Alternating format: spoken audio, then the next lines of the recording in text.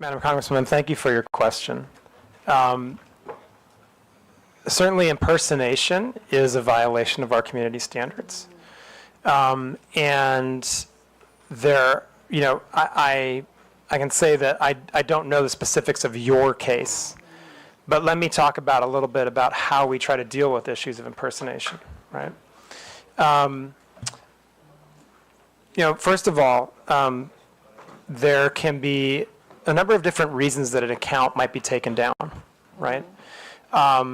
There can be repeated violations of our community standards, or there can be very severe violations of our community standards. But other times, it can be because someone was able to, unfortunately, gain access to your account. Not your account, but anyone's account, right? It can happen that unauthorized access can take place, right? In those cases, they may, once a hacker has gained access to an account, then, sometimes what we see is they go and delete the account, or then they take over that account to use it for their own purposes. And what we do in those cases is we work with the rightful account holder to retake control of their account, right? So we ask for credentials. It could be a government ID. It could be various email addresses or other identifying information that were used with that account in order to regain control of it. I think one thing we've seen and that we know is an extremely effective guard against having accounts taken over by hackers is two-factor authentication. Two-factor authentication is really the first line of defense that any user on Facebook, including members of Congress, have against their accounts being taken over. If you have two-factor authentication on, anytime someone would seek to make changes to your account, it would ping you to make sure that you're the right person and you're authorizing those changes. I would urge everyone to make sure they have two-fact turned on their account. I think it's also worth noting that, for government officials, for politicians who are engaged in an election cycle, we have specific channels where we can work together. We have our Meta Support Pro channel that you can access and that we're happy to work with you to make sure you have access to, so that if you have specific issues with your account, other members of Congress, other people running for election can access those channels. I think it's also worth noting, and I didn't really mention this in my opening comments, but I think I should, that that there are a number of different statutory agencies that have specific channels with Meta where they can report community standards violations, account hacks, and any other issues that the government is experiencing with Meta's platforms and our services. In fact, there are 11 different government agencies that have direct channels to us.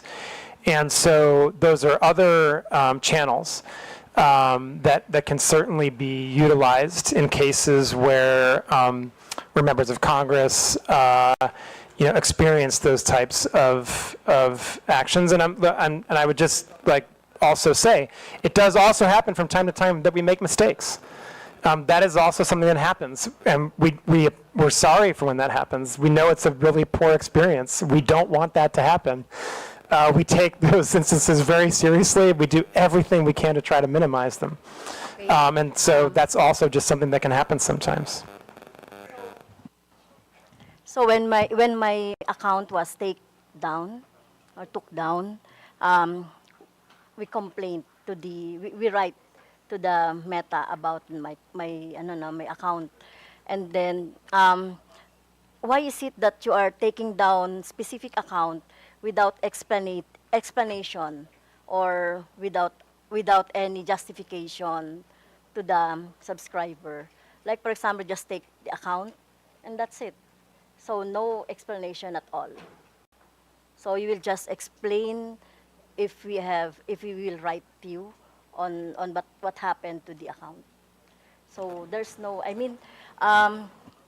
is there like for example, due process in place in your platform? Thank you for the question, Congressman. Mr. Chair, if I may.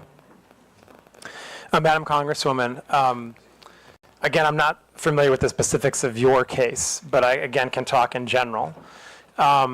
Users should receive notifications if actions have been taken against their account. That is certainly part of the due process that we have in place. And users have a right of appeal.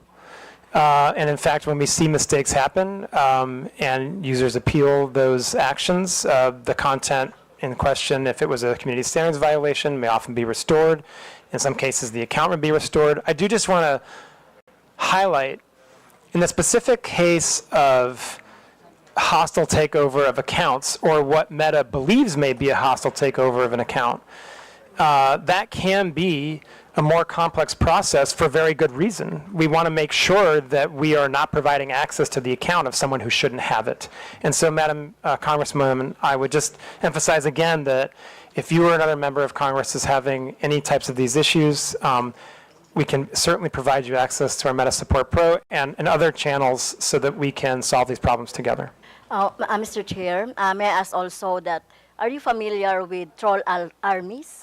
Troll armies, or mass reporting of an account so that it could be taken down for any other reasons? Are you familiar with that? Because I'm suspecting that my personal account was a victim of that scheme by army trolls, or by a group who would like to take down my account. Because as I can see here in your process of checking the misinformation and disinformation, it would be, if it is mass reported, it goes to your AI, and then after that, human checking, right? Right? In your graph of how to determine the disinformation or violation of your community standards. So, my questions is, are you familiar with that scheme? Mr. Chairman, thank you. Madam Congresswoman, coordinated mass reporting absolutely violates our policies. We have seen that type of behavior before and certainly if we detect that type of behavior, then we would seek to make sure that any decisions that are made about accounts are the correct ones. And then we would also try to go after the people who are engaged in the coordinated mass reporting, because that clearly does violate our policies. And that's the type of abusive network that we would seek to prohibit from utilizing our platforms.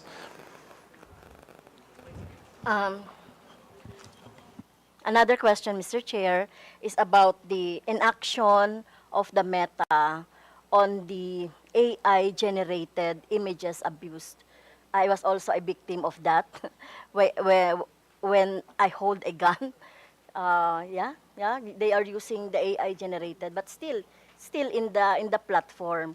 But the Meta is not doing anything about that. And many progressive organizations and individuals are victims of that, Mr. Chair. Mr. Chairman, sorry, so the question... So how do you detect, or why are you not taking down AI-generated images that you think are not, or inappropriate, or not true, or misinformation? Thank you, Mr. Chairman. Thank you. Madam Congresswoman, and for the committee, I think I would start from the place of our view of misinformation is that whether or not it's AI generated or not, it would be misinformation, right? And so I think first and foremost, what I would say and emphasize is that our misinformation policies apply to content that is AI generated and is not AI generated. Now, taking a larger look at AI generated content, okay. There's a few different pieces to this, right? First and foremost, if people use Meta AI in our own products to generate, for generative AI imagery or the like, we have the ability to detect that, right? And it'll come with a watermark, basically, and therefore a label and be recognizable as a generated AI image. Now, if people are using other tools, right, then basically it's harder to detect what is generative AI and what is not. This is an area of very significant investment for Meta right now.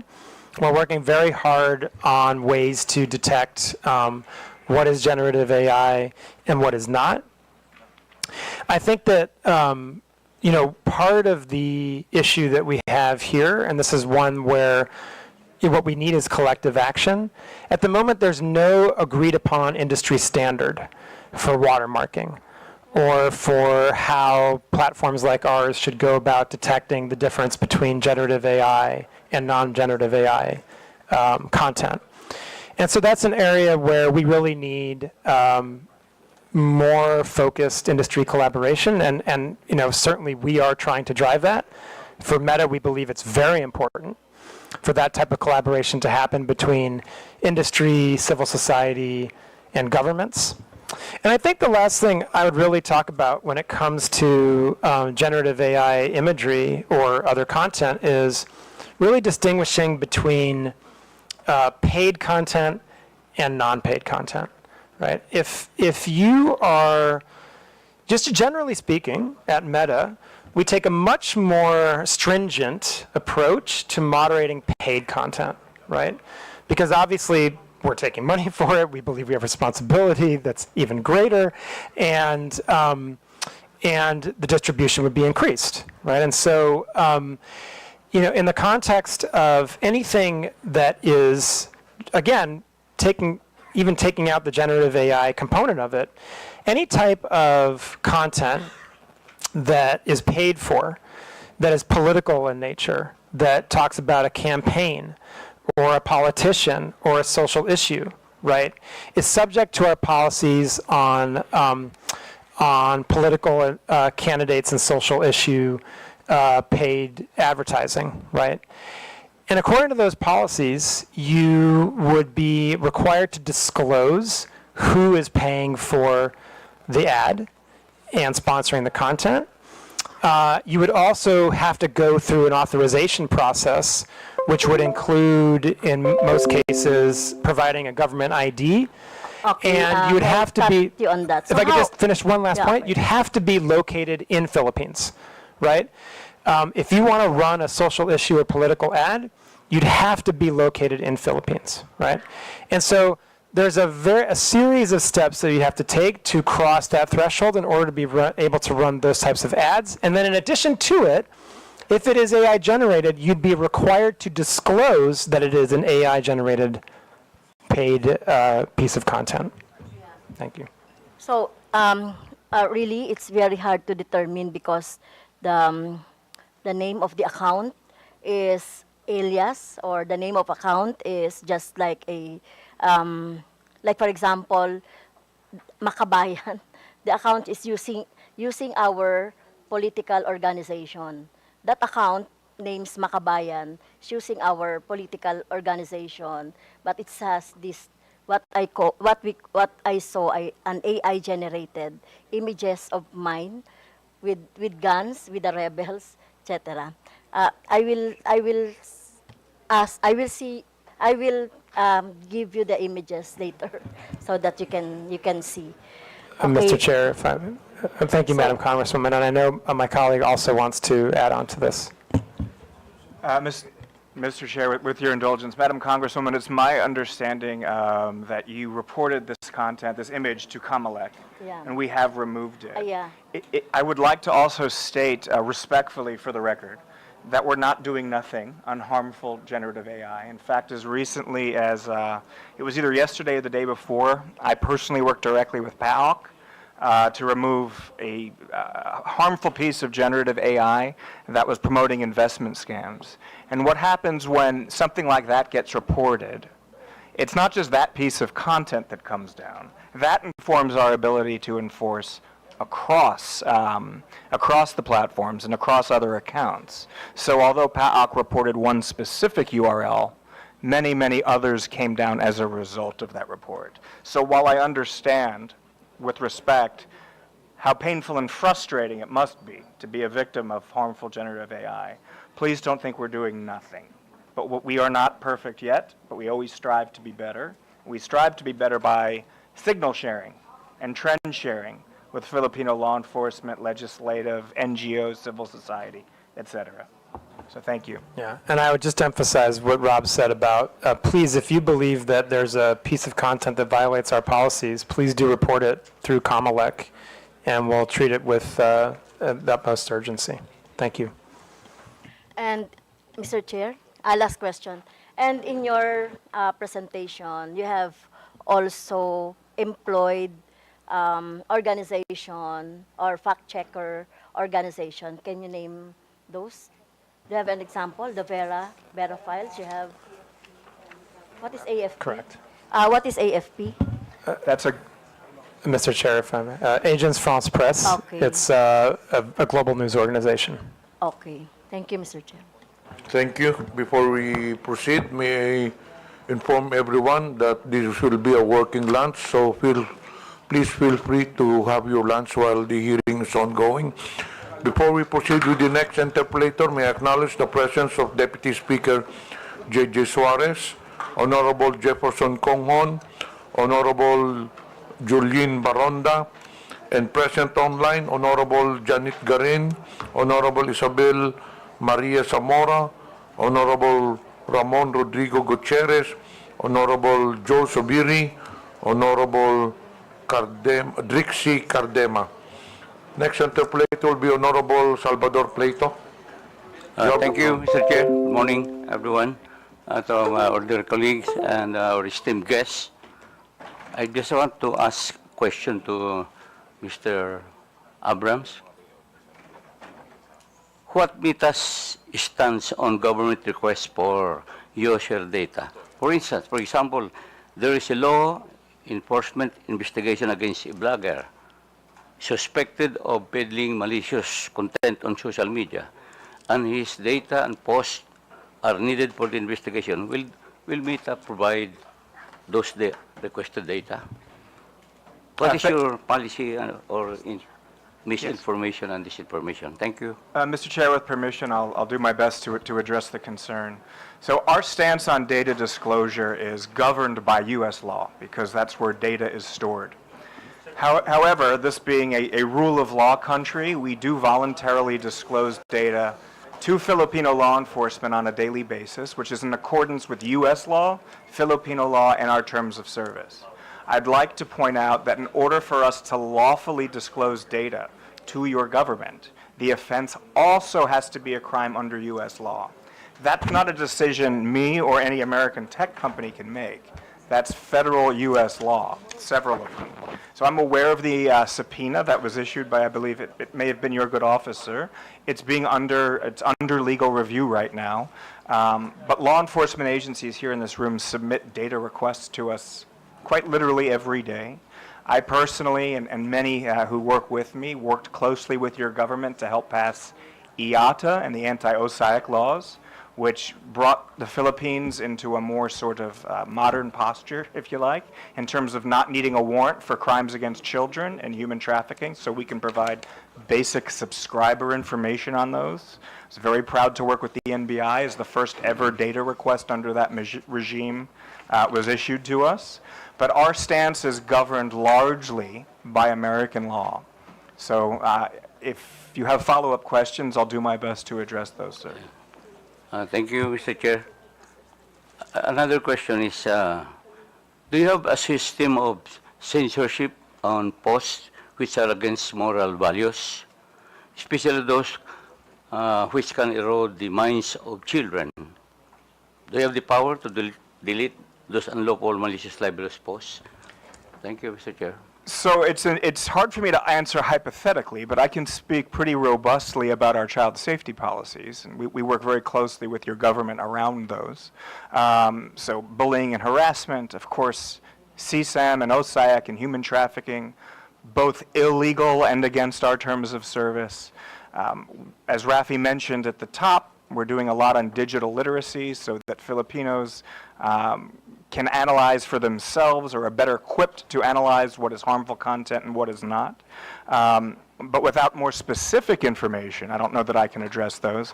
I do, however, think, as I stated in the Senate last week, we are among industry leaders, if not the leaders, when it comes to our forward-leaning stance around child safety. And we collaborated very, very extensively with the BICAM, both in the formation of the IATA legislation and the anti-OSAC legislation, as well as the operationalization with the IRR procedures. And we, I believe, were the first to ever be issued a subpoena, and that was by NBI. We continue to get requests like those all the time, Bo. Congressman, if I may add to that, just as a sample of the type of content that's not allowed on our platform would be hateful conduct, bullying and harassment, incitement to violence, the sharing of any type of child exploitative imagery, graphic violence, all of these types of content would be prohibited under our policies. And I would just also emphasize another point. In addition to all the work that the ROB and the law enforcement agencies of Philippines have done over the course of the many years now to protect Philippine children, we have also, as a company, recently developed special, what we call teen accounts, right? So first of all, no one under the age of 13 is allowed to use to use Facebook or Instagram. But if you're within the age group of 13 to 18, we've recently developed special teen accounts. 13 to 18? 13 to 18, right? Because below 13, you're not allowed on our services. And obviously when you're 18, now you're an adult, right? So we're talking about special teen accounts for youth in the range of 13 to 18 years old. Just as an example of some of the features of those accounts, you would have filters against sharing of nudity. You would have blockers on the ability of people who are much older than you to reach out and contact you. If you're in the range of 13 to 16, there are specific elements of parental supervision and indeed control that are built into those accounts so that parents can really supervise what their teens are doing online. There are provisions to remind teens to basically set alarms for how much time they're actually using the services so that they're not using them too frequently. And those are just a few of the features that we have developed recently with the specific objective of protecting children and making sure that youth on our platforms have a positive experience that really aligns with what parents want and that gives parents really strong tools to understand how their children are using our services and in many cases to supervise the use of our services. Thank you, sir. Last question, Mr. Chair. I was asking, do you have the power to delete this unlawful, malicious, libelous post? You have the power to delete. Mr. Chairman, if I may.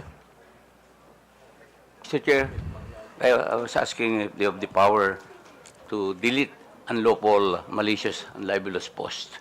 Mr. Chairman? Please. Sir. Sir, I think it's hard to talk about unless we see a specific piece of content, right? But if I can, I'll be happy to talk about our general approach to those types of issues. As I said, we do not allow hate speech, bullying and harassment, incitement to violence as general part of our policies, right? Those types of content are prohibited. In some cases, as I'm sure you may agree, you may have a hard time defining exactly where to draw the line between something that is fair criticism and or libelous or defamatory under local law. I think it's worth mentioning that, there are, we do allow for criticism under local law, criticism under our community standards, especially if it involves public figures. If there's a political campaign, and as Philippines is a very vibrant and robust democracy, you have a very vibrant debate about political issues and about candidates. And so I think, we do allow for criticism of public figures, of politicians, of office holders, right? But where we would try to draw the line is where it goes into matters of true hate speech, incitement to violence, threats of physical violence, that type of thing. I would also say that, again, I would just go back to something that Rob mentioned earlier when it came to the Congresswoman's question.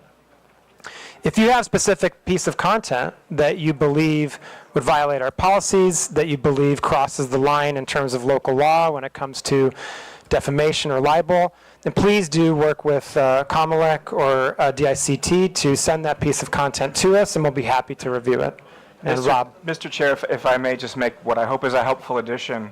Sir, you mentioned, we're pretty direct in mentioning the idea of local nuance and our ability to respond to something that is perhaps agnostic to someone who's not familiar with the Filipino context. So just by way of a very recent example, just last week it was brought to our attention that a keyword was being used in association with content that's very harmful to children.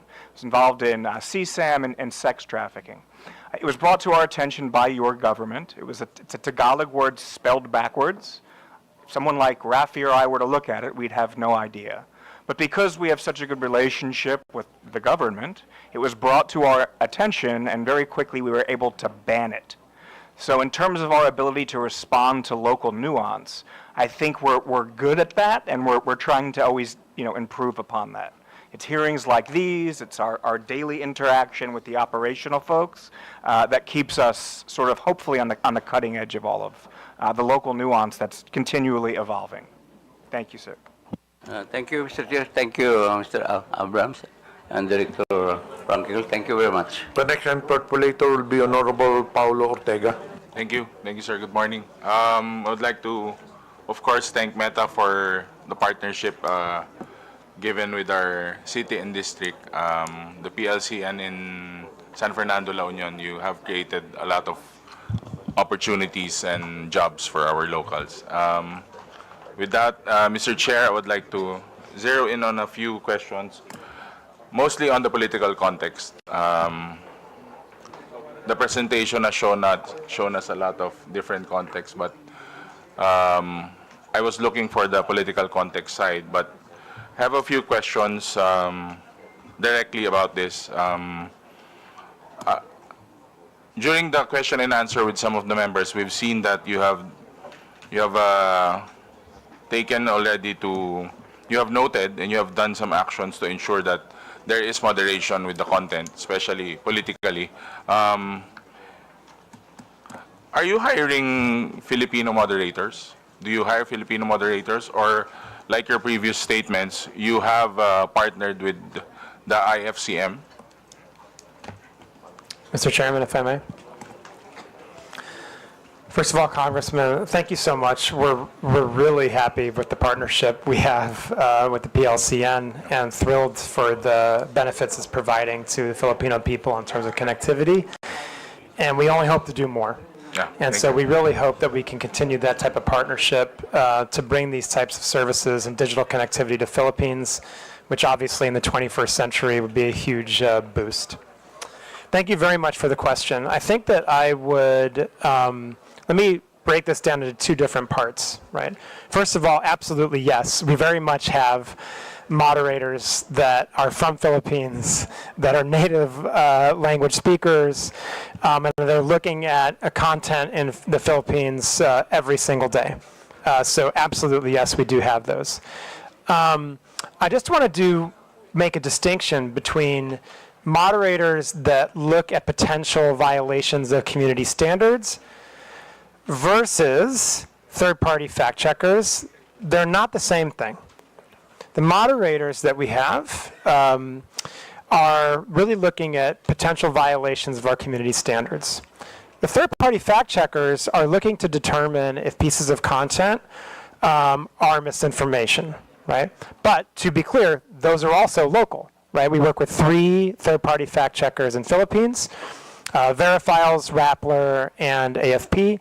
And again, all of them, of course, are local and have the local context, local native language capabilities. So absolutely, very much yes. We have the capabilities to both moderate content against our community standards and work with third-party fact checkers on misinformation in Philippines.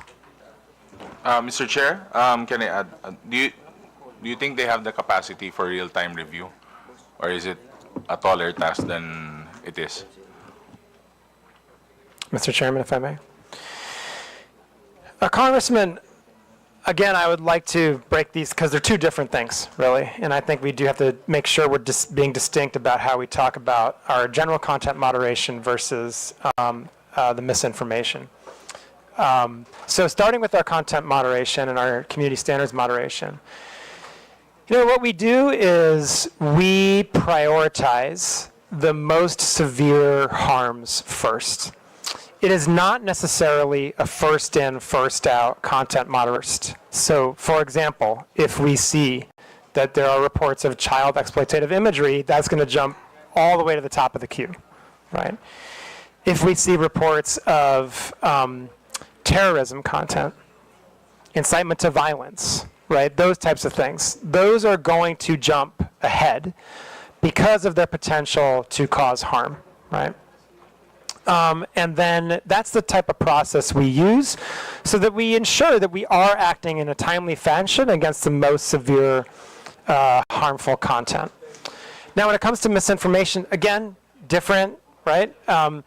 What we can do is we can ourselves send content for the fact checkers to check, or the fact checkers can do it themselves. They have the ability not to wait for us and to actually check content on their own. And what we see in the Philippines is they are very robust. I think we have some of the most robust fact checkers in the world active in the Philippines, and very active in terms of many of the political and types of content trends that we're seeing on our platforms today in Philippines. So Mr. Chair, you're saying that you are prioritizing real-world harm, something that would really harm a specific place, a community, or even other countries, same country you're in. Is that how I understand it, sir? Mr. Chairman, if I may. Yes, I mean, there's some nuance here, but in a basic sense, yes, right? I mean, certainly if there's content out there that can lead to real-world, offline, physical harm, then yes, that's going to, generally speaking, jump to the top of the queue. Yes. So if I'm reading your presentation correctly, may I ask what type of accountability does Meta have in the Philippines when these things go south, or even if we tend to go to something a lot worse than regular trolling, regular misinformation? I would like to be clarified on that, sir. So, Mr. Chairman, if I may. So, just to emphasize again, I want to be really clear. These systems are operating in parallel. Our ability to remove content that has a potential to cause offline harm has no impact on our ability to work with third-party fact checkers on misinformation. Those are operating in parallel, right? So I think, is that the answer to your question, or are you asking something different? Yeah, it is actually, but I would like a sense of something more accountable coming from the company's sense towards a local like the Philippines.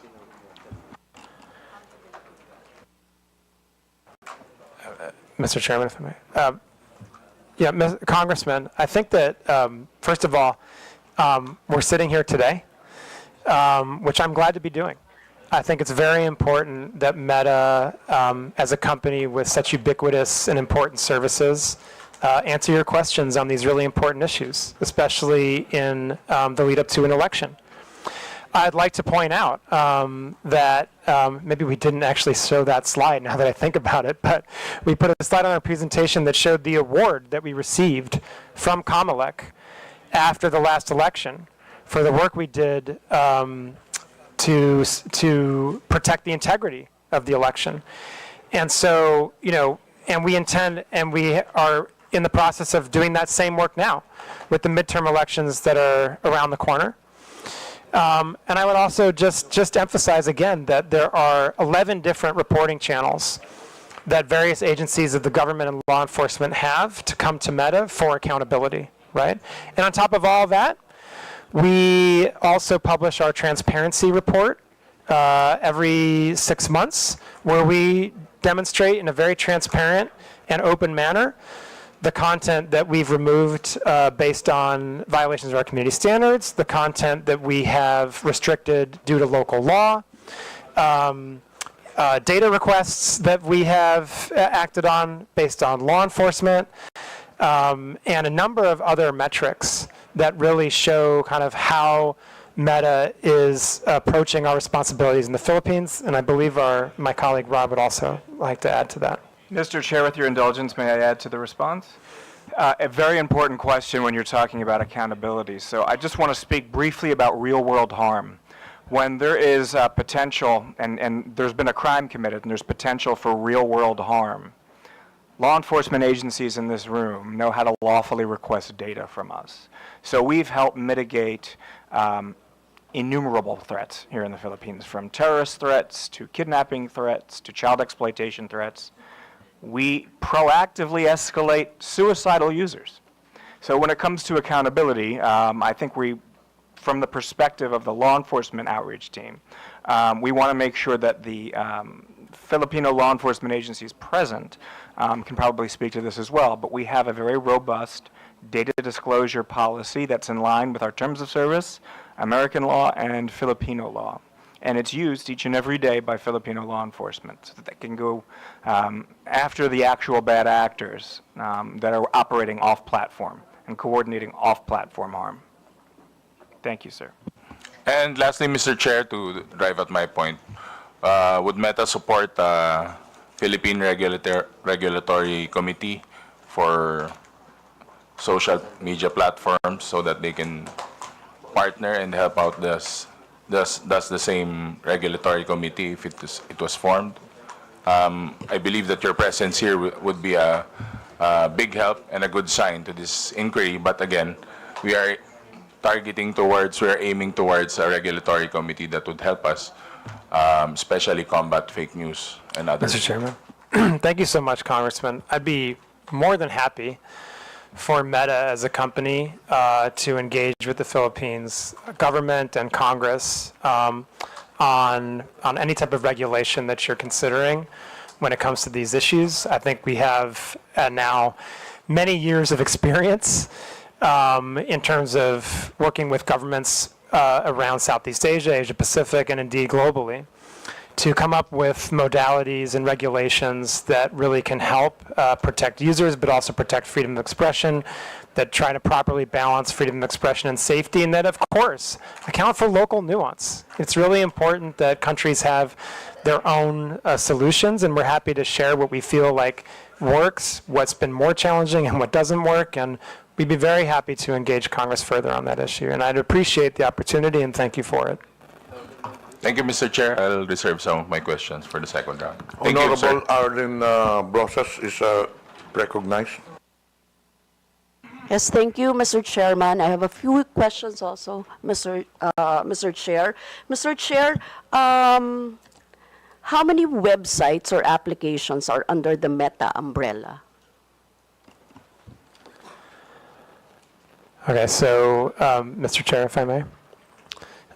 We have Facebook, Messenger, Instagram, WhatsApp, Threads, which is a part of Instagram to a sense, We have our Quest devices, which are virtual reality devices that also have application, and we have specific application for our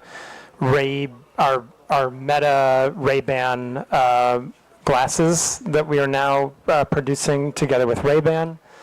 There's a specific application for that. And then, of course, we have the various websites that also operate these platforms, including now Meta AI.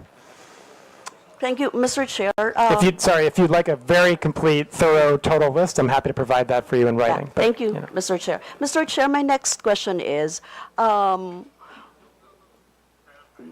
do you have for example, a study of which is the most who have a content of disinformation and fake news?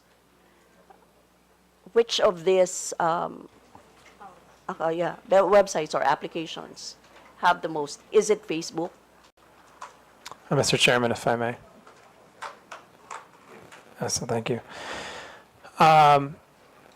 Congresswoman, that's a very tough question to answer. Again, I'll just go back to the kind of place where I started with, which is how do you determine what's misinformation, right? That is not an easy question to answer, but what I would say is we can qualify it as what's reported, right? Yeah. So if is you it Facebook? Can you give us? Yeah. So if you look at the fact checks that are reported. And now, but I just want to be clear, just speaking of Philippines, right? I believe, and I can check this to make sure that it's accurate after the hearing, but I believe that the most fact checks we see in Philippines are on Facebook. Thank you, Mr. Chair. Mr. Chair, my question is, how do you ensure that there are no disinformation or fake news that are being disseminated in, for example, in the Facebook platform? Previously, my colleague said that she reported the fake news, the AI-generated content. Do you have a mechanism of removing a content if it's a disinformation or fake news motu proprio? For example, if it's not reported and it's being generated, so those are two different things, right? One is reported and one is not reported. If there's no report of that, but it's an AI generated and it's a disinformation or fake news kind of news. Mr. Chairman, thank you, Congresswoman. The fact checkers that we work with, the third-party fact checkers, have the ability to, and they do very often, fact check content even if we have not reported it to us. So the answer is yes. And I would say, I just reiterate, from earlier in my presentation, that whether a piece of content is AI generated or not, we would still treat it the same as misinformation. So there's a form to. If there's no report, you can actually flag it as a disinformation or fake news, right? Mr. Chairman, if I may. Yes. So let me talk about all the different ways that this can be done, right? First of all, as your colleague showed earlier, a user that's scrolling through Facebook can report something if they believe it's false information, and that would flag it for our systems so that we would have a look at that and potentially pass it on to a third-party fact checker.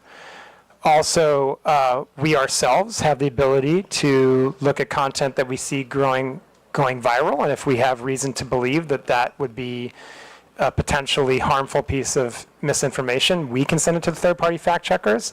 And also, the third-party fact checkers can and very much do fact check misinformation on their own without any prompt from us or anyone else. Yes, And I would just like, sorry, and I would also just stress that the government also has its own reporting channels to us. So if we get a report of misinformation from COMM or DICT or other agencies that are onboarded to our channels, we will also review that and pass it to the third-party fact checkers.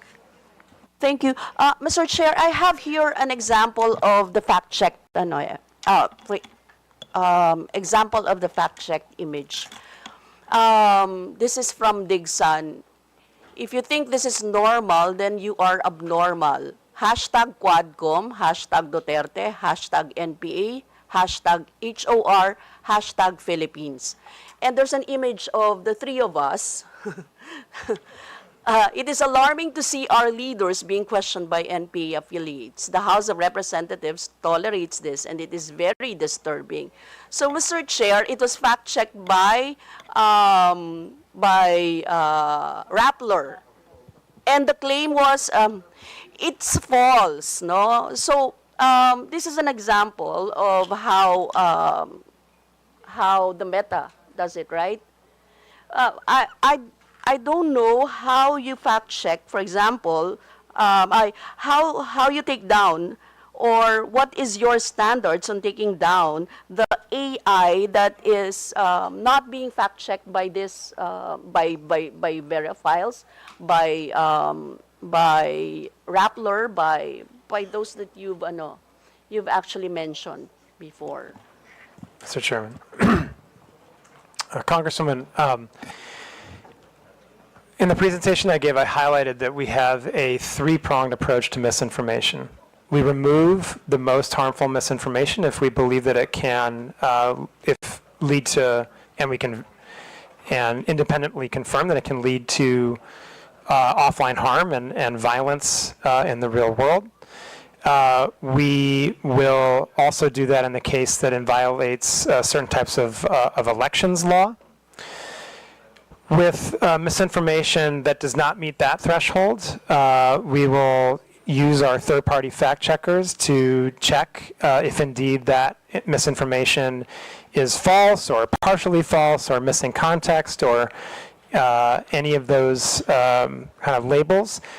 And if the third-party fact checker does confirm that it's false, then we will reduce the distribution of that content on our platforms, and we will put a label on it so that someone who sees that content understands that they are looking at content that has been determined by a third-party fact checker to be at least false or partially false, or as I said, there's a number of other labels they can apply. I showed an example earlier about what that would look like on our platforms. And so when it comes to AI, I think the important thing to reiterate is, number one, that whether a piece of content is AI generated or not, the misinformation policies still apply. Right? They apply across the board. So if there is a piece of misinformation that's generated by AI, it's still going to be the same misinformation policies. Now, there is one additional point to make, which I mentioned previously, which is that if it's a paid piece of content, if it's sponsored, if it's an ad, then there are additional checks that we do, and we require that whoever has placed that ad or boosted that content disclose that it is AI generated, right? And then you'll also be able to go into the ad library and see the details, and these are all publicly available, of who placed the ad, how much was spent on it, and so forth. And if these ads are politically, if they're political in nature, if they are about the election, about a campaign, about a political candidate, if they're about social issues, then they have to go through our authorization process for running political and social ads. That adds another layer of authorization and verification, so that means that, sorry? I mean, my question is, how do you control this? You have the controls, you have the technology. How do you control this kind of I am asking this, Mr. Chair, because we are always the victims of red tagging, and it is a danger to our life, liberty, and property. And we all know that. that those are actually false contents. But it keeps on proliferating in the internet. Right now, even right now, as we are speaking. So I'm asking the Meta, how do they do that? Is there, actually my next question is about how many disinformation have you had banned or removed? Or how do you control this fake news or disinformation? How many are based on complaints? How many are initiated by your platforms, for example? Those are questions that I would like to be, answered. Mr. Chairman, first of all, Congresswoman, I think the issue of red tagging is one that we take very, very seriously, and I would express my sympathy to anyone who's been the victim of that. That's obviously a very, very, very difficult experience, and one that I would certainly not wish on anyone. I would just like to emphasize that red tagging violates our policies. We view red tagging as a form of coordinating harm on our platform, and that is prohibited. When we're made aware of it, and we confirm that it's red tagging, then we will remove that content. We've done that in many, many cases for a number of years now.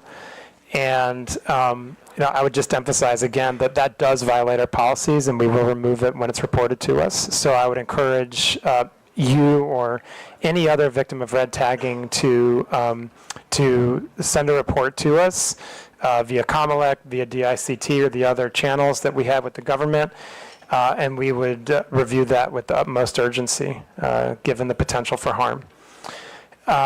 Your second question was about fact-checking, I believe, right? And I would just say that when it comes to fact-checking, there's a publicly available library, and we can share that with the committee of the different types of fact checks that have been placed on our platform. Just recently, I think we've seen a number of different issues that have been covered by our fact checkers in Philippines, and again, I think those are all publicly available, and be happy to share a list with the committee. But anyone can find that also, as they're all online. Thank you, Mr. Chair. Just to be clear, in terms of red tagging, you act through complaints. For example, you mentioned the ICT, you mentioned COMM. So if there's no complaint, you don't act on it. Mr. Chairman, if I may. Congresswoman, we would act on it if we were, in any case that we're aware of it. If a member of our internal teams finds it, they would act on it even without a report. So I do just want to make that clear. I think that we do very much benefit from the reports we get. I mean, it is hard. I think one of the things that we know about red tagging is that, and I kind of mentioned this before, there are different types of content. When we look at violations of our community standards, there's the type of content that very clearly violates, it's not even close, it's a clear violation of our community standards. The really obvious examples are child exploitative imagery, terrorism, graphic violence. I mean, it is much easier to moderate that kind of content. When we get down to the level of speech, and red tagging is one of these issues, it sometimes can be nuanced, right? Now, it doesn't mean we don't take it seriously. We take it very seriously, right? You have guidelines on that. We do absolutely have guidelines on that. We absolutely have guidelines on red tagging. Red tagging per se. Sorry? Red tagging. Do you have guidelines for that? Yes, we have guidelines on red tagging. Rob, do you want to add anything on this point? Just say in general, red tagging often involves doxing, which puts people at risk. So that would be a red line, for example. But I think, again, to emphasize, as Rafi's made clear, this is often very nuanced. But that's why we have what we call the trusted reporting channel. So when we get information from DICT, from COMM, from your good office, from law enforcement and others, they're treated with great deference and treated with great priority. But doxing, putting people's lives in danger, that's obviously a red line for us. Yes, thank you, Mr. Chair. Mr. Chair, knowing how bureaucratic and to an extent slow the processing of legal actions in the Philippines, we are more concerned on your mandate and mechanisms as Meta, as a multinational technology conglomerate in terms of taking action on these matters, no? From fact-checking and ensuring the veracity of contents and users, taking down posts and banning users that proliferate disinformation and red tagging, up to instituting protections to users so as to allow for a healthy and humane interactions and discourses on your platforms. That is what we're expecting. Mr. Chair, thank you so much, Congresswoman, for the opportunity to discuss these important issues. And we absolutely share the objective of making sure that the platforms that Meta operates in the Philippines are safe ones. And so that's why we're here. That's why we're having this conversation. And we're always, always happy to take more feedback, to look at things that if the Congress believes we can do better, we're happy to take that back and see what can be done. And I think, as Rob said, I would just emphasize, please do utilize the reporting channels that we have established that are very well functioning with the government, with DICT, with the law enforcement, with COMM, to address these issues. Anything that can lead to the potential for physical harm, we treat with the utmost severity and urgency. To share, maybe they can help us in the data. For example, how many complaints have they received? How many are initiated by their platform? For example, the total numbers, at least, no? If we can have that idea of how they actually took an action on those complaints. But that would be a substantial number of complaints. I don't know if you'll be able to submit the data to this committee. I mean, well, maybe as far as the Philippines is concerned. Mr. Chairman, thank you. We do put out transparency reports that look at how we have handled government requests, and so those are readily available. I believe the last one we have out right now would be for H1 2024. I can check on when the next one is coming, but beyond that, I'm happy to discuss with the committee, I think more in private, about how we can potentially share additional data around how we have acted on government requests. Mr. Chair, with your indulgence, might I just add to that response? I really like the fact that you said, I believe, was it humane and fair? I think that's very, very well put. I want to make it very clear that we are not in a reactive-only posture when it comes to the upcoming midterms. We've been having weekly huddles with meetings that are very multidisciplinary and cross-functional at our, at our headquarters in Singapore. That is largely staffed by our Filipino colleagues. We are firm in our belief that the Filipino election is for Filipinos, and we're doing everything we can to keep it free, fair, and free from interference. And to your point, Madam Congresswoman, humane as well. But as the chair and I were discussing along with Rafi, we've seen firsthand, and this is now my second or third round of elections here in the Philippines, it's a very vibrant, bare-knuckle democracy here. So yeah, it can get pretty rough and tumble. Yes, Mr. Chair, but we would like to lessen the fake news and disinformation. So we need those data that we really need those data. Would you allow releasing that data? Would it be proper if this committee would write you an official communication to access those data?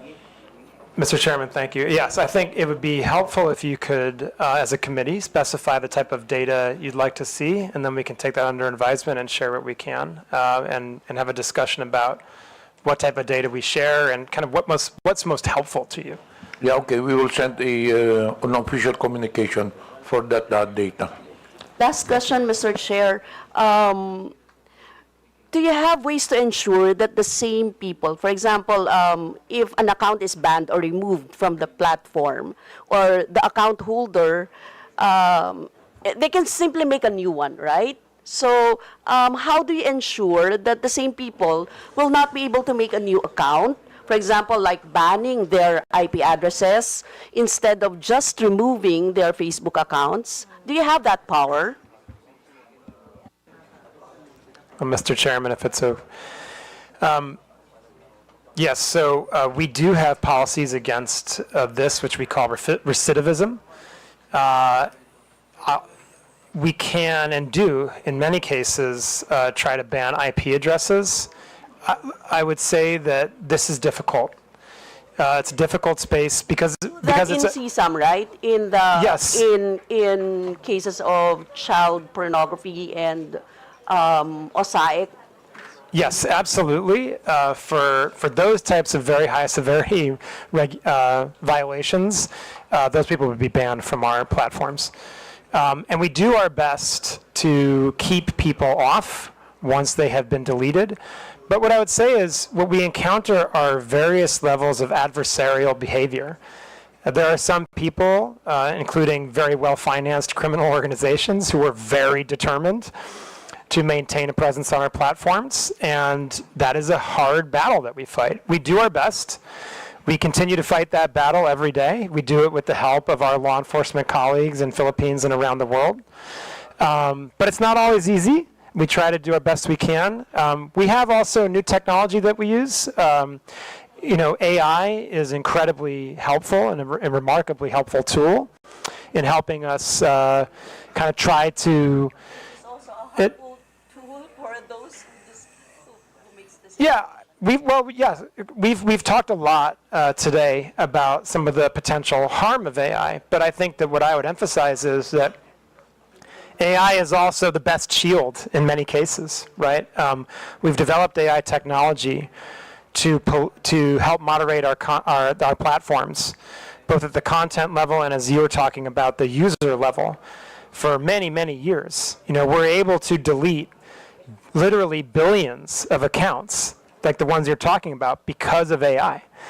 And so those are capabilities that we have. They're always turned on. They're always active. Again, our transparency report does go into the numbers of the billions of accounts that we delete from people like that who are trying to get back onto the platform even though they've been banned, or they're creating spam accounts, or many other reasons, right? And AI is one of the best tools we have in our arsenal to act against that type of work. We're also in the process of looking at other technology, as we long have. For recidivism, you referenced IP blocks. It is something that there are cases where that's possible, but that's again difficult because there's technology that very well-financed people can use to even evade that, right? So this is an adversarial space in some cases, and we do the best we can working with our partners in government and law enforcement to keep people off the platform once they've been removed.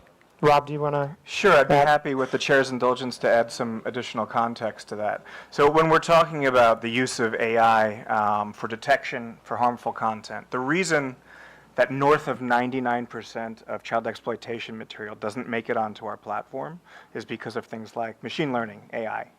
The reason that the investment scam generative AI issue that was brought to my attention by the Presidential Anti-Organized Crime Commission the other day is no longer allowed on our platform is because we have fed that into our tooling so that it's no longer available. The reason it's a very big step for us to take an entire device offline is because here in the Philippines, there are still places where families share a single device, where internet cafes share a device. So we want to make sure we're still providing voice to people who are lawfully using the same device. We do, however, to your point, have certain absolute red lines. So a terrorist-related piece of content, CSIM, human trafficking. There's no warnings given to users on that. Their accounts are disabled when something like that happens. Or when they post content of that nature is what I should say. Thank you, Mr. Chair. Mr. Chair, may we be furnished a copy of the red tagging guidelines na lang. And for the guidelines that they use for determining fake news and the specific timelines for the violations, for example, of the community standards violation, how long does it take? Is that being addressed to Meta? Yes, Mr. Chair. We'll include that in the official communication. Yeah. Thank you, Mr. Chair. May I remind the interpolator, I think this would be the last interpolator because the, before we proceed, may I acknowledge the presence of our co-chair, Honorable Joe Aquino, and Representative Benya Abante. The Meta representatives will have to take their flight at 3 p.m. So can you make your questions concise? The next interpolator would be Honorable Rog Gutierrez. Thank you, Mr. Chairman. I understand the busy schedule that our resource persons have. I'll try to make it quick. Good afternoon to our dear resource persons. I'd like to direct my questions to the Meta while they're here. Mr. Chair, just very briefly, I hope you can bear with us. It's been, it could be confusing for us, especially, ideally we would be tackling this together with Google and TikTok. However, understandably, due to schedule concerns or for whatever reason, you've appeared separately. So we'll be going through this all over again. I hope you could bear with us. Before we begin, I'd just like to verify. So Dr. Frankel, is it, Mr. Chair, to the Honorable Chairman, can you tell us what you do in Meta? Mr. Chairman. Congressman, I'm the Director of Public Policy for Southeast Asia. And you are based in where? Singapore. In Singapore. And you are part of Meta, the American company. So I'm an employee of Facebook Singapore PT Ltd. Meta Platforms is the American company. Meta Platforms is American company, the Singaporean company. And Mr. Abrams, to the Honorable Chairman, maybe know your position in Meta. So I'm one of the heads of law enforcement and national security outreach, handling a large chunk of Southeast Asia. My employer is the same as my colleague Rafi's. So likewise, based in Singapore. Also based in Singapore. Here in the Philippines quite often. Here in the Philippines quite often. And generally for Meta, although Meta Platforms, the American company, when they operate in Southeast Asia, they would do so through Facebook Singapore. Is that correct? Every country, sorry, Mr. Chairman, if it's okay. Congressman, every country has a different legal structure. Here in Philippines, we have a representative office of our Singaporean company. It's important to note that that representative office is not in charge of business or operations. It does not do anything involving content decisions, right? Those are really, again, those are undertaken by Meta Platforms. Mr. Chair, I'm glad you brought that up, and actually that would be my next question. So if you are representing Facebook Singapore, and you are doing these regulatory work in behalf of Meta Platforms through Singapore, I assume for Southeast Asia, what is it that Facebook Philippines, what do they do? If it's not anything to do with the support services or content regulation or the actual business of Facebook, Meta Platforms, sorry. It's actually very much about the business of Facebook. So we have sales and very robust sales and support team. Our public policy team, who's based here, while not involved in takedown decisions and data disclosure decisions, do work very closely with COMM and with DICT and with many NGOs. I think what we're trying to emphasize is that no decisions are made here. Those decisions are undertaken by our parent entity in Singapore or in the U.S. So this is really a sales and support office that exists here in BGC. I'd also say there are various programs that we run that are supported out of our Philippines office, including some of those I talked about earlier, which revolve around digital literacy. And the digital literacy programs with Digital Tayo that we've used to train over 6.5 million people. The digital entrepreneurship programs where we've trained over 60,000 micro, small, and medium-sized enterprises. Those are also examples of the type of work that our local team here has undertaken, and so forth. There's other examples. And Mr. Chair, just for the record, respectfully, sir, it's Meta Platforms, Inc. that controls all of our platforms. Okay. If that's helpful, Paul. Thank you for that clarification. And in fact, it is more helpful, so we have a better idea now. So Facebook Philippines is mostly in the business of, well, the business, which is sales, and I would assume this is advertising? Yeah, we're an ads-based business. So it's advertising. How about Facebook Marketplace? Is that also within the purview of Facebook Philippines?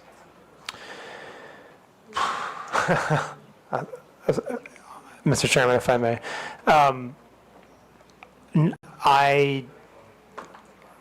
want to check to make sure I get you the totally accurate answer, but I believe the answer is no. I think that Facebook Marketplace is, again, operated by the parent company in the United States, but I do want to qualify that by saying I definitely do want to check to make sure that's correct. Thank you. So I hope you understand where our confusion is coming from. So I would assume that Facebook Marketplace would be part of the business end of Facebook. So we would assume that that would be something within the purview of Facebook Philippines, considering that there would be regulatory requirements under the DTI and such. Mr. Chairman, if I may, this is where it does get a little complicated, right? I mean, to be clear, so there, there's no commerce that's taking place on Marketplace, right? And so but it doesn't mean that we don't comply with local law, right? We, as a global American company that lives up to the best legal standards in the world, we always want to comply with local law. So just because any of the platforms are being operated by an American company doesn't mean that we still won't comply with local law. Yeah, Mr. Chair, absolutely agree with you, and we are not implying any disregard for local law, but precisely, I think, if you've been listening to our fellow colleagues here, what we're driving at is accountability, which goes beyond just the legal requirements. So I hope you understand where we're driving at with this and why I'm asking these questions.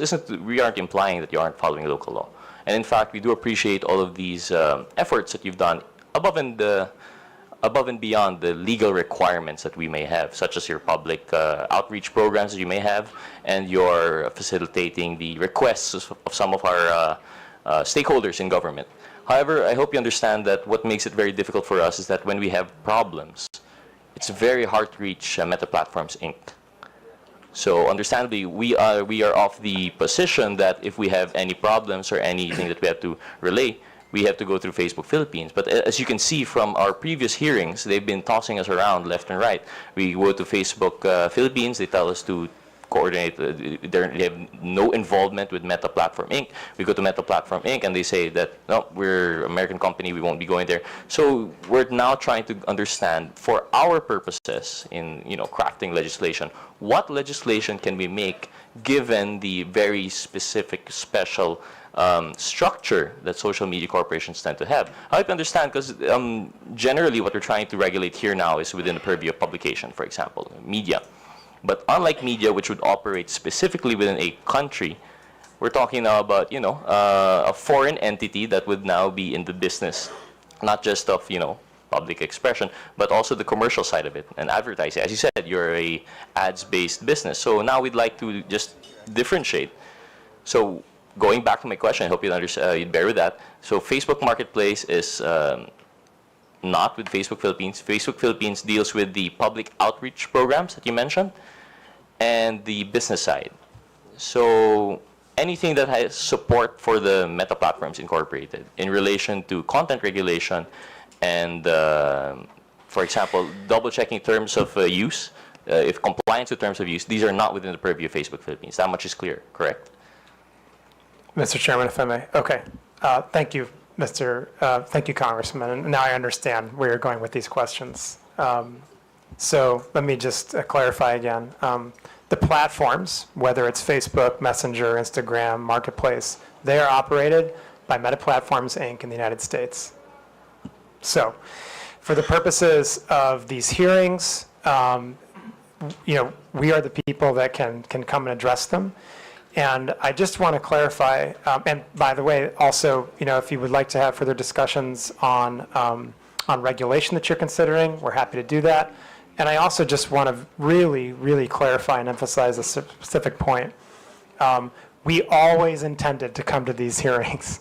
I really do want to make sure I say that and repeat it, because it's very true. We always intended to come to these hearings. We needed a little bit of time to make sure that me and Rob could get here.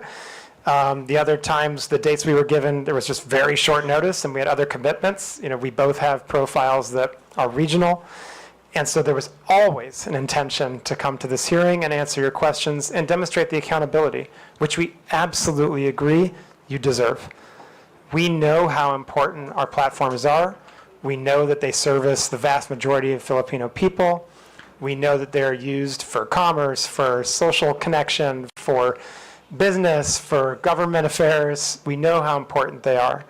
And we believe that we do have the responsibility to show up and answer these questions. I would also just point out there's a lot of other various forms of accountability that we have. We publish transparency reports that look at how many government requests we've acted on. We have 11 different channels for the government to report to us community standards violations or request data or any other problems that they're having, if there's account hacks or anything like that. There are 11 different channels that we have set up with various agencies of the Philippines government and law enforcement, we're accountable to every single one of those channels and agencies. And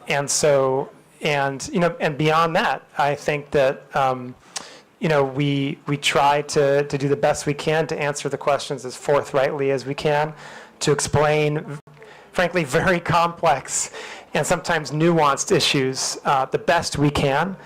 And I'm always happy to do more of that. And if there are additional conversations we need to have on these topics, on regulation, we're happy to do that. I also just want to point out, and my colleague Rob has already done this, but I'll reiterate it. We know the election's coming. We have been preparing for this for a very long time. In the 2022 elections, COMM gave us an award afterwards for the collaboration that we had and for the work that we did protecting the integrity of the elections on our platforms. We absolutely are doing that work again, and I just want to assure the committee that that's the case. Do you have anything you want to add? Mr. Chair, with your indulgence, I would just add, sir, and with a little bit of humor, but this is absolutely fact-based. My WhatsApp says otherwise in terms of an inability of Filipino agencies to get a hold of me. I think my last message last night before going to bed was a conversation I was having with NBI. If you're having an issue getting a hold of us, I think that's something we can pretty easily remedy. The point being, however, that MPI, Meta Platforms Inc., operates the platforms. Our office here is happy to help coordinate with Rafi and I, others based in Singapore. It occurs to me, while I have the privilege of being in this chamber, I've appeared in the Senate many, many times, so I am grateful for the opportunity to be in the House today. To your point, it is my first time here in the House, but I've had the privilege of representing MPI, previously Facebook, here in the Republic of the Philippines for over 6 years now, and I hope that our relationship simply continues to grow stronger. Thank you, Mr. Chair, respectfully, and thank you. We appreciate those responses, and we do not doubt that you had the intention to attend, but I just wanted to point it out as an example of how difficult it would be for us to demand accountability. Now, on that question, on that point, that you have 11 different avenues to coordinate with your law enforcement, I hope you understand that's our point. These 11 different avenues are going straight, I'm assuming, to either Facebook Philippines or Meta Platforms Inc. Is that correct? You're saying that these 11 avenues are going directly to you, right? Through your WhatsApp personally, and you are an employee. No, sir. I apologize. Mr. Chair, if I may, I apologize for breaking etiquette there. The daily sort of informal interactions that I have with the many alphabet soup agencies here represented, and I say that as someone who 6 years ago would be on that side of the table, your side of the table. Those are not the formal reporting channels. Right. The formal reporting channels go to our content review teams based either in Singapore or the United States. Which is, through you, Honorable Chairman, precisely our point. The content regulation is not being done by anyone legally accountable in the Philippines. All of these avenues of recourse that you're giving our law enforcement agencies, they have to go to either Facebook Singapore or Meta Platforms Inc. Or, in fact, Facebook Singapore will only serve as a coordinating office to Meta Platforms Inc., if I'm understanding this correctly. So, can you just correct me if for this statement? that if Facebook Philippines does not control the platform, there is no Meta-affiliated entity directly accountable in the Philippines. Mr. Chairman, if I may, we're specifically talking about content, then again, the platforms are operated by Meta Platforms Incorporated in the United States. Precisely. So there is no Meta-affiliated entity responsible for the content regulation in the Philippines. Correct. There. Thank you. Thank you for that. Thank you for clarifying, because it seems to us that for us to craft meaningful legislation, we have to take into consideration the fact that there is no legal entity here. Mr. Chairman, if I may, Congressman, I just want to, I would, if I could, take a step back here. I think that what future conversations that we should focus on are, what are the objectives you're trying to achieve that you don't feel like you're achieving now? I think that we have seen similar requests in other countries, which emphasize a similar point that you're making here.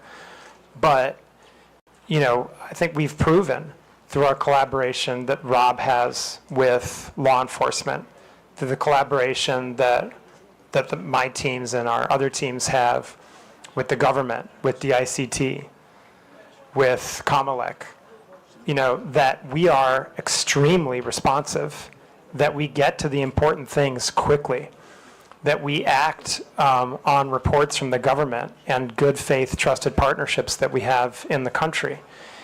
And so I think that, you know, as a global platform, we have to have global systems in place. There's no other way we can operate it at the scale of 3.2 billion people every day. So if there are specific issues that you feel like we need to address and do better, let's absolutely collaborate to address those issues. But I can say, and I feel very confident in saying, there's an immense amount of connective tissue between Meta Platforms and all the platforms we operate and the companies that are incorporated under Meta Platforms and the Philippines government as a whole. And that relationship that is broad and deep, both, has produced very strong results in terms of collaboration and in terms of removing harmful content, in terms of addressing misinformation. And as I mentioned before, when it came to the last round of elections, it even produced an award from COMM. And so I think we feel pretty confident that we have the right structure in place. But if there are specific issues that you'd like to address and specific regulations that you'd like to work on, we are very happy to sit down and talk to you about those. Thank you, through the Honorable Chairman. We appreciate that response, but as we mentioned, what we're trying to come up with here is meaningful legislation to curb fake news and misinformation. So while we do appreciate that Meta Platforms Inc. and Facebook Singapore are very responsive, what we're trying to do here is to come up with, of course, you have to understand, we're not only dealing with Meta, we're also dealing with Google, we're also dealing with TikTok, ByteDance, right? So we're trying to come up with meaningful legislation that can consolidate our issues with all three. So while we do appreciate, again, it bears repeating that we appreciate the responsiveness of Facebook Singapore and Meta Platform Inc. through your respective offices, it doesn't skirt the issue for us that there is no baseline legal responsibility within the Philippines. There is no Meta-affiliated entity within the Philippines. And that's what I believe makes it hard.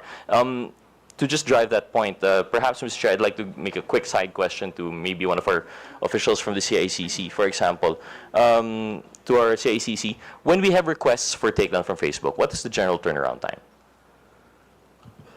First and foremost, do you acknowledge that Facebook is very responsive in your requests? Yes, Your Honor. So they are very responsive, and that, again, we do not doubt that. But what's the turnaround time? Is it fast? Is it slow? Usually, it will be from 6 hours to 24, most of the time. And in 6 hours to 24 hours, that would be sufficient time for something to go viral, correct?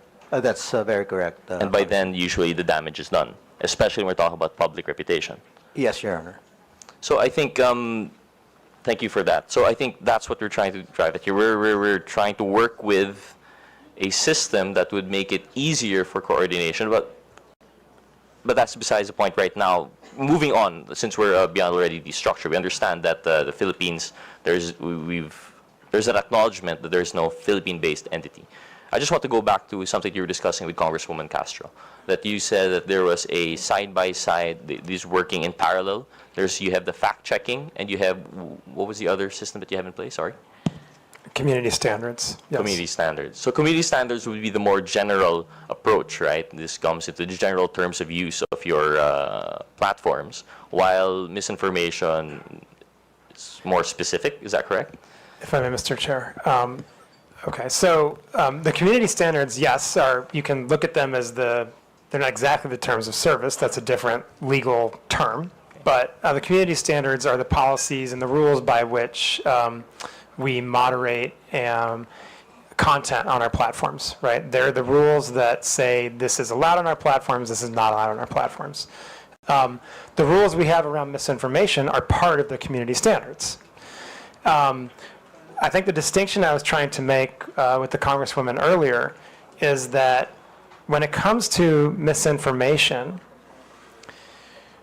because we believe that it's really third parties that are the ones that are most capable and most appropriate to determine the veracity of information, there is a parallel system that we have in place, which is the third-party fact-checking system, right? And that system is in place, and those fact-checkers can proactively act even without any action on our part.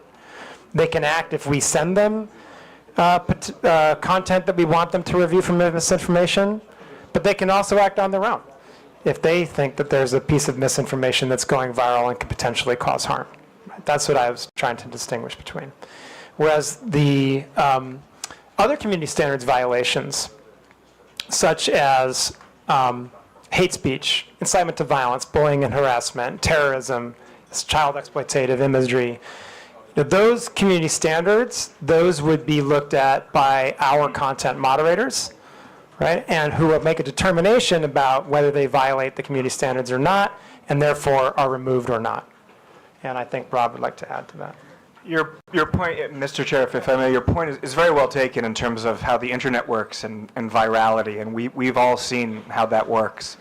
The upside to that is when we have a piece of content that's violating, I'd like to just underscore once again that feeds our ability to prevent its future proliferation. So just by way of example, for something that's a very non-controversial sort of content subset, so terrorism-related content and child exploitation-related content. Every piece of video or every photograph that's uploaded to Instagram or to Facebook is compared against an enormous bank of hash values, digital fingerprints, if you like. So once we identify one of those and it's added to the bank, so to speak, it can no longer be spread on our platforms. And as members as the GIFCT, the Global Internet Forum to Counter Terrorism, we share those with our partners. We don't compete when it comes to safety, we collaborate. But to your point, yes, 6 hours is enough time for something to go viral. When you're operating at a scale that we are, a little bit south of 90 million users here in the Republic of the Philippines, just on Facebook, 6 hours we think is pretty good. We would love to get it down to 30 seconds. I don't know how realistic that is, but I do want to thank Director Hesolios for the acknowledgement of the progress we've made on turnaround times. Thank you for that. Thank you for the response, and we appreciate that point.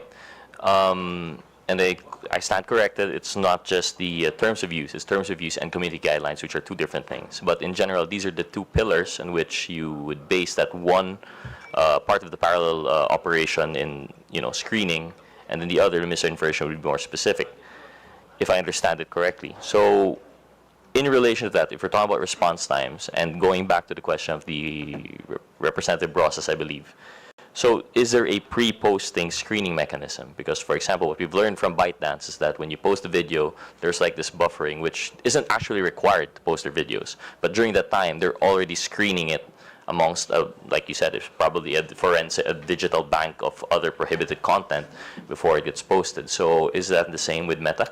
Mr. Chairman, if I may. Yes, we proactively screen content. Every piece of content that's posted on our platforms is going to go through some type of automated screening. Yeah. Every piece of content will go through some type of automated screening. It does not mean that our screening is perfect, and I do want to emphasize that, right?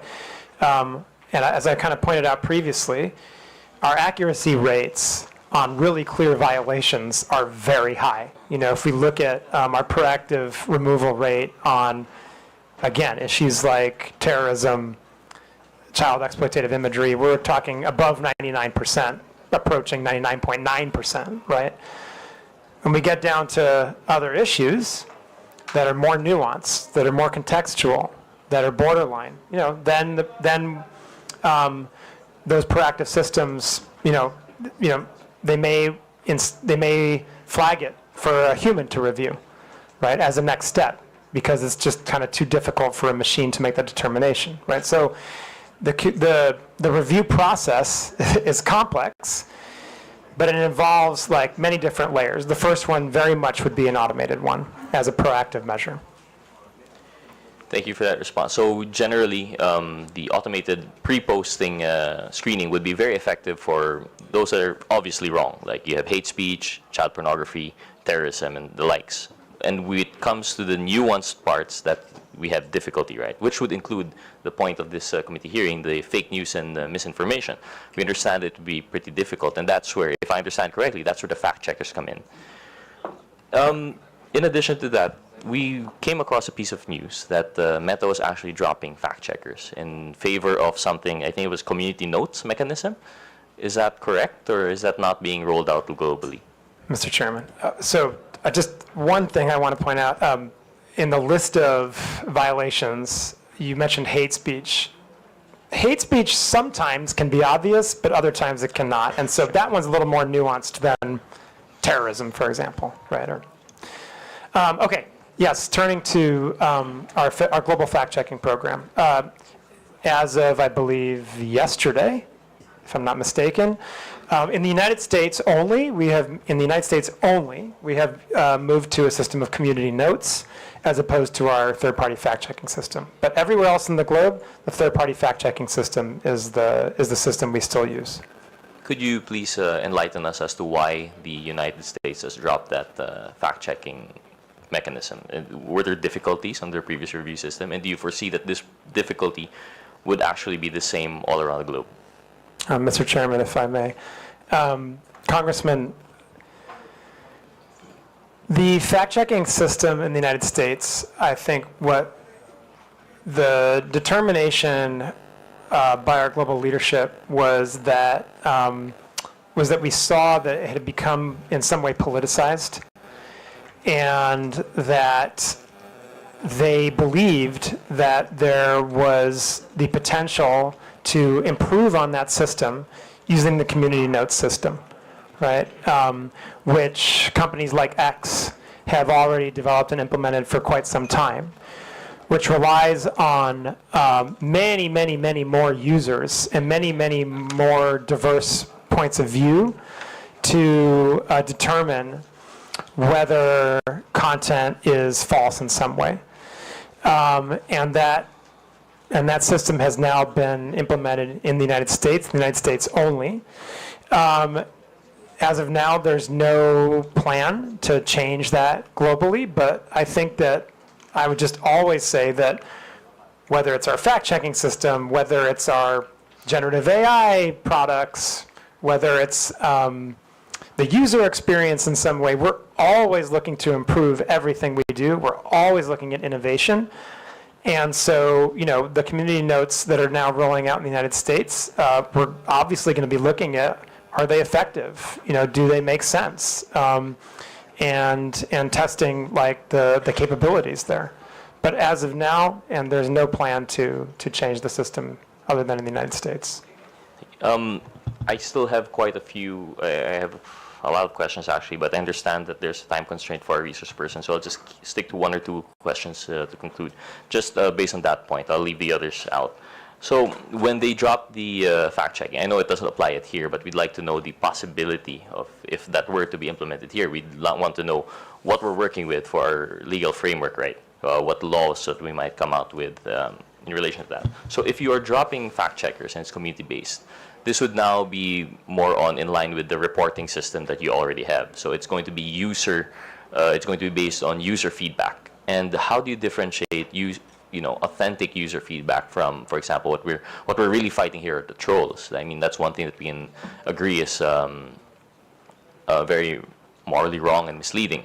So when they're purporting to be other people who they're not, and they're not voicing actual, personal opinions, and they bloat their numbers per capita. Instead of just one voice, it appears to be hundreds of thousands. How do you now balance that when you drop the fact checkers? Mr. Chairman, if I may. Congressman, first of all, any type of inauthentic behavior is prohibited on our platforms. Any type. You have to be your authentic self on our platforms.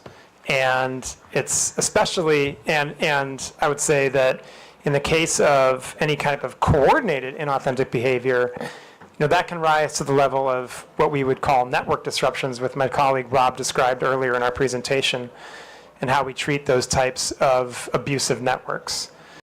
To your question specifically about community notes, I need to be very honest. This is a very new program that we are running, and I just don't feel qualified to completely answer the question about how it works, as it's only rolled out, I believe, yesterday. I feel very qualified to answer a lot of other questions about these issues, but on that one, I think we just have to come back to the committee. If you have specific questions, I think that the chairman and the committee are putting together a list of follow-up questions, and we'll be happy to try to address that one as well. Thank you. Just one last question to the Honorable Chairman, if there are resource persons who could oblige, because you already mentioned that in Facebook you only allow your authentic self. But anecdotally, that isn't the case, especially here in the Philippines. I don't know if it's the same outside the Philippines, but if you've been monitoring, one of the issues that we have are these massive troll farms in which people purport to be other people, and precisely to bloat out their, public, in order to shape public opinion sentiment. So what measures do you have to ensure that? Is it possible to implement something in which, truly, not just, currently, if I understand it correctly, the closest that Meta has come to identifying authentic users would be phone numbers. By requiring phone numbers as a two-factor authentication, ideally it's 1:1, but we've passed the SIM registration bill. It's now a law. It hasn't curbed the number of SIM cards being registered to, being used by one person but registering other persons.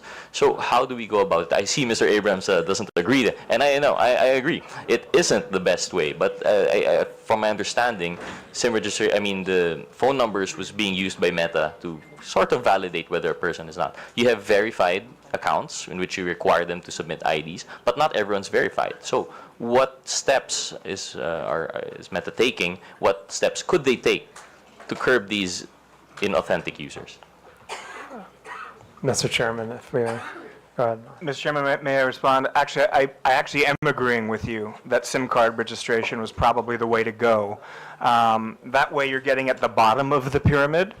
Over 80%, I believe, and I want to go on the record as saying that's my belief right now. I don't have the actual numbers in front of me. Over 80% of our Filipino community of users uses phone numbers to register.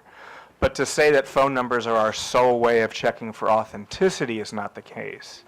There are many back-end engineering cues that our analysts look at to determine the authenticity of an account. To that end, that's probably what flagged the Honorable Congresswoman's a false positive, and that's why we were able to restore it as well. But to go into too much granularity as to the cues we use would give bad actors an advantage. So perhaps an executive session with your good office would be in line for a further discussion on that, Bo. I would just if I may add, the inauthentic behavior. I think in our latest report, but again, we can go look up the exact figures. But we've used AI, for example, to remove, I think, 2 billion accounts in the last transparency report for inauthentic behavior. And so again, we can get you the exact numbers. We report those transparently. But what I would also just emphasize, and I think this is really important because I get your question is about troll farms. So I just want to address that head on. We would view that type of behavior, generally speaking, under our coordinated inauthentic behavior policy, which prohibits exactly what that sounds like. Any kind of coordination by people not being honest about who they are for the purposes of spreading misinformation, right? And we have very stringent policies on that, where not only if we find someone engaged in that kind of behavior, we don't just take down that account. We do what we call fan outs, and we investigate what other accounts that account is coordinating with. And that is what leads us to undertake much larger network disruptions of accounts that are coordinating in abusive behavior on our platform. We've undertaken, I believe, 9 different types of those actions in Philippines over the last, since 2017 or 2018, I think the numbers are. Again, these are all public, we can get them to you. And I think it's really important to point out, this is where our relationship with law enforcement really comes into play. A lot of those come from leads that we act on from law enforcement. And the intel sharing goes both ways. And so I would emphasize to you, I'd continue to emphasize to law enforcement, although they already know this, and other members of this committee, if you have reason to believe that there are accounts that are engaged in that kind of behavior on our platforms, please do send them to us. And we will do everything we can to investigate to see whether they are engaged in that kind of coordinated abusive behavior. Thank you. Thank you to the Honorable Chairman. Actually, if you had the time and you stuck around with us, I think you'd see through our other resource persons in questioning later on that it is, while we do appreciate that you have the guidelines and the protocols in place, it doesn't seem to be all that effective. I understand the scale that you're operating, perhaps it's very difficult, but at least in the situation here in the Philippines, you'd see later on that it's very difficult. But I understand with the time constraint, I actually still have more questions, but given that we wouldn't want you to miss your flight, so I'll be yielding to the next interpolator. I'd like to thank Dr. Frankel and Mr. Abrams for their time today. Thank you very much, Mr. Chair. The last interpreter on the Meta issue, Honorable Romeo Acop, you have the floor. Thank you, Mr. Chair. Before I proceed, Mr. Chair, I'd like to briefly manifest that the absence of a clearly accountable and empowered Meta entity here in the Philippines is a crucial issue. And I hope the Meta people would agree with that. As we have heard, Facebook Philippines does not control the platform, nor does it handle content regulation or policy enforcement. This makes it difficult for Filipinos to seek timely and effective recourse when harm occurs online. That is why we are exploring the idea of requiring accreditation or registration for social media platforms operating in this country to ensure that there is a readily accessible, responsible point of contact that understands and complies with our laws. It's a matter of accountability, Mr. Chair, not just for regulation, but for the protection of the Filipino people. And may I proceed, Mr. Chair? I'll touch on accountability, which was a little bit touched by the Honorable Gutierrez. May I ask, Meta, are you aware of the number of Filipinos who use Facebook and Instagram? Are you aware of the number? Mr. Chairman, if I may. Congressman, I assume you're referring to here in the Philippines or globally? Philippines. Yes, I think the last numbers that we've reported were over 90 million. 90 million. Over Filipinos. 90 million. Okay. And would you agree that you have a responsibility to these users to keep the space you provide them free and open? You have that responsibility, would you agree? Sorry, do we have the responsibility to keep our platforms free and open? Yes. Sir? I think we have the responsibility to do the best we can to balance the rights of Filipino people to free expression, but also the rights of people to have a safe space on our platforms. I believe that's what you're getting at. Yes. And because of such, the posting of false information and misleading news, the content that harms not only the subjects of the questionable post, but also the public trust in state institutions should not be tolerated. Would you agree with that also? Mr. Chairman, if I may. Well, the answer is yes or no. I think, Congressman, Would you agree with that? Congressman, when I want to answer this question carefully. May I know why you are going to answer it carefully? Sir, yes, absolutely, sir. I want to say that when we come to topics like misinformation, there are different interpretations of that. And this is why we rely on third-party fact checkers to be the authoritative sources of what is true or false and to make those determinations.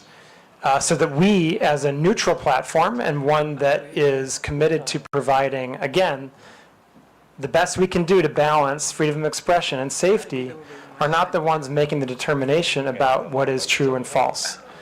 So I believe that we have the proper system in place where we rely on third-party fact checkers that are internationally certified to be the authoritative sources on what constitutes misinformation. And from that point, we have the responsibility to act on the findings that those third-party fact checkers provide to us.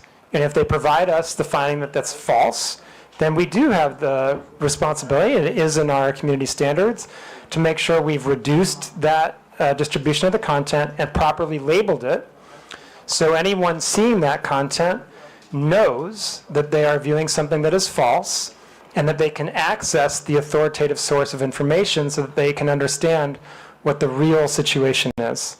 And I think that that's the way that we do our best to make that proper balance of providing freedom of expression, but also safety for the people of Philippines and indeed our global community. And again, I just want to emphasize, even then we will go as far as to removing misinformation if it's clearly false and can lead to physical violence or violates elections law. Right? In those cases, we will remove it. And I think that that's the best that's the best system we've had over many years of dealing with these issues around the world, to kind of balancing to the best that we can those dueling objectives of freedom of expression and safety. Thank you, Doctor. But my question was very simple, whether the posting of false information or misleading news content that harms not only the subjects of the questionable post should not be tolerated. It's answerable by yes or no. Should this not be tolerated by platforms? Yes or no? But, Mr. Chairman, if I may. But Congressman, again, I want to just emphasize the point that people disagree. We're in a world right now when people disagree on what's true and what's not true. Are you trying to tell this committee that you do not agree with that? I'm trying to explain to the committee, Mr. Congressman, that the approach we have is based on remaining a neutral platform that tries our best in very difficult circumstances, in very robust democracies like the Philippines, where there are very charged political debates going on. We do our best to balance freedom of expression on the one hand and safety on the other, and that our view on the best way to do that is to rely on third parties to make the determination when it comes to true or false or somewhere in between. And we think that that's the best way forward. And Mr. Congressman, actually, I would say, I don't think you necessarily want us to be the ones that determine what's true and false. I don't think you would want us to undertake that kind of that kind of power, basically. I think that, this is, in a democratic system, this is kind of the best balance we can possibly strike when it comes to how to moderate these types of issues on our platforms in the type of context that we have in the lead up to an election, for an example.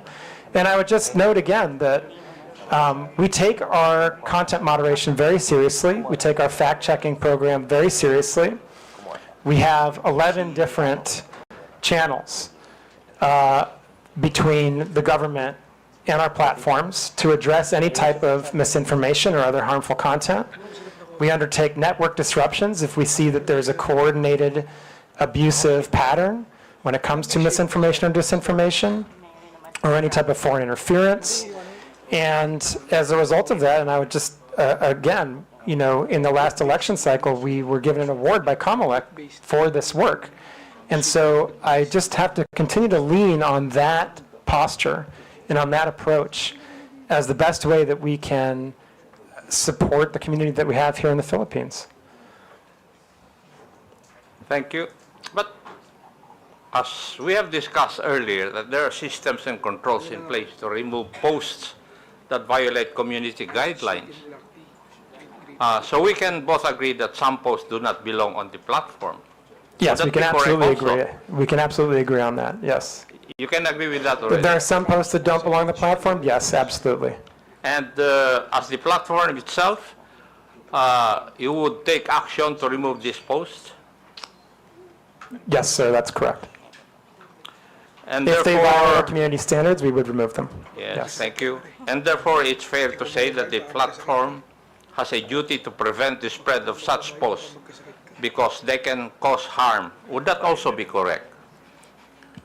Mr. Congressman, we have a duty to act on content that violates our community standards, and in some cases, specifically if it violates local law. No, That- Doctor, my point is that you have a duty to prevent the spread of such posts because they can cause harm. That's the gist of my question. We have a duty to remove posts that we're aware of that violate our community standards, yes. Thank you, Doctor. Now, could I say that you recognize that Meta bears some responsibility for what is shared and posted on Facebook or Instagram? Mr. Chairman, if I may. Sir, every individual user bears the ultimate responsibility for what he or she posts on our platforms. I think that it's That's- important to underline that That's a point. given. That's a given, okay. Now, Right. what As I'm long- asking is whether Meta bears some responsibility for what is shared and posted on Facebook and Instagram. That's So- my question. Yeah, so what I would say is, we Do absolutely... you? Yeah, sir, if I may, we very much believe that we have a responsibility to provide a safe platform for our users around the world, including in Philippines. That's your obligation. But my question is, would you bear some responsibility for what is shared and posted in your platforms? Yes or no? It's a very simple question. Sir, I just want to be really clear about this again, okay? Our responsibility is to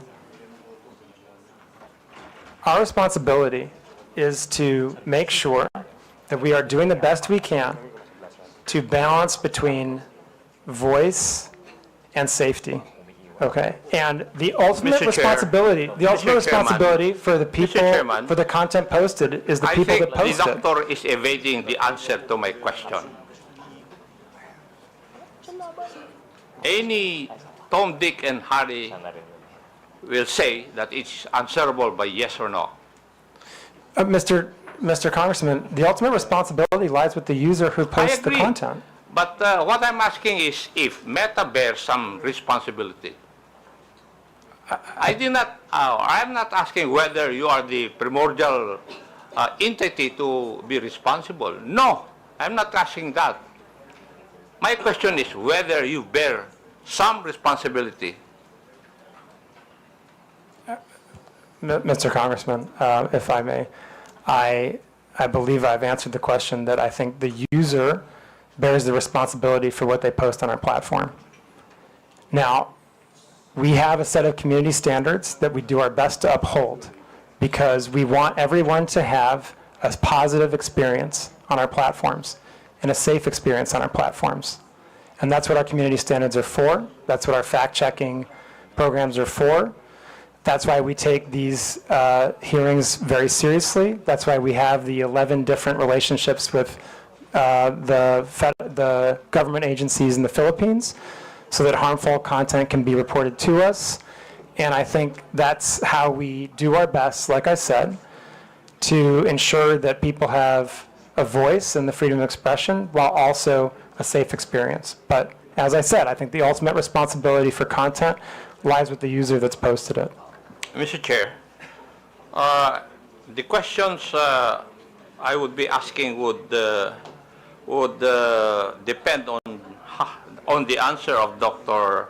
Frankel insofar as whether Meta bears some responsibility, and therefore, since he has said that he cannot answer me directly, I will not ask the other questions, but may I make a manifestation, Mr. Chair? It seems from our discussion that social media platforms are making some effort to curb the spread of fake news in this country. However, I disagree with the impression that acting merely as host of user-generated content exempts these platforms from any liability for the harmful content they allow to be exhibited. As part of our legislative duties, I think it may be time to revisit the current legal framework regarding these social media platforms, if only to incentivize them to further crack down on these types of illegal posts. Now, may I go to another issue, Mr. Chair? Yes, Mr. Chair. Regarding monetization. Doctor, can you confirm whether Facebook or Instagram allows content creators in the Philippines to earn revenue directly through the platform? Yes or no?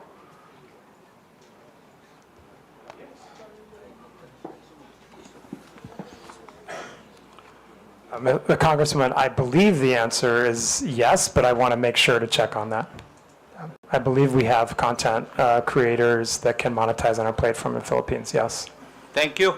And would this mean that Facebook directly pays users upon fulfillment of certain requirements and upon reaching specific targets? Would that be correct also? I'm not familiar exactly with the modality of payment, but again, I believe, yes, we do provide content creators with the ability to monetize here. Thank you. And what are the means of earning through the Meta platforms, Facebook and Instagram? I'm sorry, sir, what? What are the means of earning through the Meta platforms, Facebook and Instagram? There's different ways. You can monetize your content using something we call stars. There's ways that we can have partnerships. I think there's 2 or 3 different ways that creators can monetize. Thank you. And are there specific content guidelines that monetized accounts must follow? Yes, if so, absolutely. How are these enforced in our country or in the Philippines? Yes. Yes. Yes. So there are content guidelines. Creators, like anyone else, must abide by our community standards. Now, is there a process also for demonetizing content that is later found to be false, misleading, harmful, or otherwise violative of the community guidelines? Any user that is monetizing on our platform can be demonetized if they have repeated violations of our community standards, including repeated violations of misinformation. Yeah. Now, can you describe to this committee the revenue sharing model?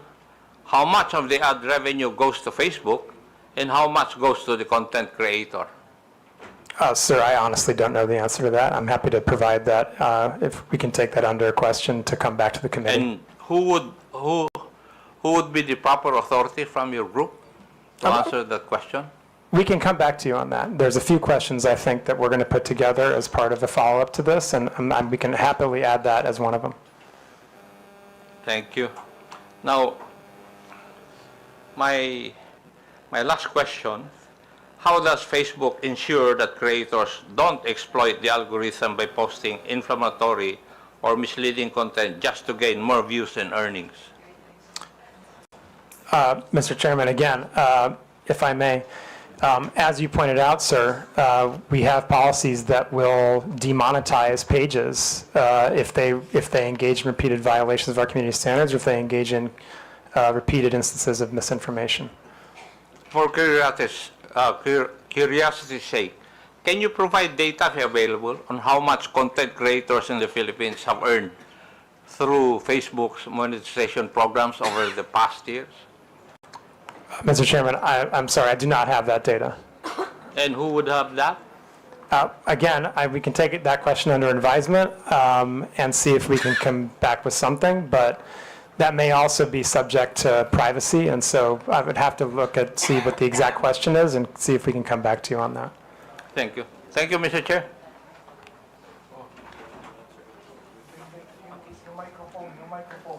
Pakipatay. Thank you. Okay, for a last manifestation, you're given 5 minutes, Honorable Abante. Mr. Chair, thank you very much. I really would like to ask some questions, but I'm not going to ask any questions anymore.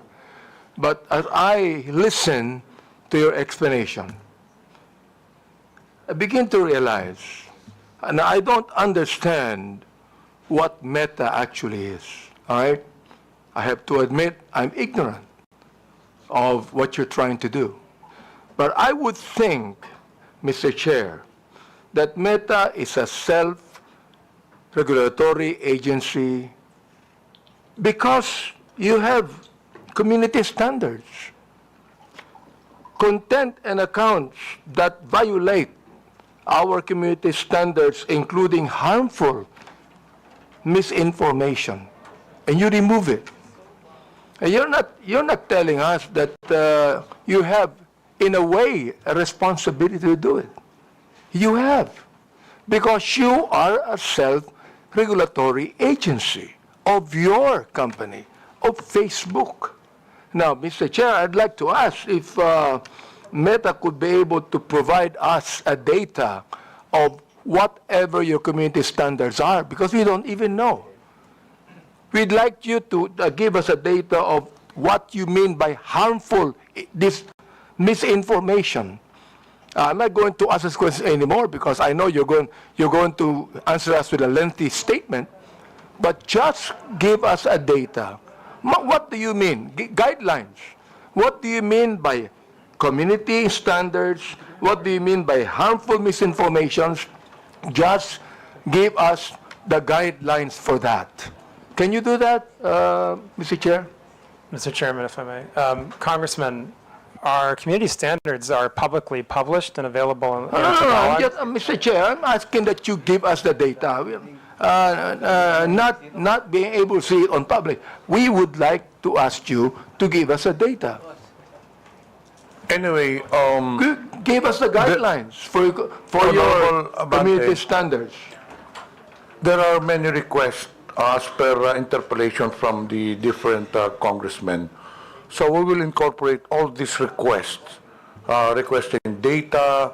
Thank you. Including your Guidelines. request regarding the community's standard guidelines. There was a request also from Arlene Brosas. So we will incorporate this on our official communication, and hopefully you'll also to give us a feedback. Just one thing, Mr. Chair. Comparing the Philippines to different countries, do we have more misinformation here and violation of community standards? Do we have more of that than any country in the world? Do we have more? Mr. Chairman, if I may. Congressman, I think that I would have to go back and look at the statistics, but we publish our transparency report on community standards enforcement every 6 months. And our fact checks, again, are also very transparent. That information is publicly available, as is our community standards. All the information that you've just requested is publicly available information. So, Rob, Thank did you. want to add Thank you. anything?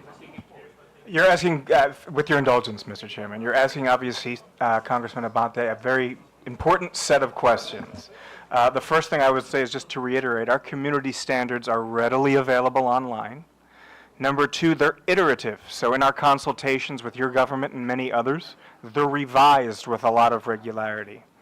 A lot of what we do is self-regulation, to be fair. But here in the Philippines, sir, if I may, we not only consulted with, we agreed to lots of legislation that has placed on us turnaround time burdens when it comes to certain types of harmful content, data disclosure burdens, not burdens, but obligations that we've agreed to, and we're beating turnaround times. We are largely compliant with data requests. I would hope, and I wouldn't dare speak for the law enforcement community here, but I would hope that they would agree that we are amongst, if not the most forward-leaning when it comes to protecting our Filipino community of users. And I absolutely think I understand that we're in the middle of an election cycle. Things are heated here at the moment, but that does not distract me or my team from our constant, everyday work in battling off-platform harm for our users. And not everything we do is self-regulating. We do a lot to follow local law. And reasonable people like myself in your good office, we're going to have disagreements along the way. I think the point is to keep these dialogues open. So with that, I do want to genuinely thank Congress for allowing us to be here today. Maraming salamat po. Thank you for that. Yeah, I would just emphasize, Mr. Chairman, we heard a lot of questions today, and very good questions, very fair questions. I hope that the answers we provided in the presentation were educational, informational, and I hope that we demonstrated, as Rob just pointed out, the very strong collaboration we've had with many different parts of the government, different administrations, Congress, on developing regulation and laws, implementing them, living up to our legal obligations here in Philippines, and again, being a platform that is a positive social net good for Philippines, because it helps people build their businesses. It helps the economy grow. It helps people connect to their loved ones for free. It helps people learn about the world and gain new skills. And of course, with the election coming, we're absolutely determined to protect the integrity of the election on our platforms. And I hope that we can have more of these conversations. Congressman, we're very happy to sit down and collaborate on additional regulation if you feel it's necessary. There's a number of different examples of how we've worked with Congress over the years. Most recently, for example, on the Internet Transactions Act. There's also the digital VAT. I mean, these are just two very recent examples of collaborations we've had on law and regulation here in the Philippines with Congress and with the administration, and absolutely happy to continue that. And I do hope, as Rob said, that our responsiveness to the government and Filipino community's concerns has come out clearly today, and we remain very determined to be a great partner to the people, businesses, and the government of Philippines in the future. And thank you so much for the opportunity, Mr. Chairman, to present this today and to speak to the committee and the people of the Philippines. Mr. Chair, thank you for your statement, Dr. Frankel and Mr. Abrams. This is the very reason why we have this hearing, so we could be able to craft laws about what is happening right now. I'm so glad you said that you be compliant to every legal thing we have in this country. And thank you very much for that. And Mr. Chair, I'd like to assure Dr. Frankel that Mr. Abrams that we will, in my own capacity, talk to you about many of these things. Thank you very much. Actually, we still have many questions to Meta, but unfortunately, because of time constraints, we cannot do so. So in behalf of the committee, Dr. Frankel, Mr. Abrams, we would like to thank you for attending the hearing. You are now excused. It's already 1 p.m. You go direct to the airport. You might miss your flight. Thank you very much. Thank you, Mr. Chairman. Thank you, committee. The chair acknowledges the presence of Senior Deputy Speaker Aurelio Dong Gonzales, Honorable Ernesto Junicio Jr. and online. Present online, Honorable Arjo Ataide, Honorable Jonathan Flores.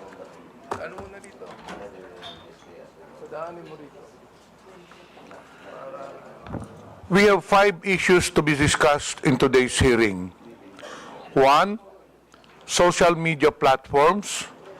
2, celebrities. 3, testimony from Commodore Tariela. 4, testimonies from social media influencers. And the last one is testimonies from government agencies. So for celebrities, may I understand Kabayan Noli de Castro is present, so may I request the COMSEC to invite Mr. Noli de Castro?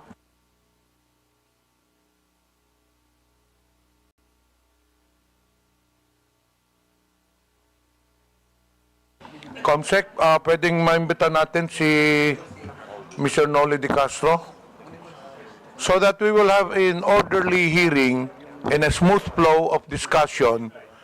We will tackle the issues as mentioned earlier by the chair one by one.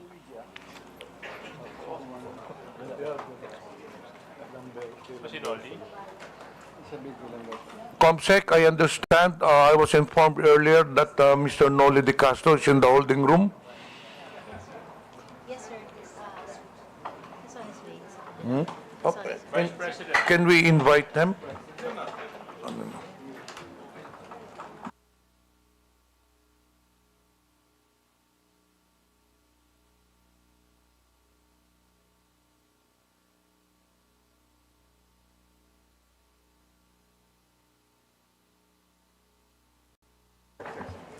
COMSEC, paki-escort lang sa upuan si Mr. Noli de Castro.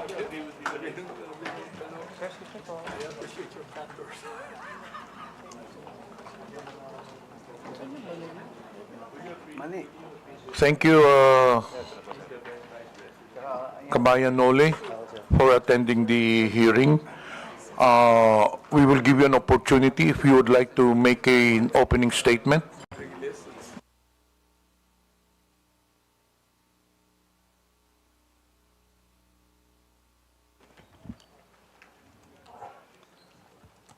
Good afternoon po, Mr. Chairman, and mga membro ng committee, at ang ating mga invited guest. Kanina po nanonood ako doon sa loob ng hearing ho ninyo. At sinusuportahan ko po itong initiative ninyo na labanan ng mga fake news. Kasama ho kami dyan. Yung mga misinformation at saka disinformation. Kasama na rito po ang deepfake. Naging biktima rin ho ako niyan. Marami sa aming mga broadcaster. Bunso din po ng Gen AI at ang iba pa mga advanced technology po ngayon. Hindi natin mapipigilan ho yan. Kanina, I'm sorry, hindi ninyo napag-usapan sa Meta yung advanced ng technology. Kasi hindi ho talaga mapipigilan. Yung pinsala na dulot nito ay hindi lamang po sa aming mga personalidad and even to you, Congressman, kundi pa sa pangkalatan sa publiko na nakababasa, nakakita at nakakapanood po nito. Kailangan ng sabayang pagkilos para sa education ng publiko at sa aming media practitioners para mamulato ang mas nakararami tungkol sa masamang epekto ng fake news sa ating bansa at sa demokrasya. Kami ho sa media ay alam ko malaki rin ang responsibility sapagkat mas mabilis kaming ma-check ang mga fake news. At the same time, ma-check agad namin ang fake news. Although sana po ay naka-ready din ang mga government agencies na sagutin yung mga lumalabas na fake news. Especially sa mga congressman din po. Thank you. Thank you po. Thank you, Mr. Noli de Castro. As per our House rules po, all resource persons will have to take their oath. So, can you please rise? COMSEC, please administer the oath. COMSEC, please administer the oath. Please raise your right hand, sir. Do you swear to tell the truth, the whole truth, and nothing but the truth in this inquiry? Before we proceed with Thank you. interpellation, Mr. the chair acknowledges Honorable Geraldine Roman. The first to interpellate, Representative Kunghon, you have the floor. Thank you, Mr. Chair. Magandang hapon po, former Vice President Oli de Castro. Good afternoon po. Gaya nga po ng sabi ng ating chairman, ni Kong Johnny Pimentel, ang peking balita ay walang sinasanto. Lahat nabibiktima, lahat pwedeng maapektuhan. At bilang public personalities, isa sa madalas na nagiging biktima ng fake news ay ating mga local celebrities at sikat na media personnel. Mula sa peking iskandalo hanggang sa maling impormasyon, lagi silang nadadamay ng di makatarungang paghuhusga. Dahil dito, may inimbita tayong mga ilang sikat na media personality para magpahayag ng kanilang karanasan bilang nabibiktima ng fake news. Mr. Vice President, I think it's fair to say na madalas po kayong nagiging subject ng fake news. Tama po ba? Opo. At dahil din po dito, nagkaroon po kayo ng pampublikong hinaing regarding sa mga fake news. Lalong-lalo na nung nakaraang linggo. Tama po ba? Opo. At base sa preliminary research na isinagawa po natin, isa sa mga peking balita na kumakalat tungkol sa iyo ay ang nausong quote card na pagkatapos na pagka-aresto ng dating Presidente Rodrigo Duterte, kung saan sinabi mo daw na the former President Rodrigo Duterte, Tatay Digong, did not start the war to kill. He started, nasa ano po yan, meron po tayong, pwede po bang pakilabas? Yan po ba? Tama po ba, ito yung isa sa mga code card na bigay po sa inyong kaalaman na peke na sinabi niyo raw po ba? Sinabi niyo raw po, tama po ba? Medyo hindi yata ho masyadong malinaw ho ito, Mr. Chairman, tungkol dito. Ang nakalagay po doon, sir, is former President Rodrigo Duterte did not start the war to kill. Okay. He started to save lives. He gave drug addicts a chance to change, to surrender, to choose a better life. But many refused. They kept using, kept selling, kept killing innocent people. So what a leader should do, let criminals destroy families or take actions to stop them. One addict lost is tragic, but thousands of innocent lives saved, that is justice. Duterte made the streets safe. Yan po yung mga nakalagay sa quote card na na-attribute po sa inyo. Opo. Pero hindi ho lahat totoo eh. Kaya kami ho, fortunately, kami sa media, sa mga broadcaster, nakokorek kaagad ho namin on the air. On the air. Once na lumabas yung fake news, nakokorek kaagad namin. In my case, meron po akong IG na ginagawan ko kaagad doon ng word na malaki na in bold letter na fake. Tapos nakikiusap po ako sa aking mga kaibigan na may Facebook din, may IG, and other form na ipakalat naman nila na yung lumabas na ba na news item ay fake. Yun ang mga ginagawa ko para mabilis na nakakakalat yung information na that item ay fake. Thank you, Mr. Vice President. Mr. Vice President, nakikita niyo po ba yung nakalagay sa screen natin ngayon? Opo. Ito po ay galing kay ito po ay pinost, no? Ni JM, di ko alam kung paano i-pronounce itong Almine o Almine? O Almine. Ayan, JM Almine. Nakalagay po dito, sabi niyo raw po na di ko binoto si PRRD dahil gustong-gusto ko talaga si VP Lenny. Aha. Familiar po ba kayo sa napabalita ang sinabi niyo daw po. Opo. Alam ko ho, fake ito. Kaya gumawa kaagad ho ako ng version ko at nilagyan ko ho ng in bold letter na fake. Mr. Vice President, kilala niyo po ba si J.M. Almine? Hindi po. Hindi ko po siya kilala. Sinubukan niyo po bang kilalanin kung sino yung nag-post nito? Hindi na po dahil baka mamaya hindi tunay na tao ito eh. Uso ho ngayon yun. Ano po ang naging reaksyon niyo nung nakita niyo yung post na ito? Well, sanay na ho ako sa mga lumalabas na ganito eh. So ang first reaction ko ay gumawa ng paraan para may pakalat ko na fake nga ito. Lagyan ng bold letter na fake. Kuminsan no, ginagawa ko pa, naka-flash yung fake. At makiusap sa mga kakilala ko na may mga Facebook, IG at iba pa, na ipakalat din nila para marami po makabasa. Nung nakita niyo po ito, ano po yung personal na naramdaman ninyo? Dahil karamihan po sa nakabasa nito, naniniwala na sinabi niyo raw po ito. Well, of course, ang iba maniniwala ho, lalo na kung hindi ako kilala. Pero sa newscast, nako-correct naman ho namin ito eh. Itong ganito. Kaya madali lang ho eh. Hindi ho ako masyadong naapektuhan kapag ganito. Maswerte lang ho kami dahil mga broadcaster ho kami. But kung pag-uusapan ho yung pangkaraniwan tao, yun ang madaling maapektuhan.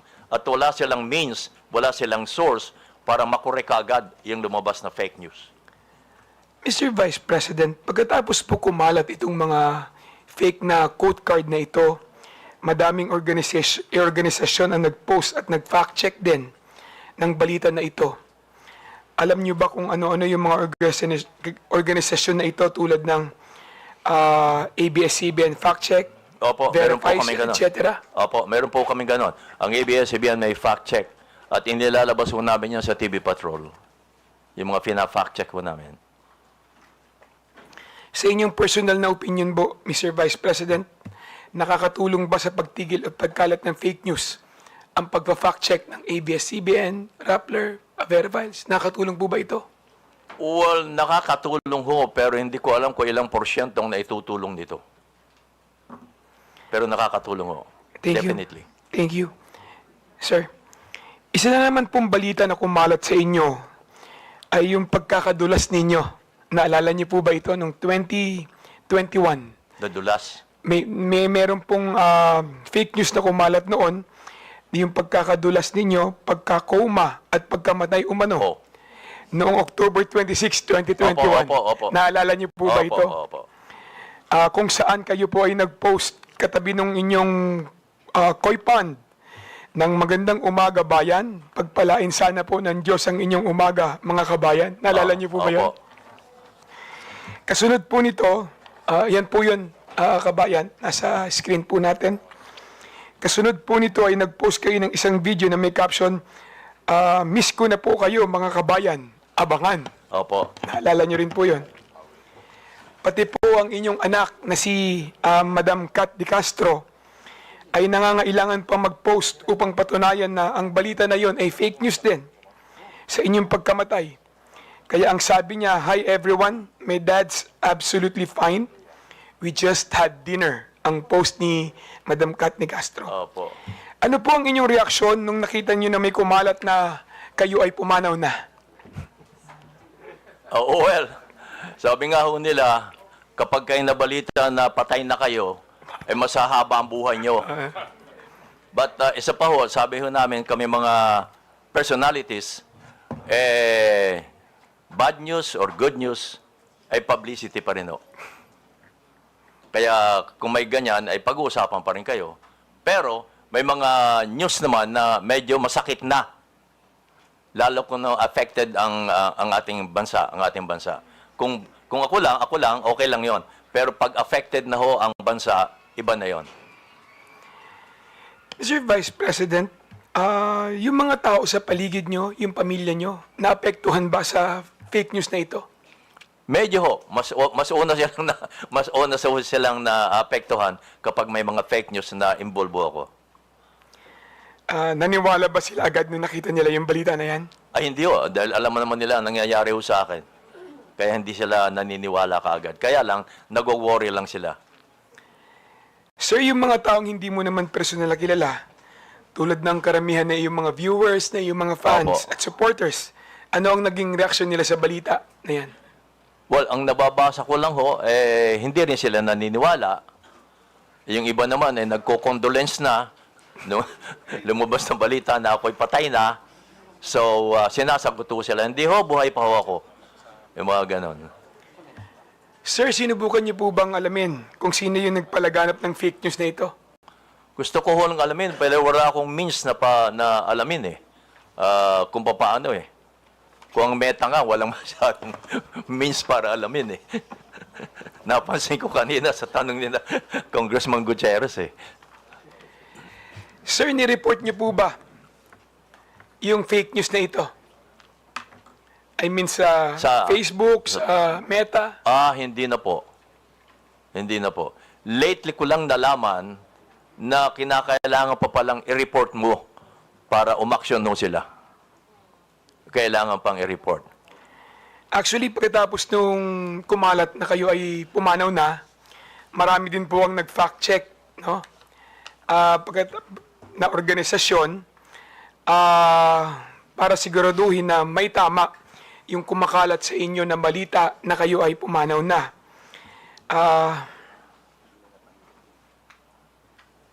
Paano naman po yung mga social media website, no, Mr. Vice President, kung saan kumalat yung mga post na ito? May mga gumawa ba sila na paraan para matigil o matulungan kayo para i-correct, no, yung mga ganitong klaseng fake news? Meron po bang mga tumulong na mga website? May mga tumulong po bang mga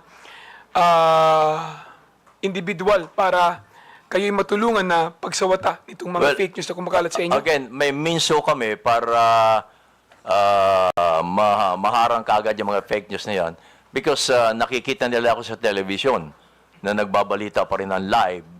So, that means, yun ang patunay na, hey, buhay pa pala si kabayan nagbabalita pa ng live. Yun ang sinasabi ko na kami ay maswerte pa, ang katulad namin personality. But ang kawawa ay yung walang means para maharang kaagad nila mga fake news na lumalabas against them. Kanina tinanong po ni Congressman Acop kung may responsibilidad ba ang Meta at Facebook sa mga ganitong klaseng kumakalat na fake news. Tingin niyo po ba, kabayan, merong responsibilidad ang Facebook at Meta sa mga ganitong klaseng fake news na lumalabas at nakakaapekto, lalong-lalo na sa buhay ng mamamayan? Opo, naniniwala po ako dun.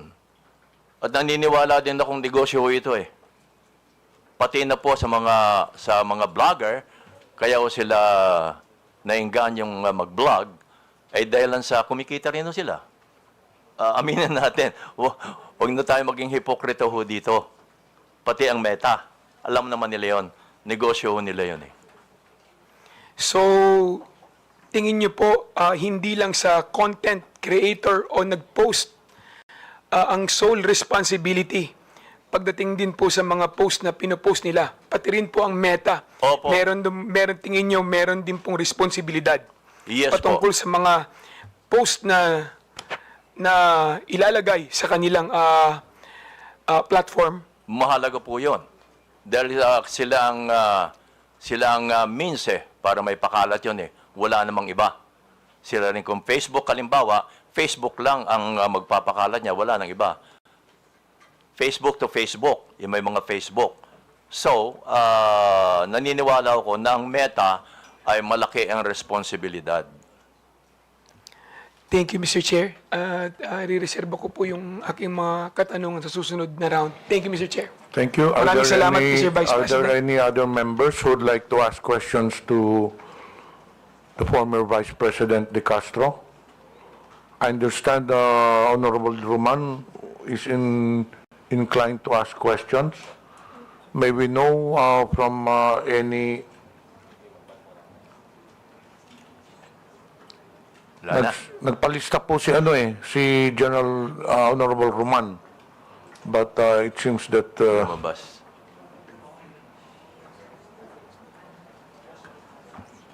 Ayan. dito po.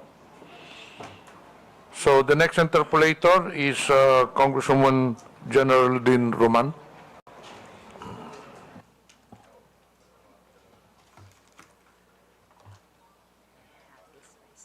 Ay.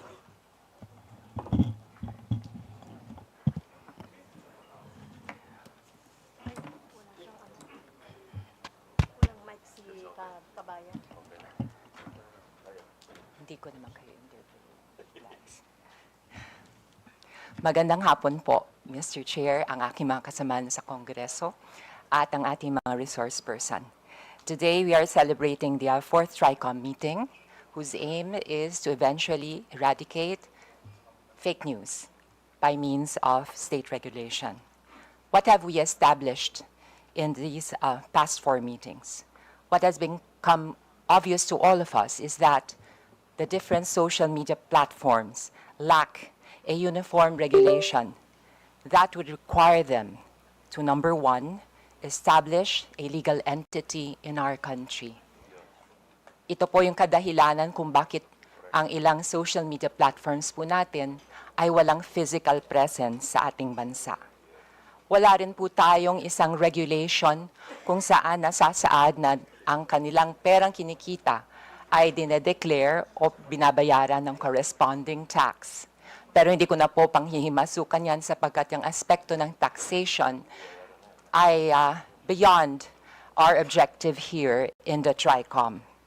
Also, we do not have a regulation that will actually establish the duties and obligations of the different social media platforms in relation to the other stakeholders, such as the content creators. Paano po ba ang relasyon ng mga social media platforms sa content creators? Also to the advertisers, digital advertisers. Also to the government itself. It is this void that I think that our committee can be most useful to regulate the social media platforms. I know I am thinking ahead, but this is how we work. We look at the problem, analyze it, while toying with the possible solutions that come up from different members. So we can regulate social media platforms. But to actually regulate the area of content creation is potentially and most probably unconstitutional. In my research, I have discovered that any kind of state regulation over content creation should pass the strict scrutiny test that will be actually applied by the Supreme Court or any corresponding court if the constitutionality of this state regulation is questioned. So from a pragmatic point of view, mas mabuti pa sa puntong pa lang ito, alam na natin kung ano ang haharapin kung tayo ay magkakaroon ng state regulation over content creation. Why? Because content creation is the expression of our fundamental right to free speech. And this is guaranteed by the Constitution. We cannot regulate opinions. We cannot regulate how and what content creators should produce. But we can regulate social media platforms by empowering them and requiring them to act as gatekeepers by establishing guardrails. To give you an idea kung ano po ang magiging problema kung tayo ay magre-regulate ng content creation, ay yun ho, mangyayari, magdedemanda to, question sa Supreme Court, at by default, actually, it will be considered as unconstitutional. Dahil automatically, we are dealing with a fundamental right, the right to free speech and the right to expression. And the government will have to state and prove and establish a compelling reason, which is rather difficult. So if you were to ask me, and this is something that I've been wanting to tell my colleagues, if we are to regulate, let's regulate the social media platforms. Mr. Chair, this afternoon, I would also like to report to the committee what has been going on in the past weeks. Actually, in the past TRICOM meetings, I have been proposing the establishment of a Digital Council of the Philippines. To recall, it is similar to the kapisanan ng mga broadcasters of the Philippines, to be formed among the stakeholders themselves by associations and groups of content creators, as well as the digital advertisers, as well as digital marketing firms, as well as the Global AI Council, as well as members of the academe, rather, because the idea was to make the Digital Council of the Philippines a medium by which we can educate the public, in particular the youth, on the responsible use of social media and, most importantly, critical thinking.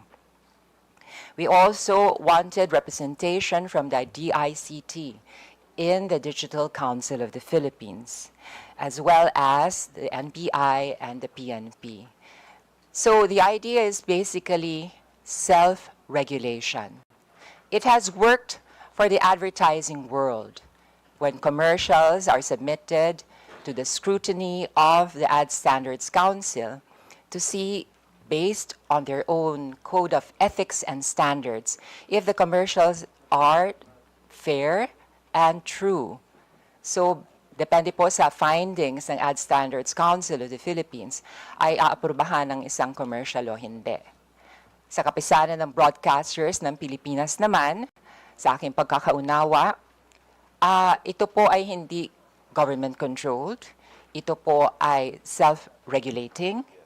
And they came up with their own code of ethics and standards, which is to be followed by its members. And they also have their own redress system. And to my knowledge, the kapisanan ng mga broadcasters in Filipinas also acts as a guild of sorts for its members, to give its members legal assessment and counseling, as well as legal assistance in case any of its members encounter, I don't know, a lawsuit or something in that like. Or as a group, as a guild, because there is strength in unity, it could use its position to leverage. If there is something they have to negotiate with the government. So, going back to the Digital Council of the Philippines, in the past weeks I have met with the CICP, I have met with the Global AI Council. I also met with the Digital Marketing Association of the Philippines. And they are all in agreement that they would rather that they form their own council and that they come up with their own code of ethics and standards than being regulated by the government. Now, you may ask me, para pa tayo entonces nag-investigation? Well, as I said, the regulation should come with regards to the social media platforms. Okay. Kasi mukhang interesado si Vice President Noli de Castro, I will briefly explain kung anong functions itong Digital Council of the Philippines. Yun na nga, unang-unang kailangan meron siyang ma-formulate na code of ethics and standards to be followed by its members. Number 2, ito po ang mag-serve as a vehicle to address complaints of victims of fake news.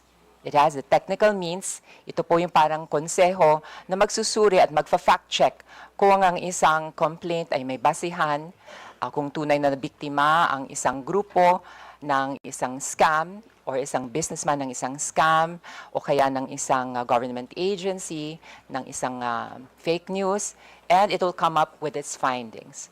So what do we do with the findings of the Digital Council of the Philippines? pag nalaman po niya at napagtanto ng isang piece of information ay walang basehan at fake, ito po ay ifa-flag niya at sasabihin doon sa social media platform.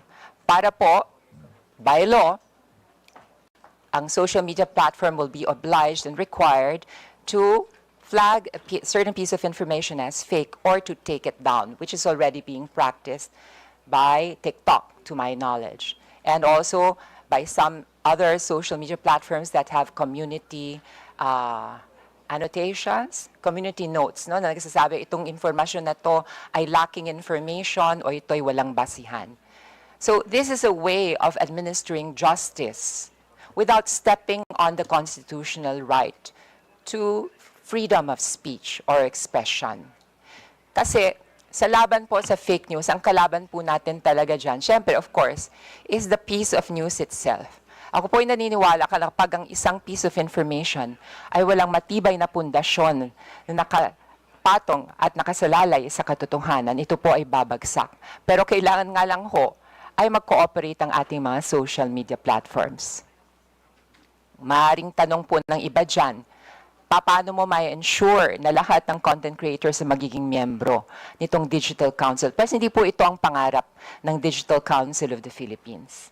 Kahit hindi ikaw ang miyembro ng Digital Council of the Philippines, kapag ang isang piece of information na generate mo ay nireklamo dahil wala itong batayan, ay mafa-flag ito at madedetect ng Digital Council. At eventually, if we pass a law that would require social media platforms to adhere to the findings, recommendations, and instructions of the Digital Council, ay mafa-flag ito as fake and it could be taken down. At syempre, kung ako naman ang content creator, kung sa 10 pieces of information na gine-generate ko, siyam ay nafa-flag as fake, edi parang humukay na rin ako ng sarili kong libingan as a content creator. I shall have lost my credibility and whatever is left of my moral authority to actually express my opinion over social media. So, Mr. Chair, may I be given the chance to interpolate some of our resource persons? Congressman Geraldine, I thought that you're going to ask question to Noli. Okay. So we are tackling the issues one by one. The fourth issue will be the social media influencers. So I think you reserve your question dun sa social media. The resource person that we are now asking question to is former Vice President Noli De Castro. Okay. May I have the pleasure of interpolating our former Vice President and fellow journalist, Yes, po. Noli De Castro. Kumusta po kayo, Mr. Vice President? Mabuti po. Yes. Kayo po bilang isang mamamahayag, gaano nyo pinahahalagahan ang ating constitutional right to free speech and expression? Of course, kami yung mga broadcaster, kami tayong mga broadcast journalists, mahalaga po siyempre ang constitutional rights natin to free speech, freedom of speech. Number one ho yun.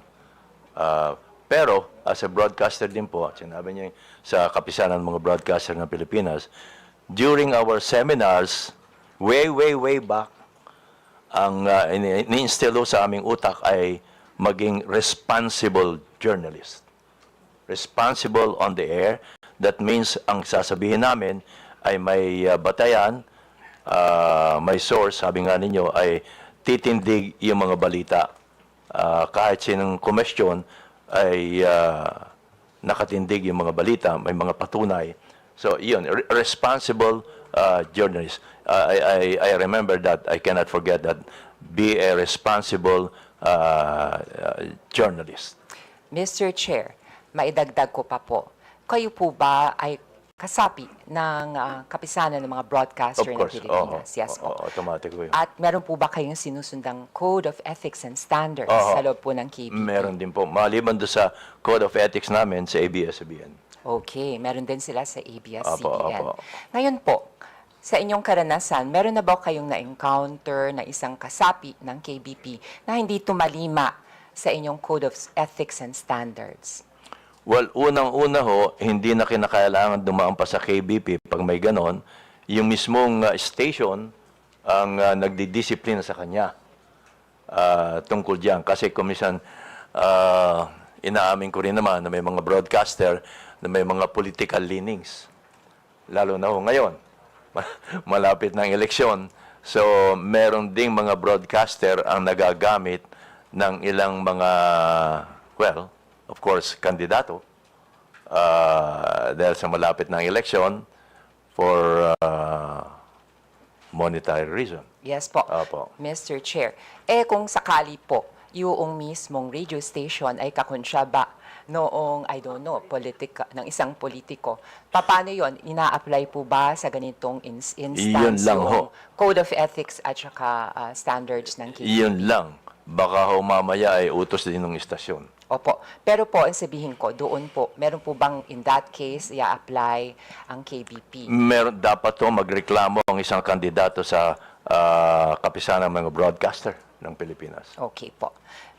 Mr. Chair, nais ko rin tanungin si Vice President Noli de Castro at ito ay related sa kanyang karanasan bilang mamamahayag. Kung kayo po ang tatanungin, gusto niyo po ba magkaroon ng ahensya ng pamahalaan na magre-regulate ng content o kaya ng balita na inyong binibigay? Medyo pumapasok ko doon yung freedom of expression, freedom of speech. Doon pumapasok.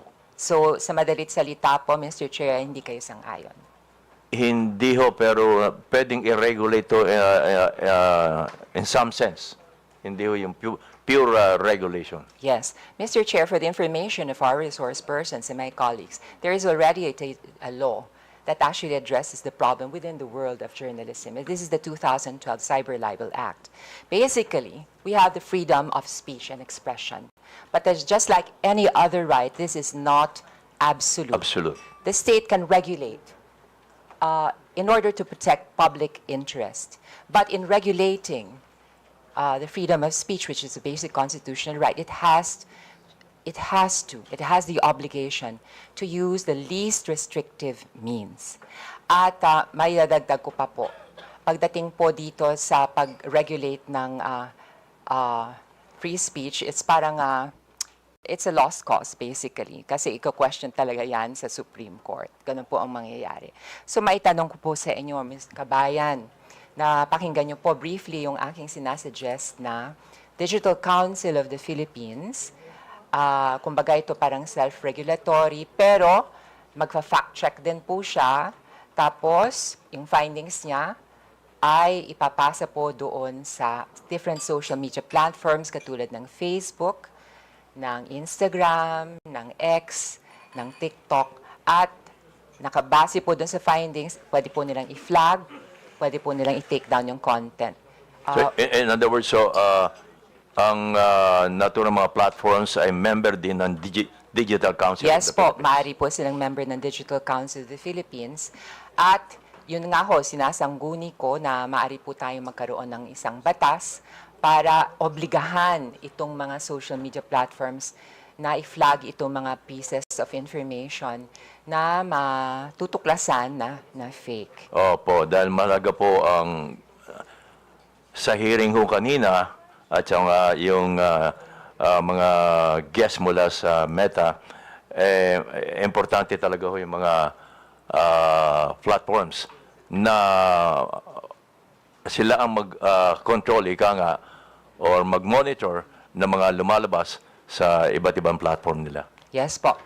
Mr. Chair, matanong ko rin po kay Kabayan Noli de Castro, naobserbahan niyo po ba na depende kung ano yung social media platform, ay maaaring silang magkaroon ng parang community guidelines sa isa na kakaiba doon sa iba.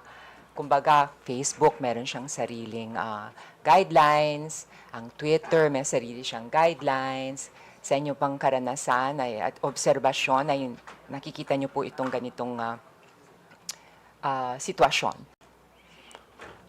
Well, nakikita ko dito halos pare-pareho lang ang mga ang Twitter, ang Facebook, ang Instagram, pare-pareho din ng nilalaman nila. Opo. Ang content po nila and the way they disseminate Oo. information, Mr. Opo, Chair. opo. But for the information of everybody, in the past 3 TRICOMs, we have already established na minsan, katulad ng TikTok, meron siyang redress system. Pwede po niya i-take down yung news. Minsan nakakalusot nga lang ho. At yung fact-checking, hindi naman po ginagampanan din ng Facebook.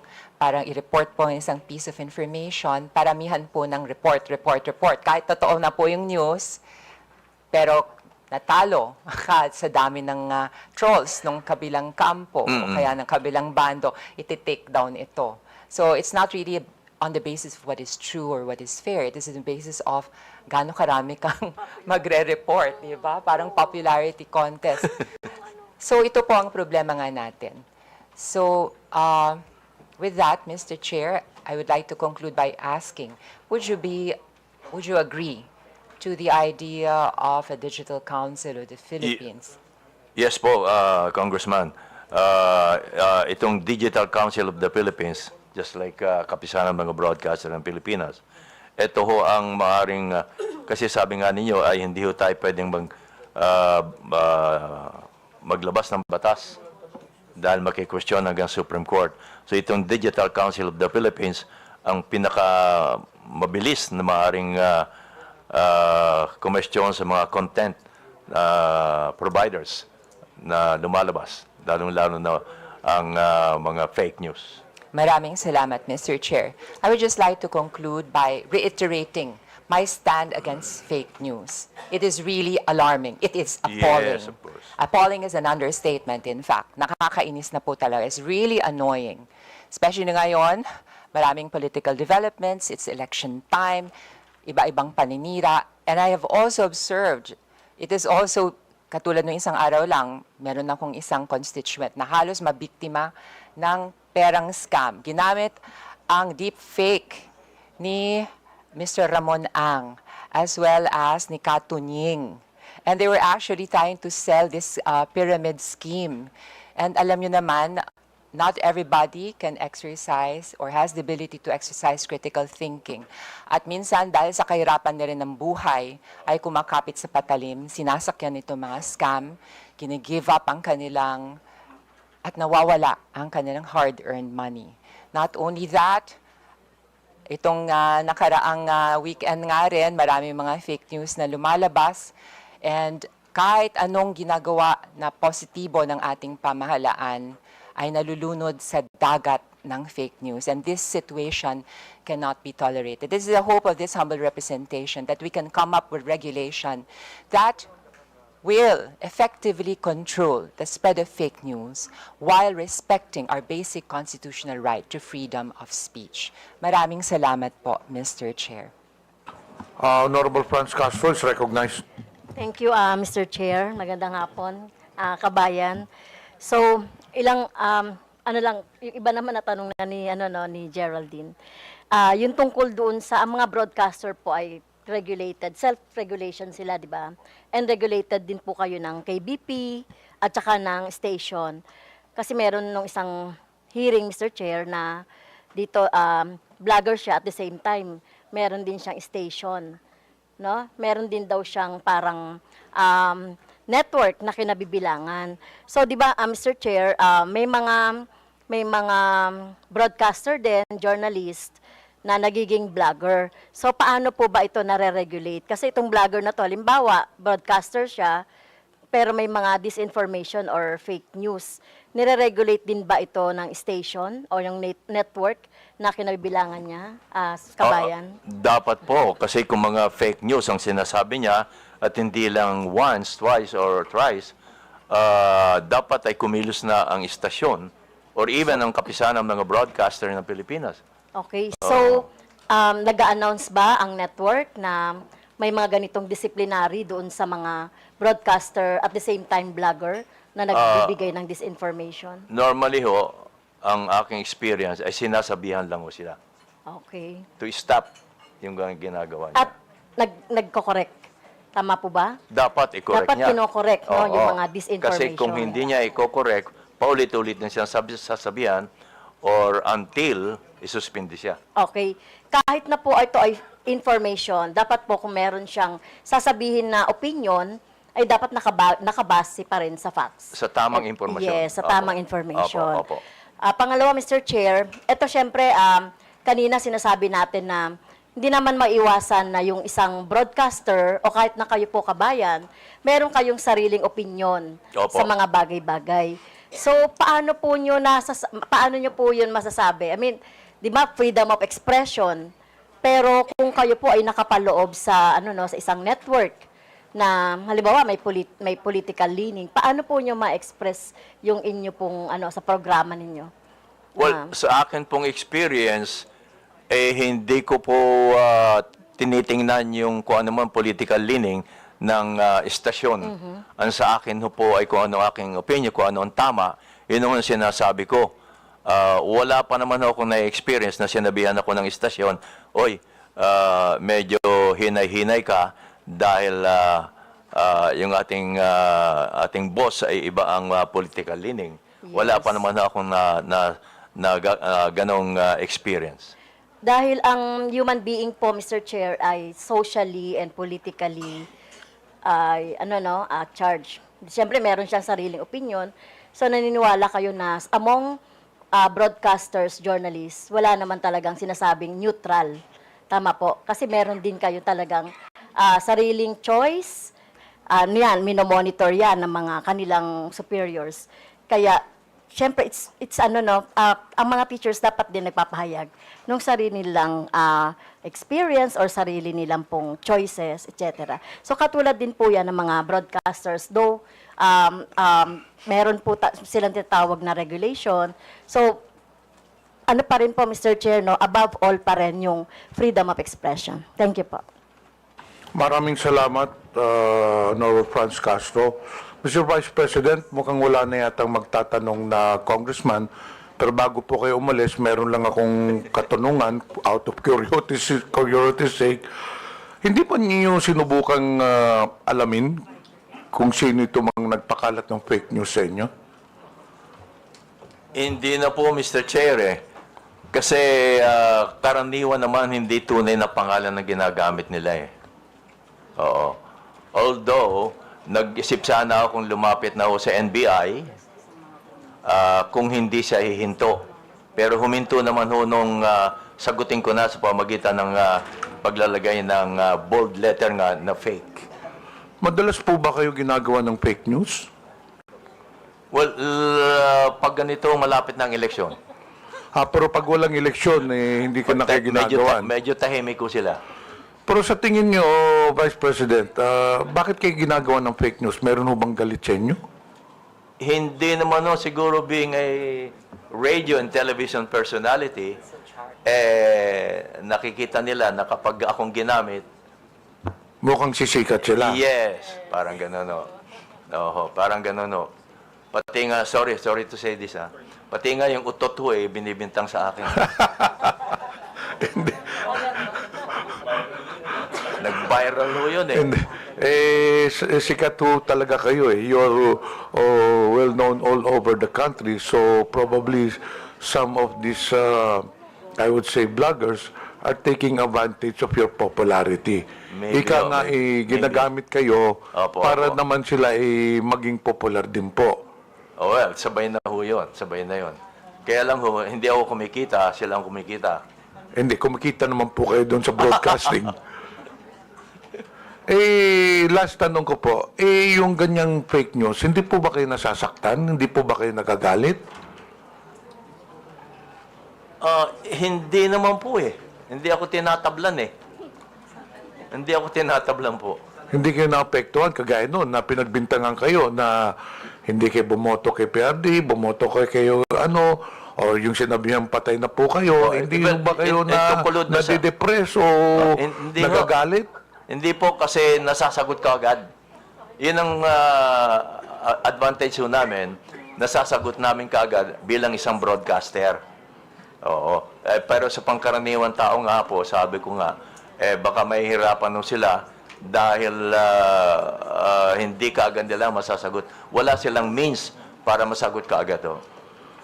Alam nyo, Vice President, you're very well known sa broadcasting industry, and I believe that you are liked by the people around the broadcast industry. Pero nakikita mo kahit na magandang ang ikangang image mo sa broadcaster industry, wala ka namang kinakalaban, wala ka nang kinakaway, pero meron talagang mga tao na gusto lang talagang sirain ang isang tao, hindi po ba? Kahit kayong mga congressmen, ganun din. Lalo na po kami, lalo na po ngayong eleksyon. Kahit maganda ang ginagawa ninyo, dahil sa mga fake news ngayon, iba ay palalabas nila. Sabi nyo kanina, hindi kayo naapektuhan kahit na anong fake news ipalabason ninyo. Ano bang pwede nyo i-advise sa amin? Kasi kami naapektuhan minsan eh. Ay sagutin ka agad doon nyo. Ganun po ba? Sagutin ka agad. So, kailangan sagutin ho namin. Opo, na may mga kaibigan naman ho kayong may mga YouTube din, may mga Facebook, gaya ng ginagawa ko nga ho, bold letter, at kung minsan nagpa-plus pa, fake. Tapos pinakikiusap ko sa mga kaibigan na ipakalat. Yan, no? Kasi hindi naman kayo pwedeng o kaya, tumawag ko kayo sa mga broadcaster, sa mga broadcast journalist. At ipakiusap nyo kung pwedeng ma-interview kayo para ipaliwanag nyo itong lumabas na balita. Siguradong tatanggapin naman po kayo. Basta open lagi po. Yan ang pinakikiusap ko sa mga government agencies na open lagi sila kapag may lumalabas na balita. Kasi kung minsan ho ay kumakalat na yung balita ng mali, hindi ka agad nasasagot ng mga government agencies. Sa tingin po ninyo, kailangan ng Kongreso gumawa ng batas para mapigilan ang paglaganap nito mga fake news, para naman maprotektahan yung mga reputasyon ng mga tao. Kasi nakita naman ho ninyo, marami yung mga personalidad nasira rin ng reputasyon because of fake news. Tingin nyo, kailangan ho natin gumawa ng batas? Baka ho magandang pag-aralan nitong kay Congressman na Digital Council of the Philippines. Para lahat ng Facebook, YouTube, member ho dito, para kung meron ng reklamo tungkol sa mga post na hindi maganda o hindi totoo, may papasok agad dito sa Digital Council of the Philippines. Kasi po, I don't know, Congressman, Mr. Chairman, baka ho kumisan pag may batas, napapalusutan pa ho eh. Tama po. Pa ho pa sa batas. Umaabot ho hanggang sa Supreme Court. Baka ho dito, baka makatulong itong pag-aralan ho nating mabuti ang Digital Council of the Philippines. Baka ho mas may ngipin ho ito para mapigilan ang pagkalat ho ng fake news. Actually, Mr. Vice President, pagkatapos po nitong hearing na to, meron na ho kaming mga proposed legislations to counter this fake news. So hindi na po ako magtatagal, Mr. Vice President. In behalf ng committee, maraming salamat po sa presensya ninyo. Pwede na po kayo ma-excuse po. Kasi we'll now proceed to the next issue, which is yung kay Commodore Tarjela, and after that, the social media personalities. But before that, I noticed dito sa mga resource persons na inimbita, some of these, I believe, wala nang pong question yung ibang mga congressmen dito ngayon. Some of the resource persons were requested to be invited by some congressmen who are not present. Sila po may gustong tanong. So, are there any questions for SWS rating survey company? May question ba, mga congressmen? Wala? So, dito po kaninang SWS, hindi po ba? So, I believe that there are no questions. Actually, there was one congressman, I will not mention anymore, who requested you to be present, also Pulse Asia, and then yung ibang mga survey firms.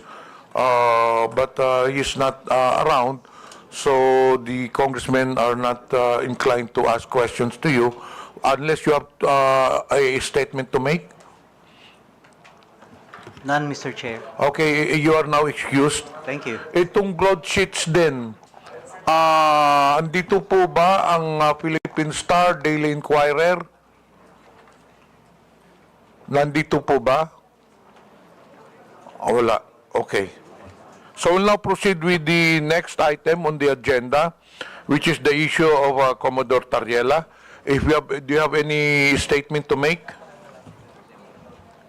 Yes, Mr. Chair. I Okay. prepared the presentation.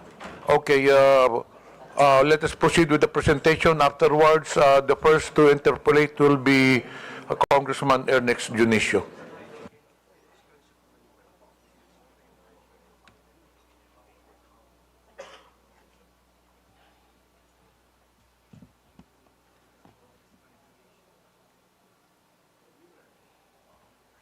Mr. Chair, can I proceed? Pakilapit lang po yung mikropono. Mr. Chair, can I proceed already? Yes, please proceed. Thank you, Mr. Chair. Isang magandang hapon po sa ating lahat.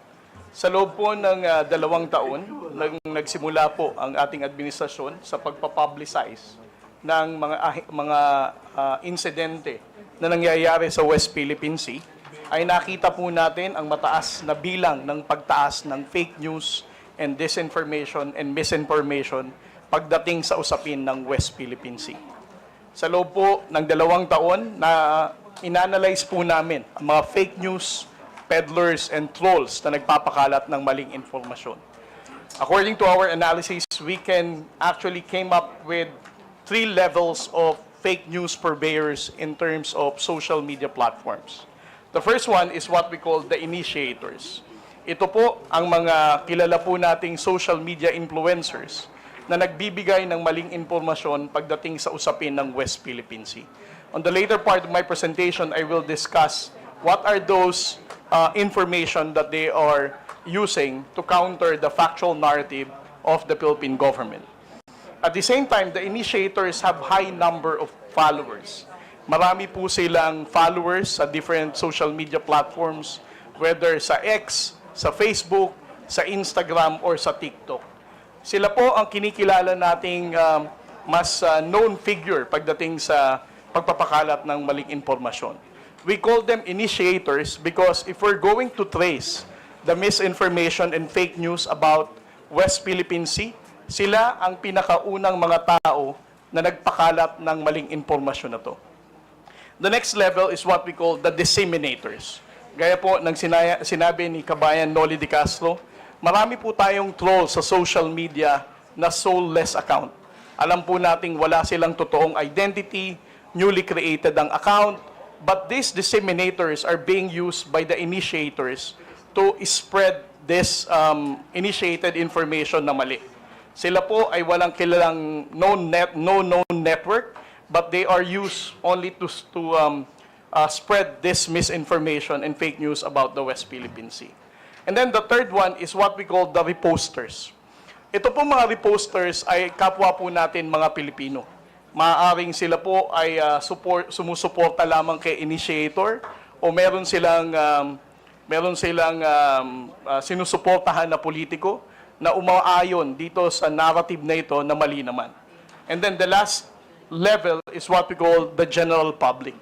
The general public is actually the victim of the disinformation and fake news in the social media. Dahil po sa mga maling impormasyon na ito na ipinapakalat sa West Philippine Sea, ay nahahati po ang opinyon ng ating mga kababayang Pilipino. Minsan po naniniwala silang walang West Philippine Sea, minsan naniniwala silang tayo ay inuudyukan lamang ng Amerika, minsan sila ay naniniwala na ang gobyerno mismo ang gumugulo pagdating sa usapin ng West Philippine Sea. Next slide, sir. Ngayon, ang tanong po ay who are these initiators? No? Gaya po ng sinabi ko kanina, the initiators are the ones who start the conversation. They are the ones who spread the initial fake news and misinformation. At ang account nila ay may mataas na bilang ng follower. At most of the time, the initiators are known or recognized na social media influencer. At ang posting nila sa social media are always publicly posted. Hindi po ito nalilimit lamang sa kanilang mga followers or friends. Intentionally, their postings are made public so that it can be easily shared. ng kanilang mga disseminators at ng kanilang mga followers. Next slide. The initiator social media lines. Over the course of time and analyzing the lines of these initiators who spread fake news in the West Philippine Sea, it can actually be divided into 6 parts. Ang una sa lahat is yung sinasabi nilang, we do not have legal basis in our fight in the West Philippine Sea. Ilang beses na po nating narinig yan. Later, I will discuss all of this, how they make use of these lines as a way for them to mislead the Filipino people. Second, ang West Philippine Sea ay hindi natin primary concern. Ito daw ay hindi dumudugtong sa sikmura ng ordinaryong Pilipino, kung kaya't ang ordinaryong Pilipino ay hindi dapat makialam sa isyu ng West Philippine Sea. Pangatlo, Philippines is one escalating the tension in the West Philippine Sea. Sinasabi po nila na ang Coast Guard or BFAR or other agencies of the government are the ones responsible for the escalation of tension in the West Philippine Sea. At ang pang-apat po is the fear-mongering, ang pananakot po sa ating mga kababayang Pilipino na kapag patuloy nating tinindigan ang laban natin sa West Philippine Sea, ay magkakaroon po ng gera. At ang panglima po, ang Philippines is only dictated by the United States. Ilang beses na rin po nating narinig ito na ang nangyayari sa West Philippine Sea ay galing lamang po sa pag-uudyok ng Estados Unidos. And the last part is that the West Philippine Sea spokesperson, kasama ko po si Jonathan Malaya at ang iba pong mga akademya na dumidepensa sa paninindigan natin sa West Philippine Sea, has always been a victim of disinformation and fake news. Next slide, sir.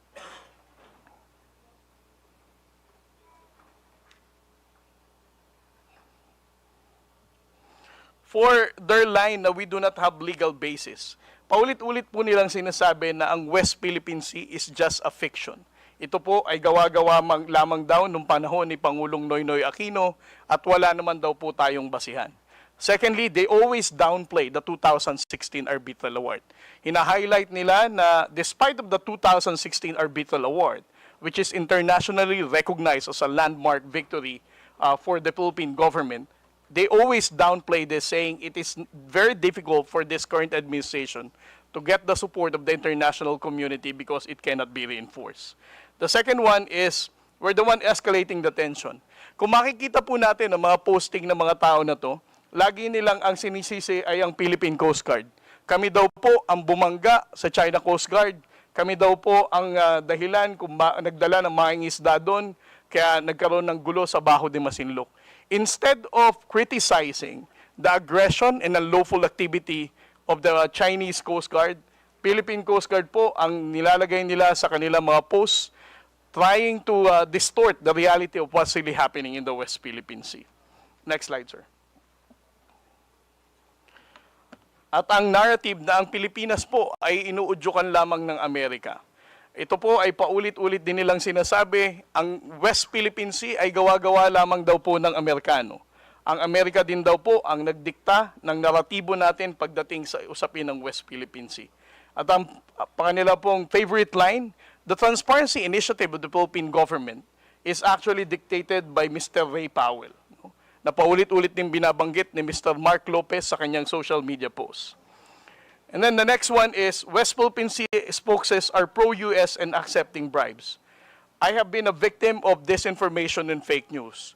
Sinabi nilang CIA ako, sinabi nilang pro-US ako, sinabi nilang pumunta ako sa bahay ni Speaker at meron daw akong 3 black bag. Sinabi rin nilang tumatanggap ako ng $4 million as part of my talent fee sa US Embassy. Panglima po, WPS is not our primary concern. They are confusing the Filipino people by saying poverty is the main issue of the Filipino people and not the West Philippine Sea. Kanila pong binibigyan ng confusion uli ang mga kababayan natin para sabihin they should not care about our fight in the West Philippine Sea. And then the last one, sir, is fear-mongering.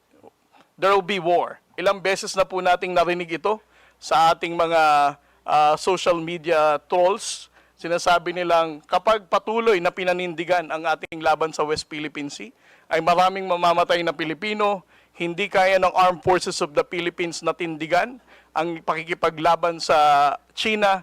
Pero simula po na naging Pangulo si Pangulong Bongbong Marcos, for almost 3 years now, he has been standing firm of not surrendering a square inch of our territory to any foreign power. Pero wala naman po tayong digmaan na naririnig pa. And then the last one, sir. Next slide. Next slide. Kung makikita po natin ang posting netong tinatawag nating mga initiators, there are actually 3 intersection points na common sa kanila. Una, they always counter our position in the West Philippine Sea. Secondly, kung titingnan din po natin ang posting nila, they also defend Alice Go and the Pogo. Third, they are also denying the presence of Chinese spies na nahuli ng NBI noong mga nakaraang buwan. Just to give you an example, I would like to share with you the posting of certain Miss Ana Malindog-Uy. I'm not saying that she is the one really managing this expose because I don't know her personally, but this is actually a public post. She said, with regard to Pogo, ano daw ang sabi ni DASA, upgraded ang Pogo seriously? Last August 6, 2024. She also commented, imbestigasyon ng Kongreso sa issue ng Pogo, nakakahiya. And then when it comes to the issue of the spies, last January 29, 2025, she also posted, do we really think that a superpower like China would send someone unqualified to spy on the Philippines? And when it comes to the harassment of the Chinese Coast Guard, she also said, study the footage carefully and draw your own conclusion. Note the time that when the collision happened, according to the reports and based on the footage, the Philippine Coast Guard ship MRB 4410 suddenly turned right and rammed into the Chinese Coast Guard. Again, she is actually narrating a narrative that it is the Philippine Coast Guard who rammed the China Coast Guard vessel. Miss Ana Malindog-Uy, I don't know her, but again, these are public posts. And I would also like to share to the Honorable Committee the article written by Mr. Ado Paglinawan. He also wrote about Tarlac Mayor Alice Guo, suggesting that she is being disgracefully grilled by the senators. And when it comes to the spies, he also wrote an article 2 months ago saying that it's a mistaken identity is a result of sheer incompetence. And when it comes to the issue of the West Philippine Sea, publicly posted last February 27, he said the West Philippine Sea lunacy continues as China Coast Guard simply ignores our cheers. These are the types of the issues that I would like to present to the Honorable Committee, sir, to highlight that the issue of disinformation and fake news is actually countering our own position in the West Philippine Sea. Thank you very much, Mr. Chair. We'll now proceed to the interpellation. Next Junicio, representative is now recognized. Thank you, Mr. Chair. Thank you to our colleagues. Commodore J. Tarriela, magandang hapon po sa inyo. And thank you very much for the detailed presentation. Actually, marami po akong tatanungin sa inyo, supposedly, but it was already answered by most of the questions na tatanungin, nasagot na po ng presentation ninyo. Commodore J, alam ko yung laban nyo sa West Philippine Sea eh. I would see you in the news, yung mga fake news naman na kayo yung dinidiin pa na masama. Yung masakit kasi dito, Mr. Chair, kung sino na yung nilulusob, sino na yung inaargabyado, yung pa may kasalanan. This has to stop. So, Mr. Chair, just like to ask a few more questions kay Commodore J. Commodore J, ito bang ano bang talagang diferensya sa opinion ninyo yung pagkakaiba ng opinion sa fake news? Mr. Chair? Well, para sa akin po, Honorable Congressman, sir, no? Ang usapin po ng West Philippine Sea should not be subjected to your own opinion. Actually, as part of the transparency initiative of the Philippine government, we have been disclosing factual reports, no? Incidents that really happened, supported by photos and videos, to show the Filipino people what really transpired. So if you are a blogger or a social media influencer, trying to counter such narrative, I think we should understand everybody's entitled for their own opinion, but countering a factual narrative of what really transpired with regard to our own national security is really a concern.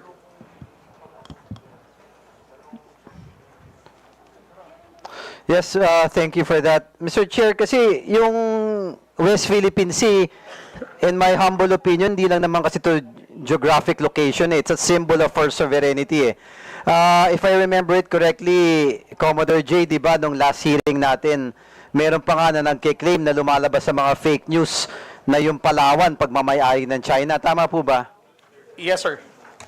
Yeah, it's very alarming, Mr. Chair, lahat ng nangyayari na to eh. So, alam ko nag-imbestiga na kayo dito, Sir Commodore J.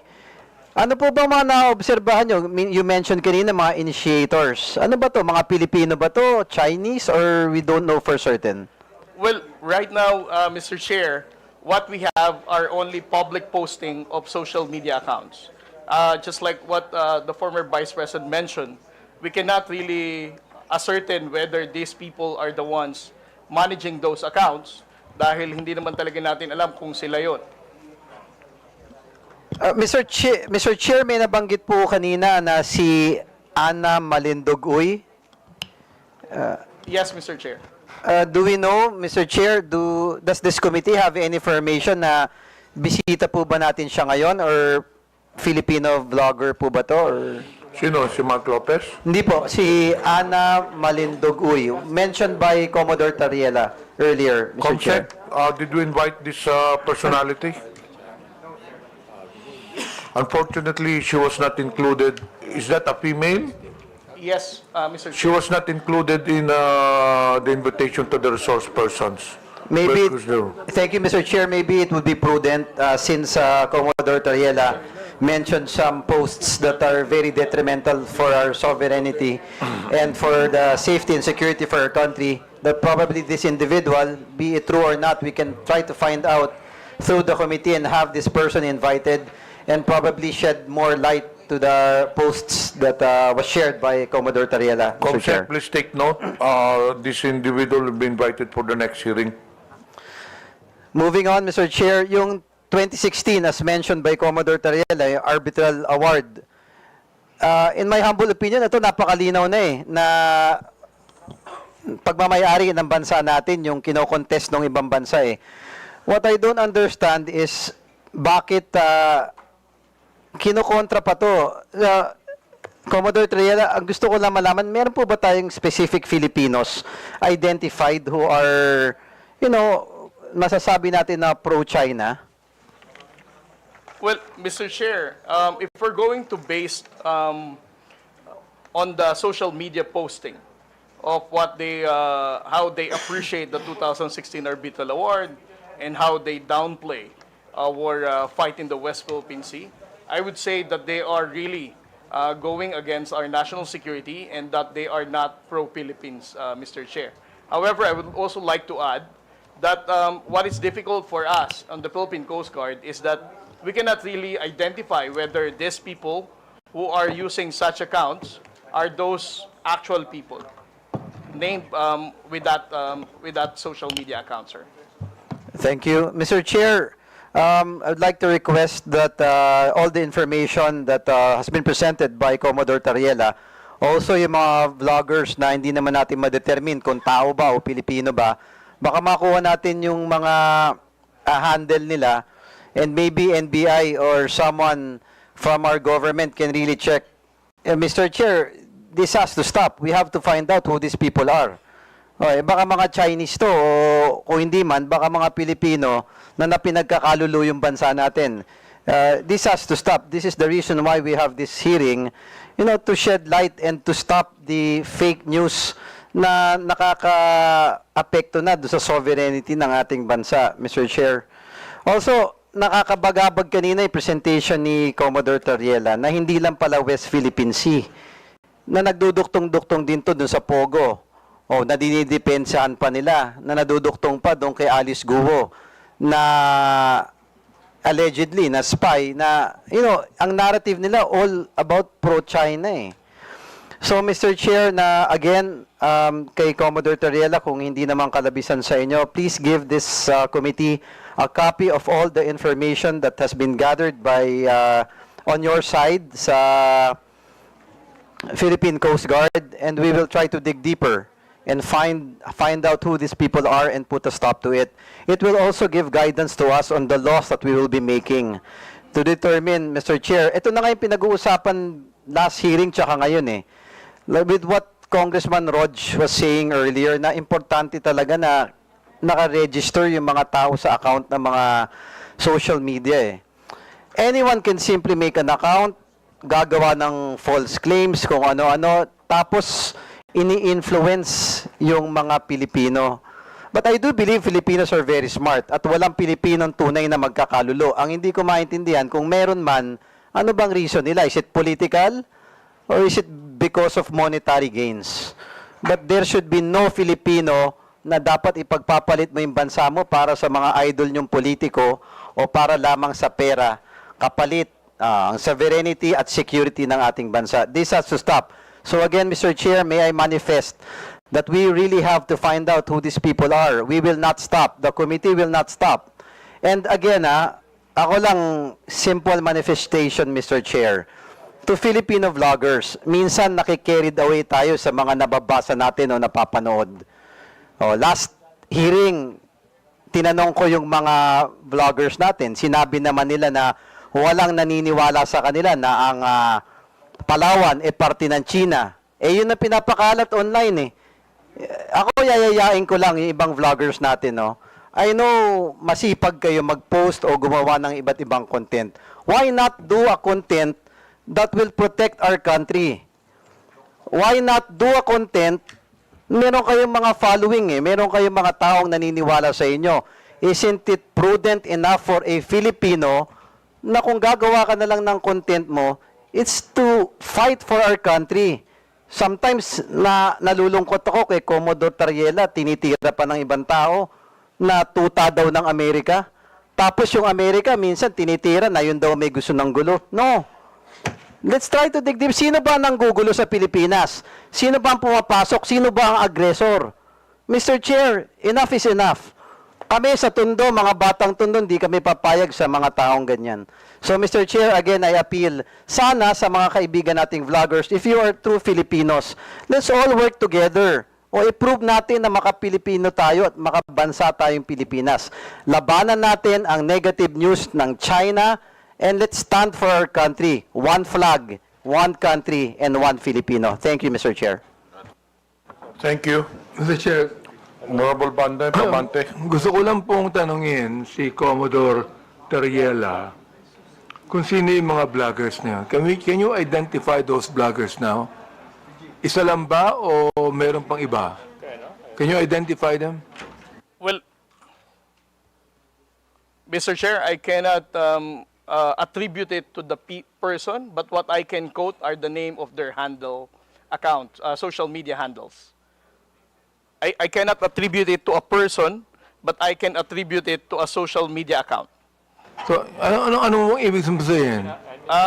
Because, as I said, Mr. Chair, hindi naman natin alam kung sila talaga yung may-ari na account, but alam ko na yung pangalan na account. Like for example, si Mr. Rugando Sasot. We don't know whether it is really him who is managing his social media account. The same thing with Ana Malindog Uy or Ado Paglinawan.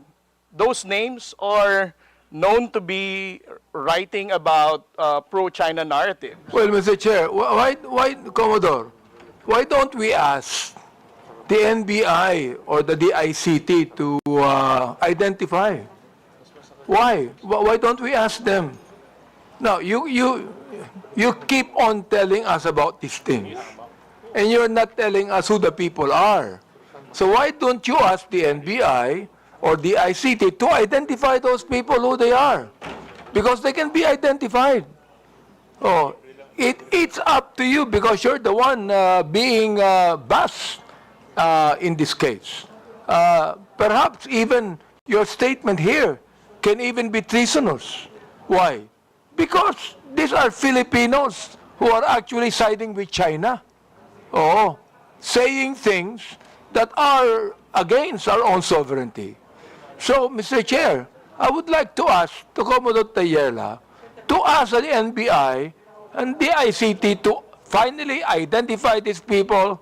And if you do that, Mr. Chair, we're going to invite them here, so they could be able to shed light to what they're saying.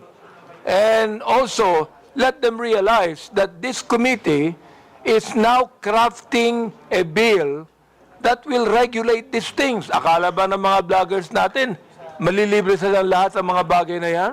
No. There should be certain regulations on this, Mr. Chair. Do you know why? Because freedom of expression is not absolute. Are there any further questions with regards to this issue from the members? Mr. Chair, I would like to ask Commodore Tayela if he's willing to ask the NBI and or the ICT or the Department of Justice to finally identify these people. Yes, Mr. Chair, on the part of my office, I will be forwarding the report and the post of those known social media influencers that we have identified that are countering the factual narrative of the Philippine government when it comes to the West Philippine Sea. I believe we have the presence of the NBI resource persons. Andito po bang NBI? Ano mo nga yung anong pwedeng gawin dun? Good afternoon, Mr. Chair. Good afternoon to the members of our Congress. Actually, Mr. Chair, some of the personalities which was mentioned during the lecture of Commodore were already verified by our office. So, ang pagkakaintindi ko po kasi during his explanation is that he cannot attribute yung mga accounts doon sa real identity ng mga may-ari. And we can provide some, but for those other accounts po, totally dummy account po siya. And we cannot identify kung sino yung mga ano po niya, totoong nagmamayari. But for some of the accounts that were mentioned, there are real names and identities that were already identified by the NBI, and we could furnish this committee of those identities. Thank you, Mr. Chair. I suggest, Commodore, you coordinate with the NBI na lang regarding this matter. Yes, Mr. Chair. Are there any further questions regarding this issue? Mr. Chair, Yes. thank you very much. Commodore Tariela, so kamakailan nabalitaan po namin at nakita namin sa telebisyon na muling nagkaroon ng enkwentro sa West Philippine Sea. Pwede mo po bang maikwento sa amin ang nangyari? Yes, sir. Mr. Chair? Yes. What transpired in the past 2 days, Mr. Chair, is that last April 5, the Philippine Coast Guard monitor the presence of China Coast Guard 3302 at a distance of 82 to 85 nautical miles off the coast of Palawig, Zambales. And because of that, the Commandant of the Philippine Coast Guard, Admiral Ronnie Hilgavan, directed BRP Cabra to challenge the presence of the China Coast Guard vessel. And last April 6, what happened, sir, is when the Philippine Coast Guard vessel was challenging this 99-meter vessel, which is relatively larger than the 44-meter vessel that we have, carried out a dangerous maneuver, attempting to, as if they are going to ram a smaller Coast Guard vessel. But thanks to the seamanship skills and the professionalism of the Coast Guard sailors of the Philippines, we were able to prevent from being rammed by the China Coast Guard. And just yesterday, sir, again, the China Coast Guard 3302 did another dangerous maneuver, attempting to ram the aft, which is the behind of the Philippine Coast Guard vessel, when we were also challenging them yesterday at a distance of 92 nautical miles off the coast of Capones Island, sir. And the area is well within our special economic zone, no? Yes, sir. That is well within our own exclusive economic zone. Exclusive economic zone. And ako, Commodore, nung napanood ko po yung video sa TV the news, talagang nakaramdam ako ng konting galit. Kasi nakita ko yung isang dambuhalang Chinese vessel na palapit ng palapit habang pilit naman tumatakbo yung atin. Kasi nga baka mabangga at mukhang babanggain talaga. At buti na lang kamo, magaling yung ating mga seafarers nakaiwas. Kung hindi po nakaiwas, ilang kayang Pilipino maapektuhan kung dumating po sa punto na nabangga? Well, we have to understand, sir, na ang barko na to is almost double the size of our BRP Cabra. So you can just imagine the impact nung bilis nung barko na yon sa pagbangga ng mas maliit na barko natin. Parang to describe it, parang isang Wigo na Toyota na kotse binangga ng isang 6x6 truck. So that is the reason why the Philippine Coast Guard has to run away for them not to be rammed by the China Coast Guard. Kung sakali pong nabangga tayo, definitely ang mga crew po ng Philippine Coast Guard vessel ay nasa harm's way na po. At tayo po ngayon siguro ang nagpapanik, how can we be able to rescue our Coast Guard personnel, sir? At tunay pong nakakakulo ng dugo nung nakita ko po to kasi atin po yung lugar eh. Diba? Atin po yung lugar. At dito po sa hearing natin ngayon, napakahalaga po na ma-address po natin yung mga fake news na lumalabas laban sa issue ng West Philippine Sea. Because what I fear, Commodore, is due to the fake news, this might lead to Filipinos being misguided when it comes to properly understanding the issues of the West Philippine Sea. Do you agree with me when I say this, Commodore? Yes, sir. I definitely agree with you, sir, that we need to address fake news and disinformation. Dahil kung tataas po ang bilang ng mga fake news and disinformation na yan with regard to the West Philippine Sea, mawawala na pong saysay ang paghihirap ng Armed Forces of the Philippines at ng Philippine Coast Guard na itinataya po nila ang buhay nila para po sa West Philippine Sea. So sa isang bahagi, Commodore, would you agree with me when I say that maaaring isang strategiya to na ginagamit ng isang banyaga laban sa Pilipinas para magkaroon ng confusion sa ating mga mamamayan sa paglaganap ng fake news laban sa Pilipinas sa usapin ng West Philippine Sea? Yes, sir. I definitely agree with you, sir, that most likely this is a state-sponsored misinformation tactic para gibain po ang pagkakaisa ng ating pong bansa pagdating sa pagtindig sa issue ng West Philippine Sea. Okay. Thank you very much. Now to our vloggers present. Mr. Chairman, can I get a show of hands kung sino-sino po sila nandito ngayon? Actually, we will proceed on that. Tapusin na lang natin yung kay Tariela. Yeah, patapos na po ako, but critical lang po kasi sa akin yung mga vloggers dito. The social media personality that was mentioned by Commodore Tariela, George Paglinawan, is here. May know where George Paglinawan is? Oh, yan. If you have any questions. He was Sir, mentioned if by I may. Commodore Tariela kanina. If I may, Mr. Chairman, I am George Ahmed Mr. Paglinawan. Chairman, I think I have the floor. Okay. Yeah. So anyway, Mr. Chair, I just wanted to ask first, I don't have any particular questions to Mr. George. Yung gusto ko lang malaman, yung mga vloggers na nandito ngayon, pakitaas nga ulit yung kamay ninyo. Hindi ko kasi kayo kilala isa-isa eh. Kanina, kung susubaybayan po natin yung takbo ng hearing, makikita po natin na napakahalaga po ng papel na ginagampanan ninyo sa paglaganap ng balita at sa mga pangyayari sa ating bansa. And in a certain way and in a certain form, you influence the manner of thinking of certain Filipinos. No? And I'm sure you agree with me that when I say the Philippines is a sovereign country. Now, I just want to find out from the vloggers present, do you condemn what China is doing in the West Philippine Sea? Yes or no? Can you raise your hand? Can I just, all of you? All of you?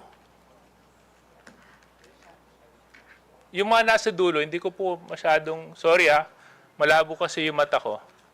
Are those vloggers as well at the end? Yes? Do they also, do you also, are you also raising your hand? Yes? Okay, so you also condemn what China is doing in the West Philippine Sea. Is this correct? Yes, okay. If so, then, Commodore Tariela, you mentioned na maraming mga disinformation, fake news na lumalabas patungkol sa usapin ng West Philippine Sea. Can you further elaborate on this? Yes, sir. Just like what I mentioned a while ago, sir, no?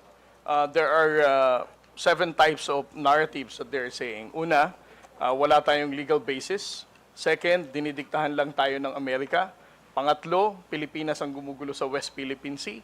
Pang-apat, ito ay hindi ito priority ng ordinaryong Pilipino. At pang-lima, ang mga spokesperson natin are actually receiving bribe from the government and even the U.S. government. Okay. So, is Mr. Mark Lopez present? No.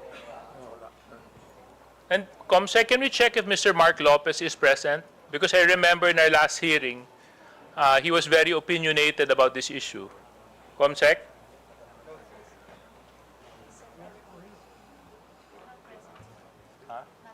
Not present. Okay, not present. So, since he's not present, siguro I'll just reserve my questions for him when he decides to present himself.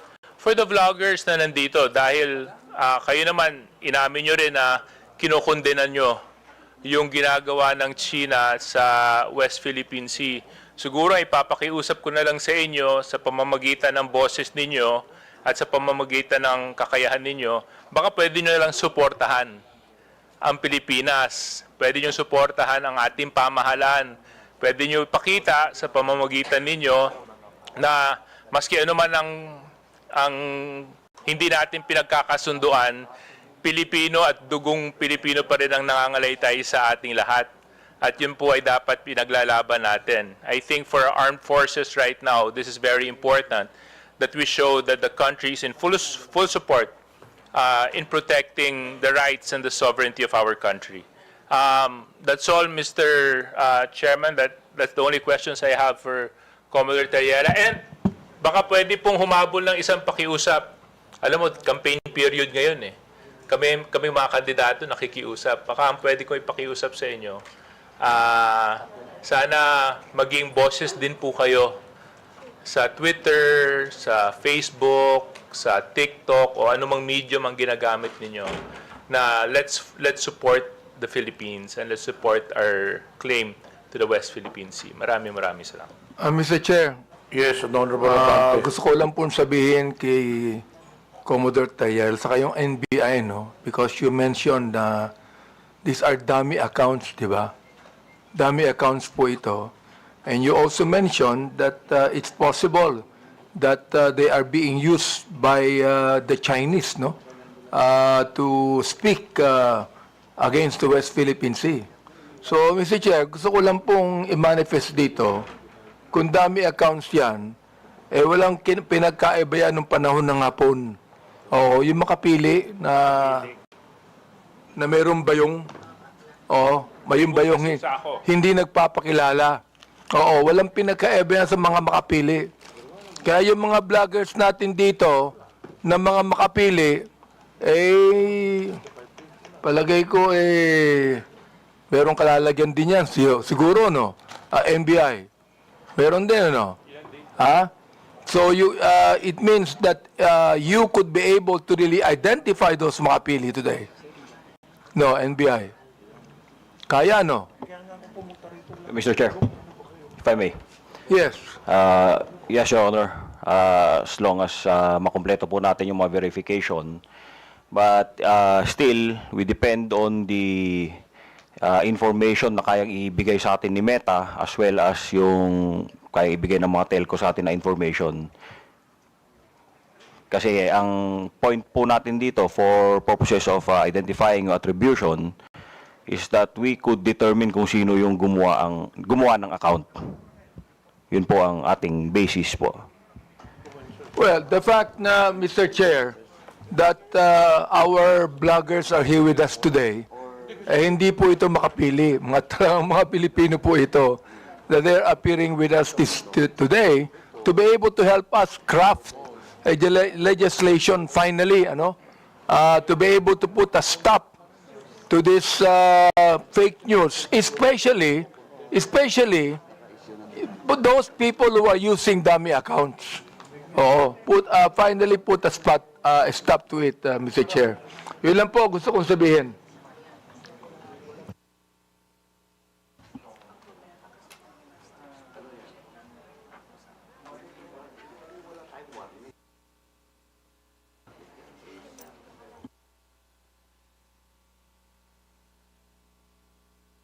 Tutuloy ko na. I will continue. Okay, Yeah. Chairman Abante, please continue. Mr. Chair, thank you. Andito po pa si Miss Joey Cruz. Miss Joey Cruz, andito po ba? Yes, Mr. Chair. Okay, Chairman. Asan po siya? Ayan. Gusto ko lang po alam nyo, sa totoo lang, marami po akong natatanggap na bashing eh. Hindi ko pinapansin. Hindi ko pinapansin yon. Katulad ni Kabayan, hindi ako naiinsulto, hindi ako nababagabag, hindi ko pinapansin, wala namang katotohanan yun eh. Kaya hindi ko pinapansin yan. Alright. Ngayon, ang gusto ko lang pong sabihin kay Miss Joey Cruz, in one of your blogs in YouTube, you directed this statement sa akin. Akin mismo. Unang-una, hindi naman kita kilala. Hindi naman kita kaaway. Wala naman akong ginawang masama sa'yo. Tama ba ako, Mr. Chair? Meron po ba akong ginawang masama sa inyo? There is no personal action. Kaya nga, Mr. Chair, sagutin mo lang ako. Meron po ba akong ginawang masama sa inyo? No Meron ba wala? None, Mr. Wala. Wala akong ginawang masama sa inyo, ha? Pinapatunayan nyo yan, ha? Pangalawa, hindi niyo ako kilala. Tama ba, Miss Joey Cruz? You do not know me personally. Correct, Mr. Chair. And Mr. Chair, I do not even know Miss Joey Cruz personally. Am I right? Correct, Mr. Chair. But, you made a statement against me. Ito, babasahin ko, ha? Ang sabi mo, ganito, kung Abante, paswelduhan ka ng taxpayer, gago. Tinawag mo akong gago. Bakit? Ba't mo ginawa sa akin yun? Gusto mo ba akong umiyak ngayon sa'yo? Sabihin ko, ba't mo ginawa sa akin yun? Bakit mo ako tinawag na gago? Bakit po, Mr. Chair? Please, yes. Mr. Chair, and I think it is already established that we do not know each other personally. Ano po yung pakilakas nga po? Hello, Mr. Chair? Mr. Chair? Okay. I think it is already established that we do not know each other personally. Therefore, the statement was said based in a not personal way, but it is an observation of my reaction. Mr. Chair, meron ka pang salita. Your observation is that I'm gago? Is that your observation? This pertains to the public function as I perceive it, Mr. Chair. No, public what? Public action, Public Mr. Chair. action. So you mean that is the public that is actually telling me that I'm gago? No, Or Mr. is it Chair, you? the statement Let me came ask from you, me. Mr. Chair, is it you? Yes, Mr. Chair. So you were the one that said that, right? Correct, Mr. Chair. Ayun. Pero hindi mo ko kilala. Wala akong ginawa masama sa'yo. Yes, Mr. Chair. It What is your already right to established. tell me that I'm gago? Because I am a citizen of What the is your Philippines. right to tell me I'm gago? That is part of my freedom of speech, Mr. Oh, Chair. is that right? Yes, Mr. Chair. So your freedom of speech is to tell a person that he is gago? Freedom of speech ba yan? My freedom of speech, part of my freedom Ang of galing speech is mo. to react Ang on the galing mo. action of Ito a public official. Sinabi mo ha, in another post, ito sirahin mo. Pero alam mo, Kaya tayo nagmi-meeting dito. Parami na mention ko ito, no? Pero sa totoo lang, hindi ko pinansin yan. Matagal na yan eh. Di ba? Hindi ko pinansin yan. Ito, ha? Ang sabi mo, you know, Kong Benny Abante, I can find all of this. Isasampal ko ito sa pagmumukha mo. Is that still freedom of speech? Mr. Chair, I am not very familiar. Yes on or that no, post. Mr. Chair? Is that still, you think, freedom of speech? When you said, isasampal ko ito sa pagmumukha mo. Mr. Is Chair. that freedom of speech? Yes, Mr. Chair. Ganon. Oo. So, ibig sabihin, ganito. If I tell you right now, sasampalin kita, freedom of speech yan. That's part of your freedom, Mr. Chair. Pag sinampal kita, hindi na freedom of speech yan. Of course, sir. It's overt Hindi action na. already. Yes, Hindi sir. na, no? Yes, sir. Oo, ang galing. Mahusay ito. Oo, magaling ka. Oo. Ang sabi mo, I'm going to be Hindi ko masabi to, Mr. Chair. F-U-C-K-E-D. Prepared. Binanggit mo yon? Mr. Chair. Bakit naman? Mr. Chair, Ano may ba I nagawa know kong when kasalanan that post sa'yo? was posted? Mr. Chair. Oh. Mr. Chair, so that I can answer intelligently on the question You of... can, Mr. Chair, may I know you can the date answer of the intelligently, post? I but cannot what you answer... said here, is that intelligent? Let me ask you, Mr. Chair. Nung sinabi mo, you know, Company Abante, I can find all of this, isasampal ko ito sa pagmumukha mo. Is that intelligent? Mr. Chair, I cannot intelligently answer if I do not know when the post was posted. You don't know, Mr. Yes, Chair? Mr. Chair, I think in a day I post maybe 50, Well, you know, 50 posts in a day. I would like to understand, It Mr. means, Chair. Mr. Chair, that you can post something today and you forget that tomorrow. Am I right? That is correct, Mr. Chair. That's very likely. So, pakiklaro nga, Mr. Chair. Ano yung isasampal mo sa pagmumukha ko? That is why, Mr. Chair, for me to intelligently answer your question, I need to know when it was posted. Well, we are going to get the date when this was said. Thank you, Mr. You would Chair. be able to know. Thank you. Kaya, pinapa-confirm ko lang yung statement na yan eh. Ibig sabihin, do you believe, hindi ko na sabihin ang freedom of speech.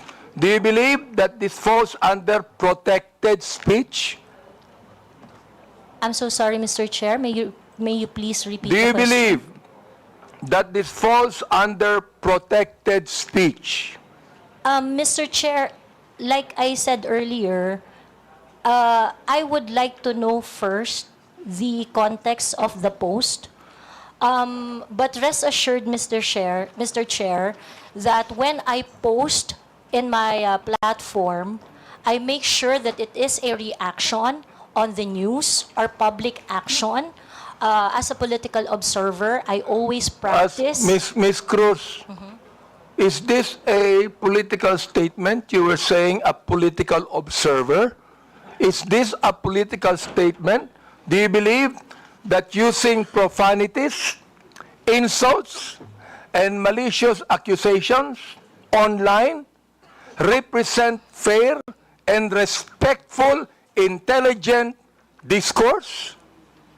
Except as part of your statement, Mr. Chair, the malicious imputation you said, I accept that. The rest that you said, yes, it is part of the healthy public discourse. It is part of what, Mr. Chair? Healthy public discourse. Therefore, pag binanggit natin using profanities, insults, and malicious accusations, that is, anong tawag mo doon? Part of the healthy discourse, Mr. Chair. Healthy discourse. Healthy discourse ba yon? Yung Yes, profanities, Mr. Chair. Yes, Mr. insults, and malicious statements, healthy discourse sa'yo yon. Yes, Mr. And that's Chair. the reason why, Mr. Chair, that we should now actually craft a legislation to put a stop to Ms. Joey Cruz, who seemed to be intelligent, and a woman using profanities, malicious insults, saying it is healthy. Yes, Mr. Chair, I stand by my statement. Everything you said, except the malicious imputation, which I do not do, is part of a healthy public discourse. It is part of my freedom of speech.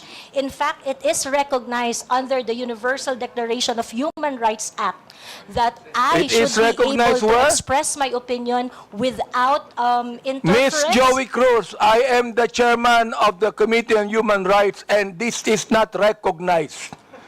Profanities, insults, and malicious words are violation of human rights. You violated my human rights.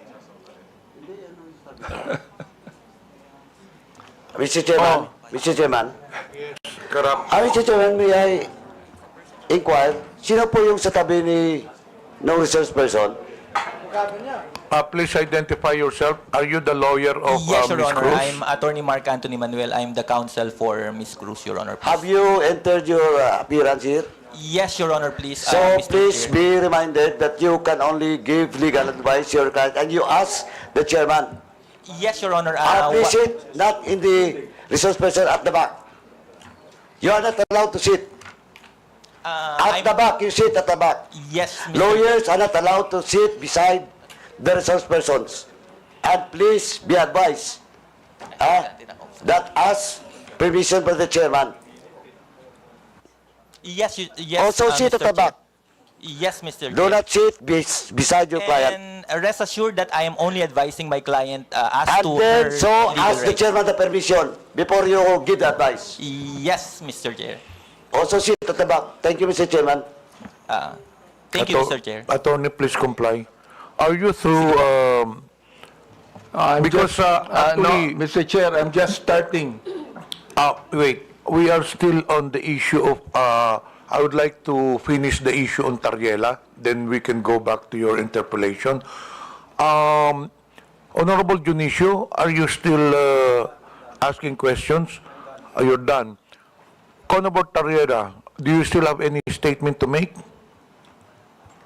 Nothing more left from me. Okay, we'll now proceed to the next item on the agenda.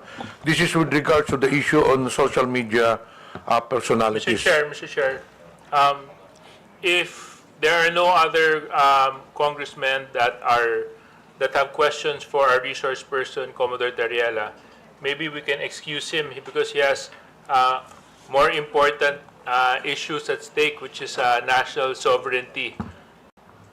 So, kung wala na po magtatanong sa kanya, baka pwede na po natin siya ma-excuse sa hearing na ito. You are hereby excused since there are no more questions. And more on that, there are some resource persons here that I believe wala na mga question ng mga congressman. May I ask if AMLA resource persons are here? Attorney Arpon, Attorney Titanco? From the members, do you have any questions to AMLA? There are none, so you are hereby excused. To COMELEC, pakitaas pong kamay. To the members, do you have any questions with COMELEC? None? You're also excused, all the resource persons in COMELEC. Dun sa mga broadsheets, you're already excused. Dito sa kay Miko David, Digital Marketing Association of the Philippines, I think you can stay put since we will be discussing next the social media personalities. Okay, we'll now proceed on the issue on social media influencers or personalities rather.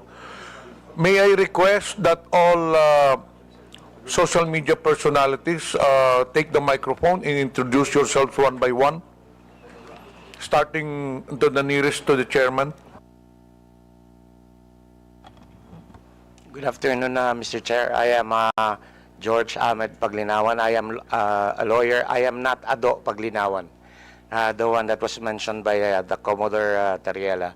I believe there is another person who is named Ado Paglinawan, and I'm sure that that is not me. Thank you. Okay, next. Yes, my name is Darwin Salcedo, known as Boss Dada in YouTube and Facebook. Next. My name is Dr. Richard Tesoro Mata. I'm a health blogger pediatrician. Okay, sige na. Next. Good afternoon, Mr. Chair. I'm Glenn Ang Chong, a lawyer, certified public accountant, and former member of the House of Representatives in the 13th Congress. Next, please. Good afternoon, Mr. Chair, and my name is Zain Batalia. I'm the person behind I Am Sean Wayne. Yes. Good afternoon, Mr. Chair. I am Manuel Mata Jr., also known as Coco Locoy in social media. Coco Loco? Coco Locoy, Mr. Chair. Good afternoon, Mr. Chair. I'm former PDEA agent Jonathan Morales, behind Agent Tambayan, Your Honor. So you're now a blogger also, Mr. Morales? Di ba resource person ka sa Senate before? Yes, sir. Mula po nung tinigil yung PDEA Dex, nag-resort na po ako doon sa... You're a former PDEA agent? Yes, Di po Your ba? Honor. Yes, Mr. Chairman. Blogger ka na ngayon? Yes, sir. Okay, next. I am Vivian Rodriguez, better known as Vivian Velez, as my screen name. I was not invited in this committee hearing, but I was mentioned the last time, the last hearing. So Okay. I'm here. Anyway, this is a public hearing. Anyone is welcome to attend the hearing. Next. Good afternoon po, Mr. Chair. I'm Alvin Montero. I'm not a blogger, nor I'm not a journalist. Thank you. Good afternoon, Mr. Chair and honorable members of the committee. My name is Claro Ganyak. I'm a retired professor. I'm not a blogger. I just express my opinions in social media. Okay. That's it. Thank you, Next. sir. Good afternoon, Mr. Chair. Ako po si Elijah San Fernando, isa pong manggagawa at unionista, kilala sa TikTok at Facebook bilang Eli San Fernando. Next, please. Good afternoon, Mr. Chair. My name is Maria Florinda Princess Duque, or better known as Pebbles Duque. I am now a law student. Next, please. Good afternoon, Mr. Speaker. Mr. Chair, sorry. I'm Dr. Ethel Pineda Garcia. Okay. I think there are some vacant seats. Pwede na pong kunin yun. Yes. I am Trixie Cruz Angeles. I am a lawyer. Next, please. May I continue, Mr. Chair? Wait, meron pa yata dito sa... Kompleto na po ba ang mga social media personalities? Who is Vicente Cunanan? You're also a social media personality? Okay, so you can now proceed with your interpellation. Thank you, Mr. Chair. Again, Ms. Cruz, do you believe that freedom of expression is not absolute?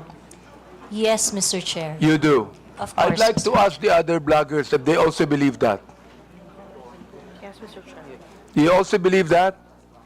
Okay. Sir, Now, there's always a limitation. Ms. Cruz said, yung kanyang statement sa YouTube, no? Na profanities, insults, malicious is a healthy discourse. Gusto kong tanungin yung mga vloggers natin, do you agree with her on that? Yes. That profanities, insults, and malicious accusations is a healthy discourse and a part of the freedom of expression? We would like to ask every blogger to answer me yes or no if they believe in that.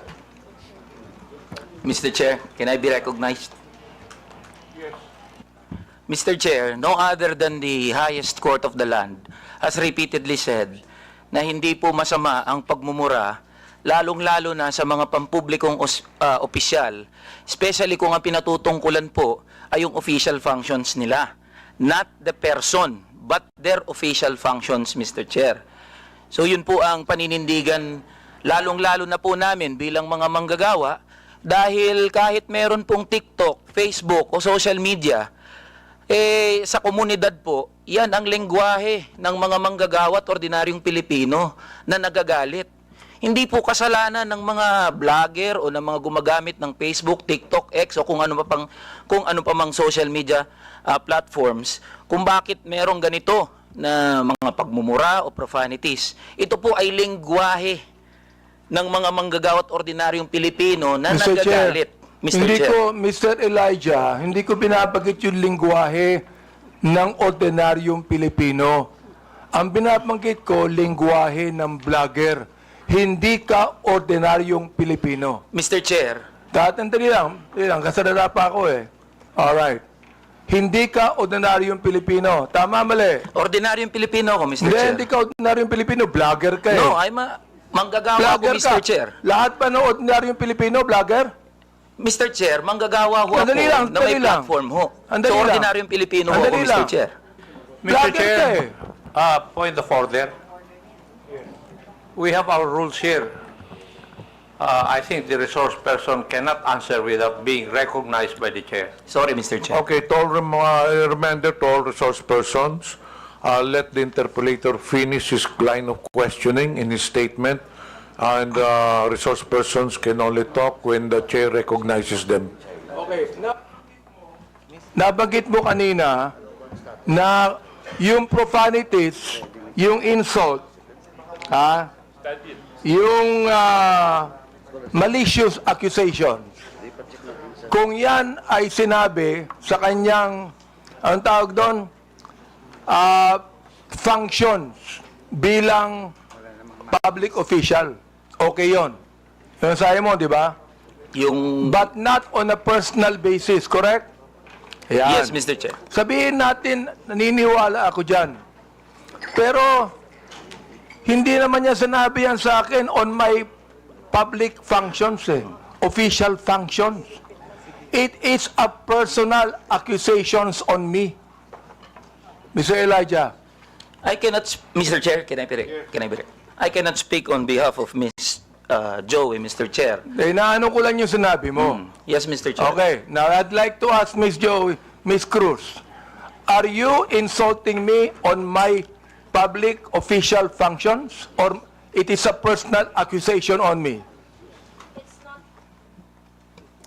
It's not a personal accusation, Mr. Chair, and I think we have agreed early on that we do not have any personal relationship. Yes, So that's that is right. just- Pero ito, ang sabi ni Elijah, okay lang yon kung yan ay sinabi in my official functions as a public servant.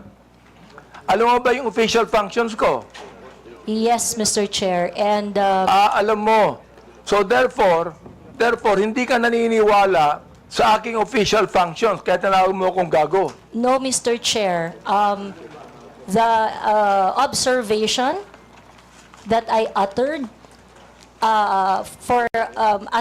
to describe your performance of your official action, that is my observation. That is what I felt. Well, inobserbuhan mo ba yung aking official function? Yes, Mr. Chair. Inobserbuhan mo I watch your hearings. Since I won in 2019? No, Mr. Chair. I closely monitored your performance as a congressman in the 19th Congress. And you hated me for that? No, not really, Mr. Hindi, Chair. gago. Just in the Binagit mo 19th sa akin, Congress. gago. So you hated me, Mr. Chair. Ano ba ibig sabihin nun? Binanggit mo, gago ako. Binanggit mo, isasampal ko ito sa pagmumukha mo. Binanggit mo, I'm going to be... Hindi ko mabanggit eh. Okay. If you prepared, binanggit mo yun eh. Oo. Therefore, you hated me. Hindi pwedeng sabihin mo sa akin na you love me. Is that the person that you say that you love me? I love you, and because of that, isasampal ko ito sa'yo. May I respond, Mr. Chair? Yeah, go ahead. Sige, Mr. Chair, go ahead, respond. At the very most, I do not like your performance as a member of the 19th Congress. But hate is such a powerful word because we established earlier that we do not have any personal relationship or any personal Mr. Chair, affiliation. binanggit mo yung human rights. Yes, binanggit Mr. mo yan Chair. kanina, di ba? Correct, Mr. Therefore, Chair. Mr. Chair, you violated my human rights. Why? Because when you said those profanities, those insult, yung gago, yung isasampol ko ito sa pagbubuka mo, you violated my human rights. You did. May I respond, Mr. Chair? Teka, Mr. Chair, hindi ako nagagalit sa'yo. Okay? At wala akong pakialam sa'yo. Kahit na anong sabihin mo, okay lang sa akin. Alright? Pero itong ating pinag-uusapan ngayon, merong kinalaman sa mga legislation na aming gagawin later on. That is why I am asking you right now. Sapagkat napakahalaga nito. Kapag binabanggit mo, if you're saying that using profanities, insults, and malicious accusations online represent fair and respectful discourse and a healthy discourse, therefore you're telling us that the freedom of expression is absolute. You can say anything you want, and that is freedom of expression. Yun ang sinasabi ko, Mr. Chair. May I respond, Mr. Chair? Pag binanggit mo, if you said that freedom of expression is not absolute, therefore, there are certain things that you cannot say. Yun ang ibig sabihin nung freedom of expression is not absolute. May limitation yun. Di ba? Oh. Go ahead. You can answer now. Okay, thank you very much, Mr. Chair. Mr. Chair, in the universal thoughts and ideas, there would always be a limitation. The freedom of speech is not absolute. And the limitation of freedom of speech is well defined. Under the law, under the jurisprudence, there are things that you cannot say. There are things that Mr. Chair, what jurisprudence are you talking about? Supreme Court decisions, Your Honor. Can you tell me what law? Example of law that limits your Yes. freedom of expression. For Can you example, tell me Mr. the Chair, jurisprudence? yes, Mr. Chair. For example, Mr. Chair, there is, I cannot specify the specific law, Mr. Chair. There but is a law on libel. law There on is libel. a law on slander. There is a law. Is it okay, Mr. Chair, if I give my example? Okay, thank you very much.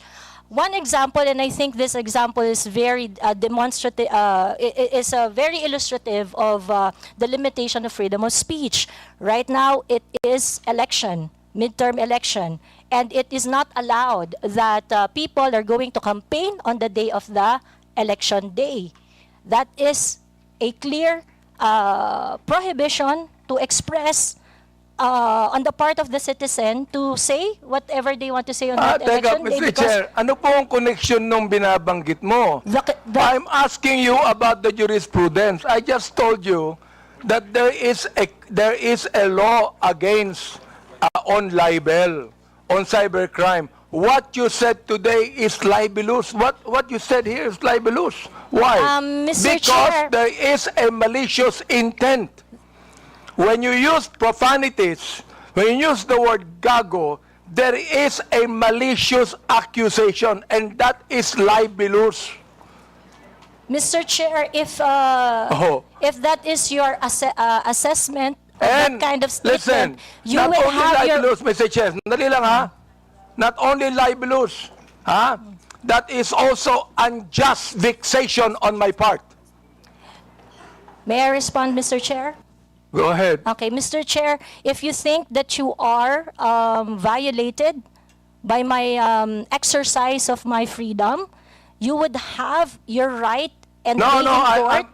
Mr. Chair, So that don't so worry. that the maliciousness of Mr. that Chair, statement don't can be worry. I'm sorted not out going in the to charge proper you in court. authority. Don't worry.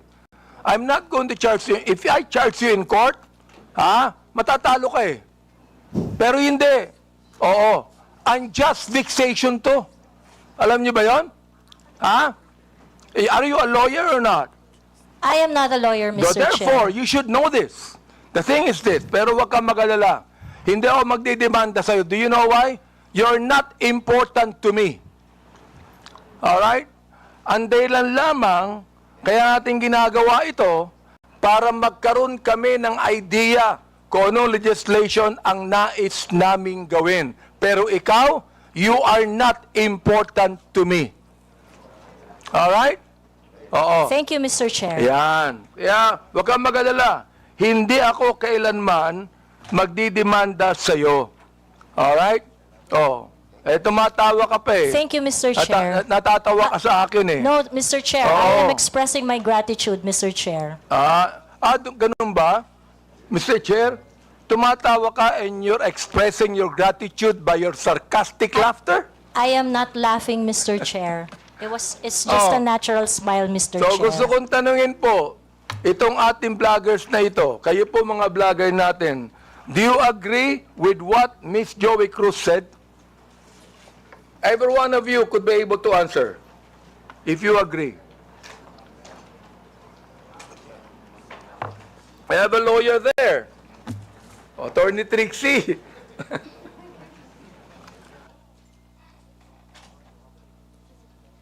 Attorney Trixie, you have the floor. Thank you, Mr. Chair. I disagree with Ms. Joey. I believe that there is, instead of a limitation on the freedom of speech, I believe that speech is either protected or not protected.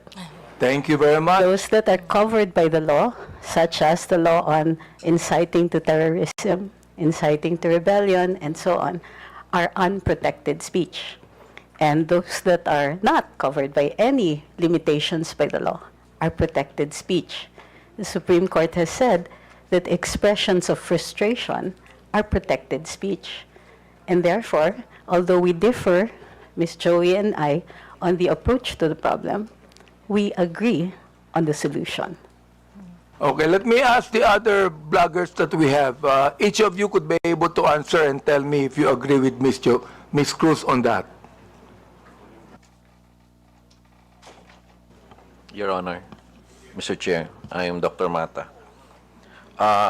I'm a bit forgiving on those things sometimes, Mr. Chair, because sometimes people are so expressive that we tend to say things. And I could cite, Mr. Chair, your example on the last hearing. You mentioned something as well. I won't mention it now, but you said it's something, but I know it was withdrawn as well. So there's no, I'm not affected by what you said, because sometimes you're just, in your emotions, you tend to say things, which you said, TANGA, but it's okay, Your Honor. Mr. Chair, let me answer that, no? When I say TANGA, binalik ko lang sa kanya eh. Siya ang unang nagsabi. Siya ang unang nagsabi. Para bang pinukulo ka ng balisong, nasa lubong yung balisong, binalik mo sa kanya. Kaya ako binanggit. Hindi ako ang unang nagsabi. Ang unang nagsabi, yung vlogger mismo. Ibinalik ko lamang sa kanya. Ngayon, ako ang masama. Samantalang yung vlogger na nagsabing tanga ang gobyerno, hindi masama. Nung ako ang nagsabing tanga, ako naman ngayon na masama. Ano ba talaga, Mr. Chair? Yes, thank you for your explanation on that, Mr. Chair. Mr. Chair.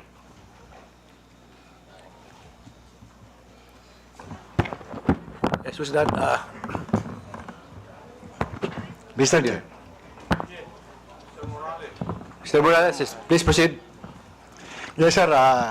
Doon sa kay Miss Joey Cruz, ang ko lang, bilang isang dating tauhan ng gobyerno, wag lang sana tayong magpakita ng anumang kagaspangan para hindi tayo napapansin ng publiko. Yun lang po. Ano yung ibig sabihin? Huwag lang magpakita ng kagaspangan para hindi makita ng publiko. Yes, Your Honor, Mr. Chairman. Yun lang po. Kasi kung magpapakita tayo ng kagaspangan at makikita ng publiko yung hindi na aayon na kilos ng isang public official, talagang makikita po tayo. At yun mapapansin ng publiko. Huwag naman sana tayong masasaktan. Sinong tinutukoy mo, Mr. Chair? Your Honor, yun pong mga gumagawa ng kagaspangan, yun po yun. Sino nga yung tinutukoy mo? Hindi ko po alam. Siguro po, maaaring kayo po, Your Honor, mawalang galang na po, nasa inyo po yun kung sino po yung mapapatungkulan nun. Mr. Chair, ano ba yung kagaspangan na narinig mo? Sino nagsabi ng kagaspangan? Your Honor, ito po bilang isang dating tauhan ng gobyerno. Nagiging maingat dapat ang isang tauhan ng gobyerno habang siya ay nanunungkulan. Katulad ng pagnanakaw, pag-aabuso sa tungkulin, pagmamalabis. Yan po yung isa sa mga dapat na tinitingnan natin. At kung tayo man ay tauhan ng gobyerno, dapat ginagampanan natin ng buong husay, buong giting, tulad ng mga alagad ng batas na handang ialay ang sarili niyang buhay para lamang doon sa sinumpaang tungkulin. Mr. Chairman, Mr. Chair, tama yung binanggit ni Mr. Morales tama Pero ang tinatanong ko sa iyo, nag-a-agree ka ba sa sinabi ni Miss Cruz? Saang particular, Your Honor, Mr. Chairman? Hindi ka pa na nakikinig sa akin Ang bira naman buhay ito. Pagpaumanhin niyo po, Your Honor, at nangati po yung aking binti, maaring hindi ko po wala kang napansin. karapatang magsalita kung hindi mo narinig lahat ng mga sinabi. Iyon pong narinig ko. Very clear meron po. po akong narinig. Very clear, Mr. Chair, ang sinabi ko. Kanina, pinag-uusapan natin yung lahat ng mga binanggit ni Miss Cruz. And I'm asking you now, kayong mga vlogger, oo, mga objective naman kayo, di ba? Ano ang palagay nyo rito? Palagay nyo ba na itong malicious, ulitin ko para malaman mo, itong malicious, profanities, at insults, accusation na ibinigay po ni Miss Cruz, ay kasama po yan sa tinatawag nating protected discourse o kaya naman healthy discourse or freedom of expression? Yun po pinoprotektahan ng batas. Ito po yung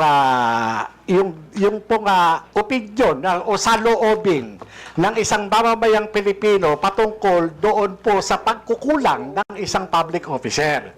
Yun po hindi pinoprotektahan ng batas. Ito po yung pag-iingganyo ng paggawa ng illegal o labag sa batas. Yung pagkukulang, Mr. Chair, kung walang ginawang illegal, may karapatan ba siya? Kung walang ginawang illegal, Your Honor? Depende po Depende po sa napapansin at kung po sa nagbibigay ng opinion, Your Honor. Miss Joey, meron po ba akong ginawang illegal? Meron po ba? Nothing that I said in my Yun, blog. wala akong ginawang illegal.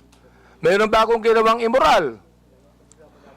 There are things that I may not agree.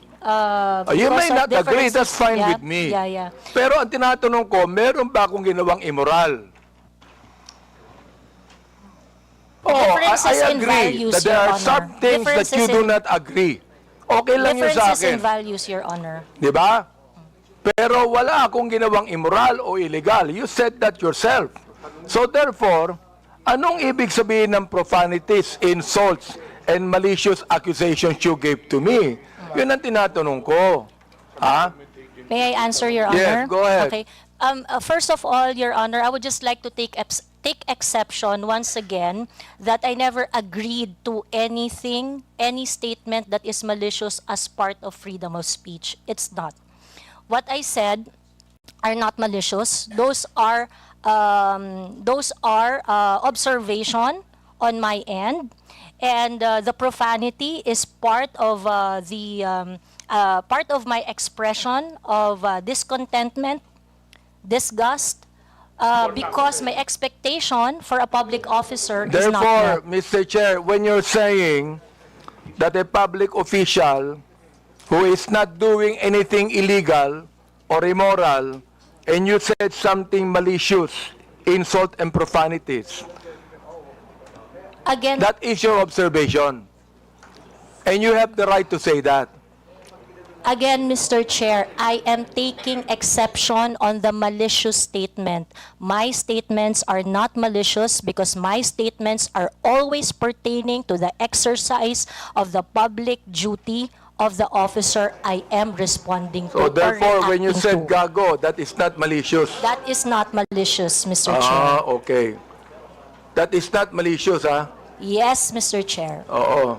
Pero ako, Miss Cruz, kahit kailan, hindi naman kita kilala, hindi ko alam ang ginagawa mo, wala akong karapatang tawagin kitang gago. And I respect your opinion, Mr. Chair. Not my opinion. That is my belief. I Iba yung respect your opinion, belief, Mr. iba Chair. yung belief. Okay. I'd like to ask the other vlogger if they agree with Miss Joey on that. Una po, I agree po na this is not malicious kasi na-establish na po na hindi po namin kayo kilala personally.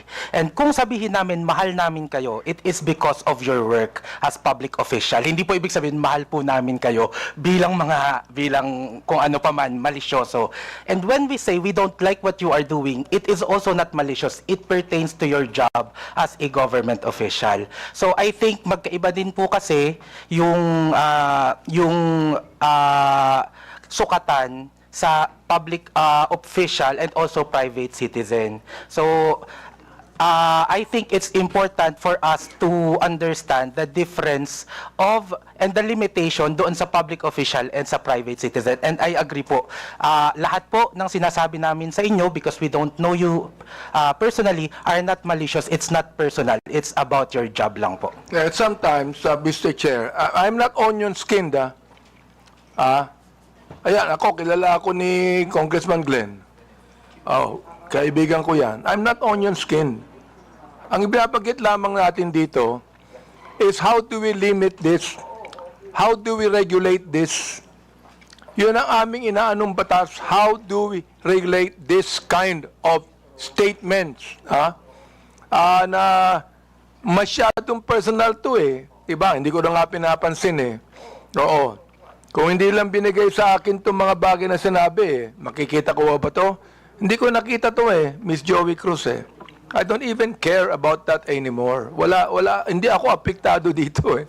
Hindi ba? The thing is this, kayo makakatulong sa amin for us to be able to craft a better legislation to what? To tell you that the freedom of expression is not absolute. Yun ang nais naming sabihin dito. Oh, so, yung the rest of the vloggers, if, yes, Attorney Glenn, go ahead. Thank you, Mr. Chair. While we recognize the plenary power of this Congress to enact legislation to limit freedom of speech or expression, I would just like also to exhort the members of Congress, the honorable members of Congress, to remember that the exercise of free speech, public officials should not be onion-skinned. I know hindi po kayo onion-skinned, Congressman, Honorable Abante. Public officials should not be onion-skinned, and that free speech serves as a scalpel that removes the abscesses of officialdom. I quote the jurisprudence. It's a landmark decision of the Supreme Court. So we have to make a tight balance between limiting the freedom of speech and, of course, when it comes to public acts of public officials. Yun na po, Mr. Chair. May we hear the others, Mr. Chair? Go ahead. Yes, Mr. That Chair. handsome man right there. Ako po, Mr. Chair. May I be recognized po? Mr. Chair, sundan ko lang po yung binanggit po ni Attorney Trixie. about protected speech. I don't know the specifics of what Ms. Joey said. Be that as it may, Mr. Chair, kung yung pong mga binanggit niya ay nakapatungkol po sa official function, then it is warranted. If it pertains to the personal po na buhay, then it is unwarranted. Naiintindihan po namin yung predicament, Mr. Chair, ng mga congressman natin, ng mga public official natin na talagang nasa scrutiny ng taong bayan. Pero hinihingi rin po ng taong bayan, lalong-lalo na ng mga manggagawa, ang pag-intindi po ng ating mga congressmen doon sa kung ano yung nararamdaman at ano yung pakiramdam, emosyon ng mga tao patungkol doon sa function po ng ating mga public official. I believe yung mga binanggit po ni Ms. Joey, it is part of protected speech. And I think doon po pwede tayong magkaisa. That's all, Mr. Chair. Meron pa. Yes, Miss, Mr. Chair, good afternoon po. Yung tungkol po sa sinabi ni, pagsasamahin ko na po yung tatlo, no? Ni Ma'am Joey, ni Attorney Trixie, at saka ni Sir Elijah. Kami po na mga content creators, nasa public eye din po kami, gaya po ninyo. So, whatever content or opinions that we also post online, nakaka-receive din po kami ng mga gaya ninyo na masasakit na salita. Kaya naiintindihan po namin kung saan din kayo nanggagaling. However, ang difference lang po natin, ang atake sa amin personal, ang atake po sa inyo, on your official function. Ngayon, ang masasabi ko lang po siguro pagdating sa bagay na yan, kami po, pinapabayaan po namin yung mga haters namin at saka bashers to air out what they think and feel about what we say. Hindi ko naman din po sinasabi na dapat ganun din po kayo. It so happen lang that sa inyo po, pagdating sa mga nasasabi nyo po, sa mga press briefing nyo po, sa press con nyo, or even sa mga pinapublish sa news, sa aming mga content creator, naka-anchor kami lagi kung ano lang po ang nasasabi ninyo. Mr. Chair, Ms. Batalya, Yes po. gusto ko lang pong banggitin din, no? Alam mo, natanggap ko itong mga bagay na ito since Quadcom days, eh. Hindi ako binabas ng sino man bago ang Quadcom. Bakit kaya? Di ba? Mr. Chair, if I may, hindi ako nababas, eh. Oo, ngayon lang talaga. Hindi ko alam kung bakit, eh. Oo, yun ang gusto kong sabihin sana sa inyo. Di ba? Yes, Manuel Mata po. Mr. Chair, yes, Mr. Mata, yes. that is exactly the point kung bakit hindi po tayo nakafocus dapat dun sa mga protected naman na speeches ng mga tao. But the reason of frustration, ano po yung context bakit po nasabi yon ni Miss Cruz? Para alam po natin kung bakit siya na-frustrate, bakit niya po nasabi yon, and yun po yung masolusyonan natin. I think dun po sana tayo nakafocus, and I think yun yung rason kung bakit sinasabi ng batas natin na dapat hindi onion skinned yung mga government official para nakafocus tayo doon sa totoong problema and cause of frustration ng mga tao. Mr. Chair, sinabi ko na hindi ako onion skin, di ba? Yes po, Mr. Chair. The fact that you are here talking with us Yes. with this kind of respect is, I agree. Kaya, Mr. Chair, hindi ko talaga, since the time na yung Quadcom, hindi ako nagsalita ng anuman sa inyo o nag-vlog sa akin. Miss Joey, hindi ka nakarinig sa akin anuman salita, di ba? Miss Joey, you have never heard me say anything against you or about you. Am I right? Yes, sir. Yes, Mr. Chair, we do not know each other personally. Ayun. And then, ganito. I have never said anything about you, nor anything that you have said against me. Am I right? Sorry, Mr. Chair? I have never said anything about you or anything against you, even if you said something against me. Am I right? That is correct, Mr. Chair. Yun ang gusto kong sabihin sa inyo. I'd like to give way to my good friend, Congressman Acop. Before I recognize Congressman Acop, admin matters, there are several resource persons here who have been here since early this morning, and I believe some of the members have no questions anymore. May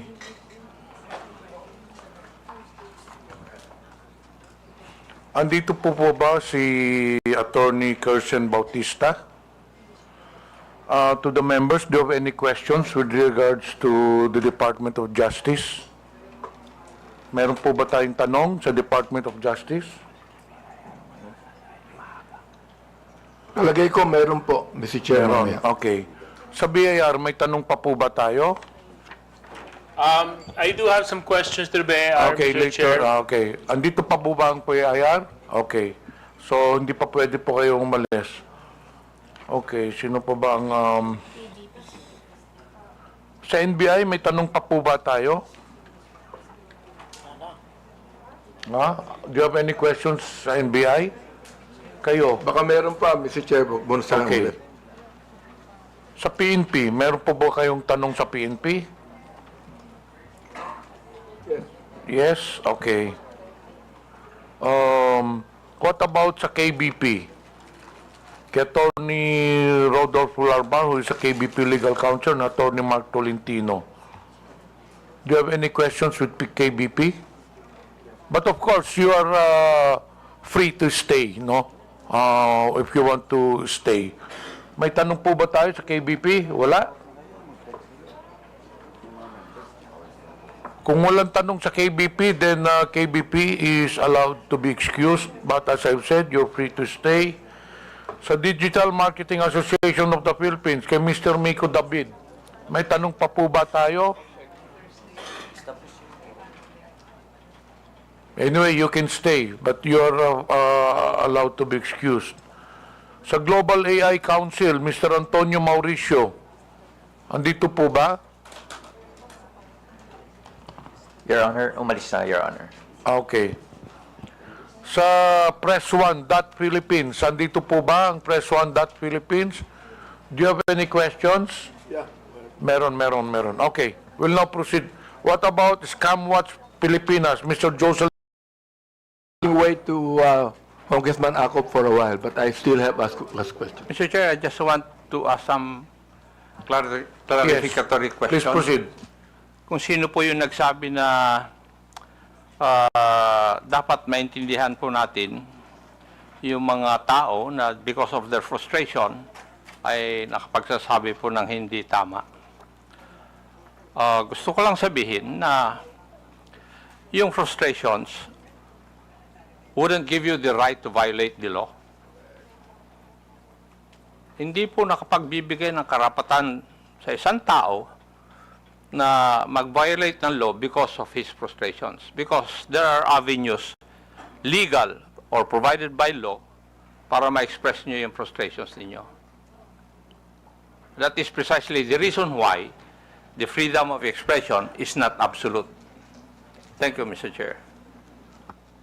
Okay, thank you. Before we proceed, may I know if Ms. Vicente Cunanan has taken her oath? Wala pa. Please rise. COMSEC, please administer the oath. Please raise your right hand.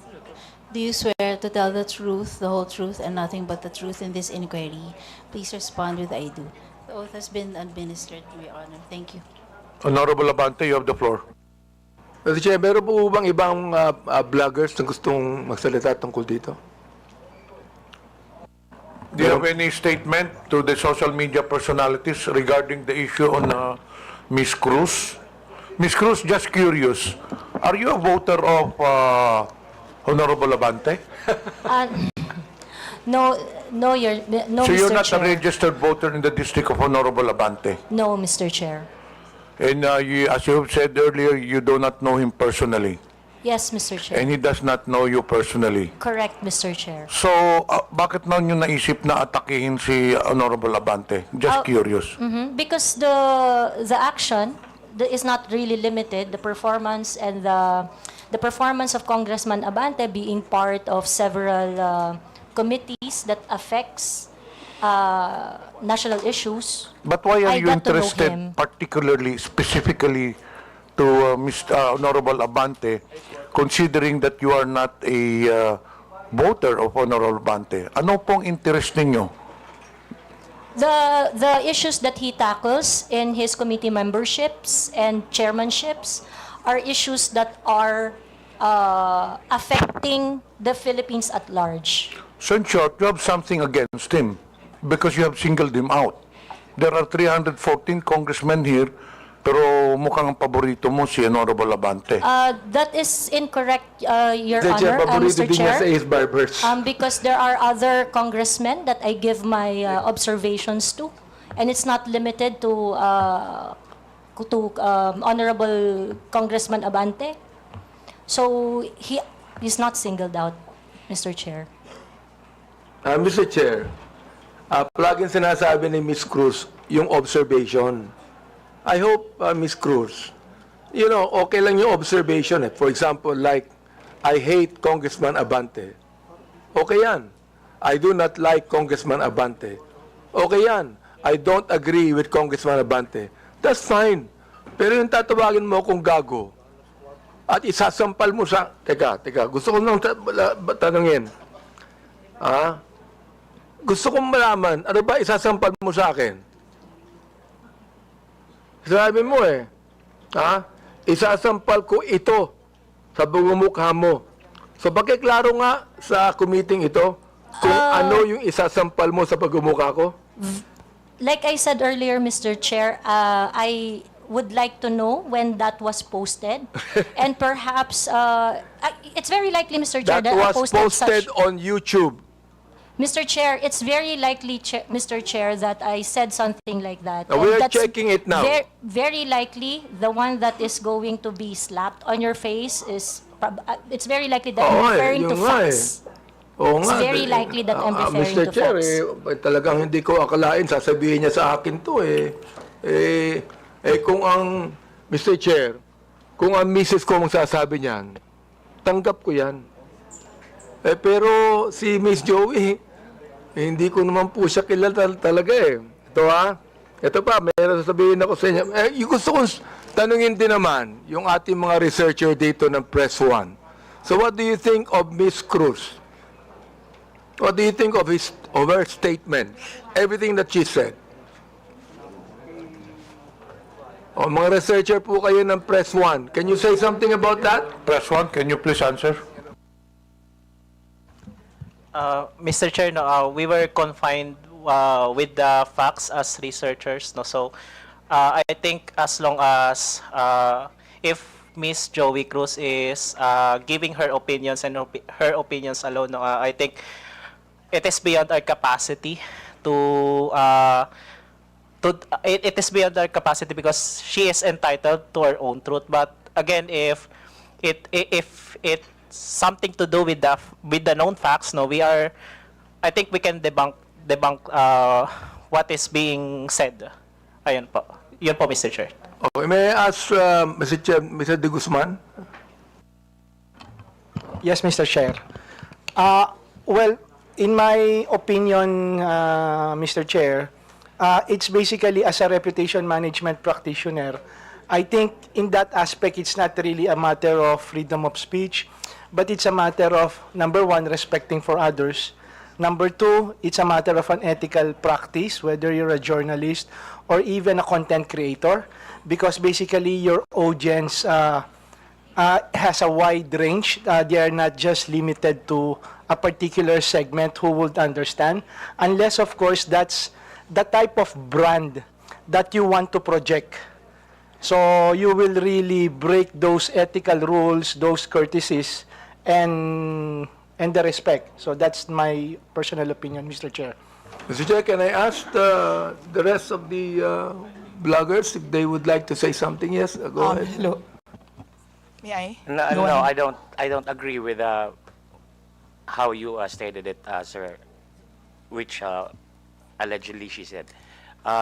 Because, well, people can say anything they want, but if it violates the law, then it's illegal. And it still has to be determined if what she said really was illegal or what she did was illegal, and that I think that is for the courts to decide.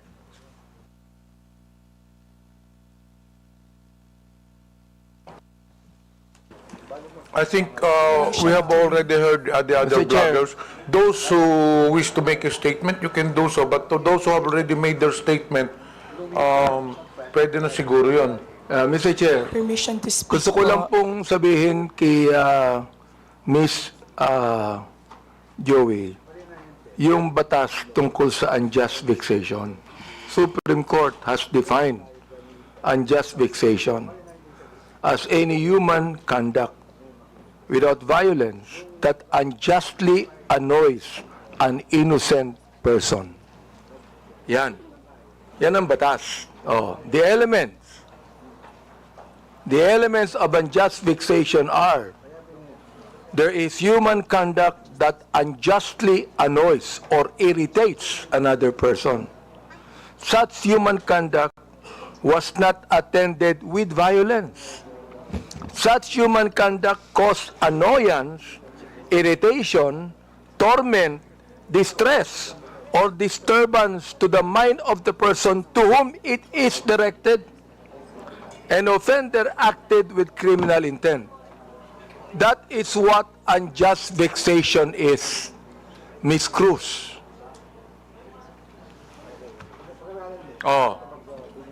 If I say, Miss Cruz, I was irritated by what you said. I was annoyed by what you said, even without violence. I was distressed with what you said. I became depressed with what you said. Oh, di ba, Miss Cruz? So sabi ko, ganito na lang. Ganito, ha? Let's just be very careful. Okay lang po sa akin. Sabihin mo sa akin, I hate Congressman Abante. I don't like him. I don't agree with him. Fine. Pero yung babanggitin mo dito, ha? Gago ako. Isasampal ko ito sa pagmumukha mo. I'm going to be FUC prepared. Ay nako. Palagay ko, very irritant yon sa pinagsabihan mo. Tama ba ako, Mr. Joey Cruz? May I respond, Mr. Chair? Go ahead, sige. Thank you. Mr. Chair, I understand that it may come across as something that you may not feel comfortable with what I said and things like that. And again, if you feel that you are aggrieved with what I said, I will welcome any action remedies from your end. No, the thing... On the other hand, Mr. Chair, You would welcome what? You would welcome what? Any remedy that you may seek, Mr. Chair. Any against legal me. action, is that what you're saying? That is Mr. correct. Chair? Any remedy, not limited to legal action, No, Mr. Chair. I'm not going to resort to any legal action anymore. Ha? Bakit? Magbabayad ka pa ng abogado mo. Maglilitis pa tayo ng matagal na panahon.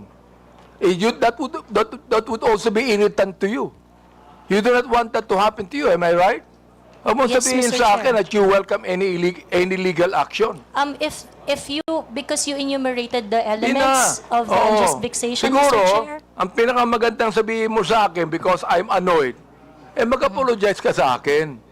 Kapag ka sinabi mo ito, oo, hindi ba? O ngayon, kung ayaw may mo, I okay lang respond? sa akin. Ayaw mo, okay lang. Walang problema doon, Mr. Chair. Walang problema We can doon. agree ha? on that, Mr. Oo. Chair. Basta makikita nyo na lang na we are going to craft legislation that would actually regulate what our bloggers is trying to say.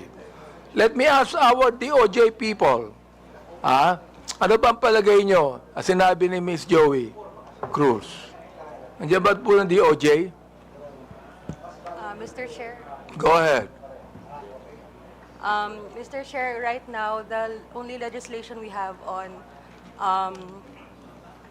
malicious statements being made is on libel under the revised penal code and on RA 10175 on online libel. All right. Salamat po. Can the NBI also say something about that, Mr. Chair? Yes, Your Honor. Well, Your Honor, for purposes of discussion, we have what we call the doctrine of fair comment. So under the doctrine of fair comment, It means that every discreditable imputation publicly made is deemed false because every man is presumed innocent until his guilt is judicially proved, and every false imputation is deemed malicious. So under this doctrine, as a general rule, when the discreditable imputation is directed against a public person in his public capacity, it is not necessarily actionable. What we are talking here is whether or not it is actionable or not actionable. But as an exemption, if the discreditable imputation to a public official is either a false allegation of fact or a comment based on false supposition, it is actionable. So dito po sa doctrine na to, it's up to the person being attacked whether he wants to file a complaint or not. If he wants to file a complaint, then evidence must be submitted in order for the prosecutors to assess the evidence as well as the court kung sasampa man dito sa korte. Thank you, Mr. NBI.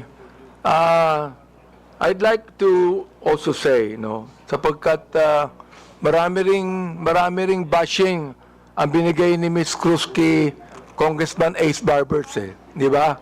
Ms. Cruz, marami rin Mr. Chair, I would just like to inform the court that there is a pending action that I have against Ace Barber. So I would like to invoke the sub judice rule on that matter. Invoke sub judice? Wala namang kasong final. Wala namang kasong final No, Mr. Chair, I filed a libel suit against Congressman Barbers. Kay Ace Barbers. Yes, Mr. Chair. Oo. Huwag ka na mag-file ng libel suit sa akin. Wala naman akong sinabing masama sa iyo. Yeah, we agreed. We did not say anything personally on each other. Okay. Well, in your numerous blogs, Ms. Cruz, you criticize the government and specific personalities. But you have not released any content addressing the West Philippine Sea issue or taking a stand against China's actions. Why is that? It is something that is beyond my competence, I would say. It is something that I do not know much. Although I would like to correct you, sir, that you said I did not release any content, but I actually do. In those contents, when I'm going to talk about the West Philippine Sea, the South China Sea, I talk about it in such a way that I try to figure out the issues, the facts, and ask. My platform is very interactive. And so my platform is always visited by professionals, professors, experts on their fields, real people doing their real job, sharing their 2 cents on what is going on. So whenever I'm going to talk about the South China Sea, international relations and things like that, it is always an interactive one, an exchange of idea from different point of views. Thank you, Mr. Chair. What is your, gusto ko lang tanungin, what is your current source of income, Ms. Cruz? We have a family business, Your Honor. Family business. Well, That is correct. are you monetizing your social media content or receiving compensation for your blogs? Yes, Mr. Chair. You are. Yes, Mr. Chair. So it is also some kind of a business to you. It is really not, Mr. Chair. In fact, if you're going to look at my vlog, it's very unprofessional. I do not have a studio. It is very casual. I do not have regular time. I'm going to vlog whenever. But how many followers do you have, Mr. Chair? On YouTube, I think I have around 79,000.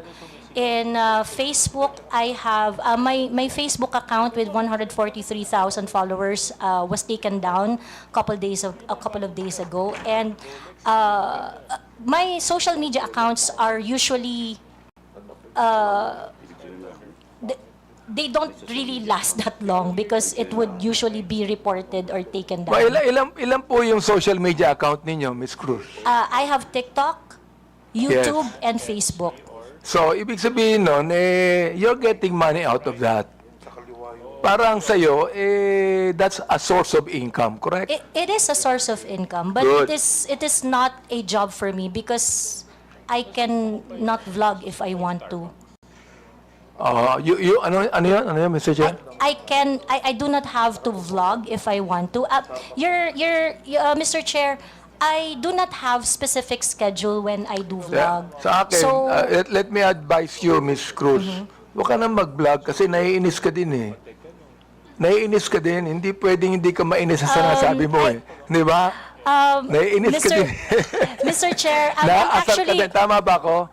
Naasar ka rin, nai-stress ka din dun eh. not really, Mr. Chair, because I'm a very I grew up in a household with very political orientation, so it is something that I really like So doing. Mr. Chair, did you grow up in a household where you curse each other?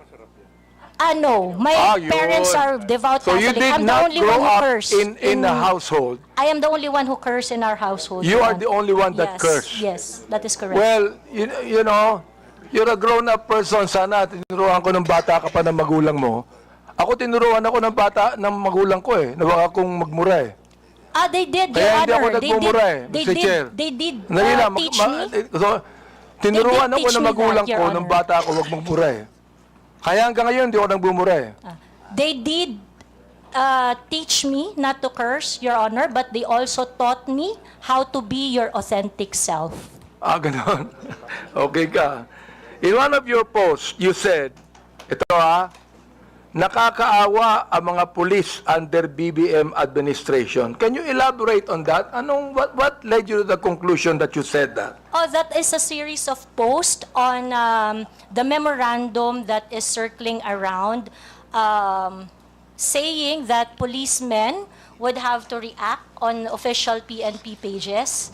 And I think it is so unfortunate that apart from the regular duties and responsibilities of a policeman, they are being asked to do such kind of menial task. I think it's something that they do not have to do. I vehemently disagree with that kind of policy, so that's why I felt I commiserate with the policemen. You what? You commiserate? Yes, Your Honor. So when you commiserate, you can tell the policeman, police patola kayo, wala kayong kwenta. Is that how you commiserate? I never said that, Mr. Chair. Nabanggit mo yun eh. Mga pulis, wala kayong na-solve na problema. Nabanggit mo yun. Kaya nga gusto ko nang tanungin, are these statements based on any verified data? Do you have a data on that? If I know the Or time they when are I simply your posted it, personal opinion? Mr. Chair, like I mentioned earlier, so that I can intelligently identify the reaction I posted on my Facebook, ito po ang kaibigan ko. I would need to know the Miss time Ako, Miss- when I Miss Ako. posted it, so that I would know the exact Miss Cruz, news. Miss Cruz, ito po ang kaibigan ko si Congressman Akop. Naging general po ng pulis to eh. Oo. Kaya, pag you begin to generalize, pangit, hindi ba? Let That me is ask correct. our police people there, what do you think of the statement of Miss Joey Cruz? Thank you, Mr. Chair. Oo. Police patola ka ba? No, of course. Hindi. No. Wala Your kang Honor. kwentang pulis. Ganun ba yan? No, Mr. Oh, Chair. you tell us about that, Mr. Chair. Well, the data will probably speak for itself that the PNP has done so much. And I think that was the statement of Ms. Cruz. But the numbers will really speak for itself, Mr. Chair. Okay. Now, ito na lang, no? In your other blog, Ms. Joey, or post directed against the Quadcom, mga members tungkol sa pag-iimbestiga over bloggers spreading fake news. Itong TRICOM po namin. You dismissed them and said something along the lines of what? Sabi mo, para kayong mga bata, tangiya nyo. Hindi ko nga masabi. Di ba? Yan ang pag pinapasweldo kayo ng sambayanang Pilipino, pinagputahan ng mga tao, including ng mga vloggers, sagutin nyo mga tanong. Do you confirm this statement? Yes, Mr. Chair. Why did you say that? Because in any rants or bashing or issues I raised in my Facebook, I never really got a response. So a pakiklaro clear mo nga response. yung sinabi mong pinagputahan ng mga tao.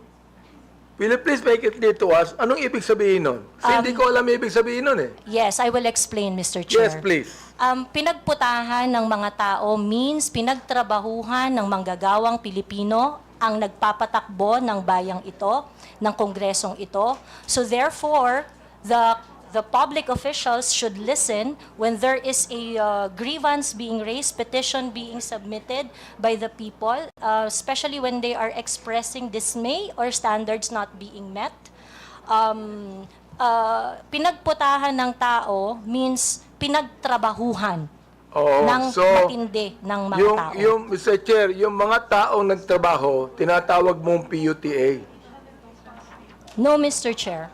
Ayun ang nabanggit mo eh. And Mr. Chair, sa Katagalugan po, ang ibig sabihin po niyan, dahil nga po ang tao ay nagtatrabaho, ang isang hardworking na tao ay nagtatrabaho ng long hours, they would always express ng frustration dun sa kanilang pang-araw-araw na challenges. So that is why, ganun po ang Bulakenya po ako, Mr. Chair. I would just like to inform so that you would also have a proper context on my vernacular. Mr. Chair, marami kong kilalang Bulakenyo na hindi ganyan ang mga salita. Yeah, marami po. Marami rin po Please, ako.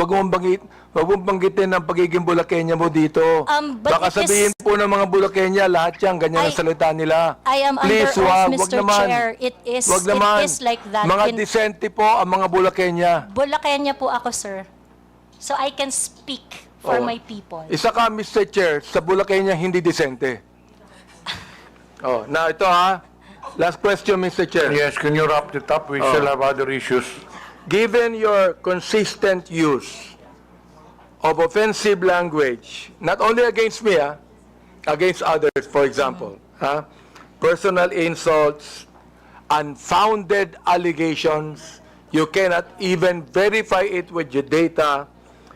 Do you believe your actions are still protected under freedom of expression? I take exception, Mr. Chair, Or on have you crossed the line alleging unfounded accusations because Or have you crossed the line into abuse of your right? I understand my right, Mr. Chair, and I understand that I have no right to abuse my right. Good.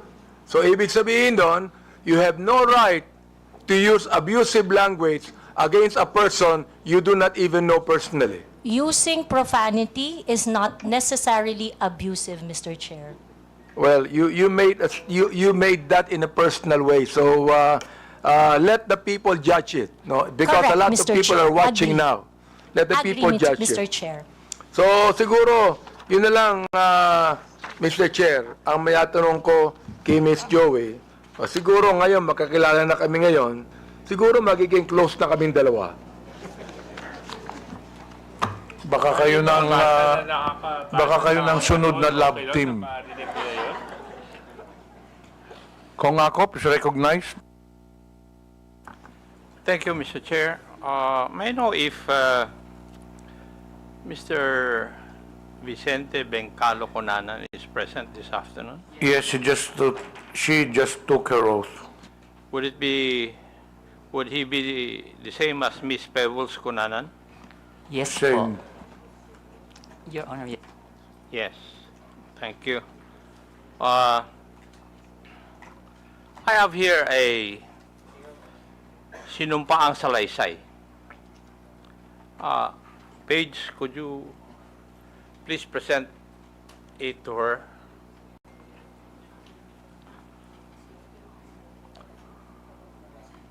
Would that be your affidavit? Subscribed and sworn to? Pakitignan yung dokumento na binigay po sa inyo. Yung po ba ay affidavit po ninyo? At pirma nyo po ba yun na andyan? Mr. Chair, yes po. Thank you. Page, pwede bang?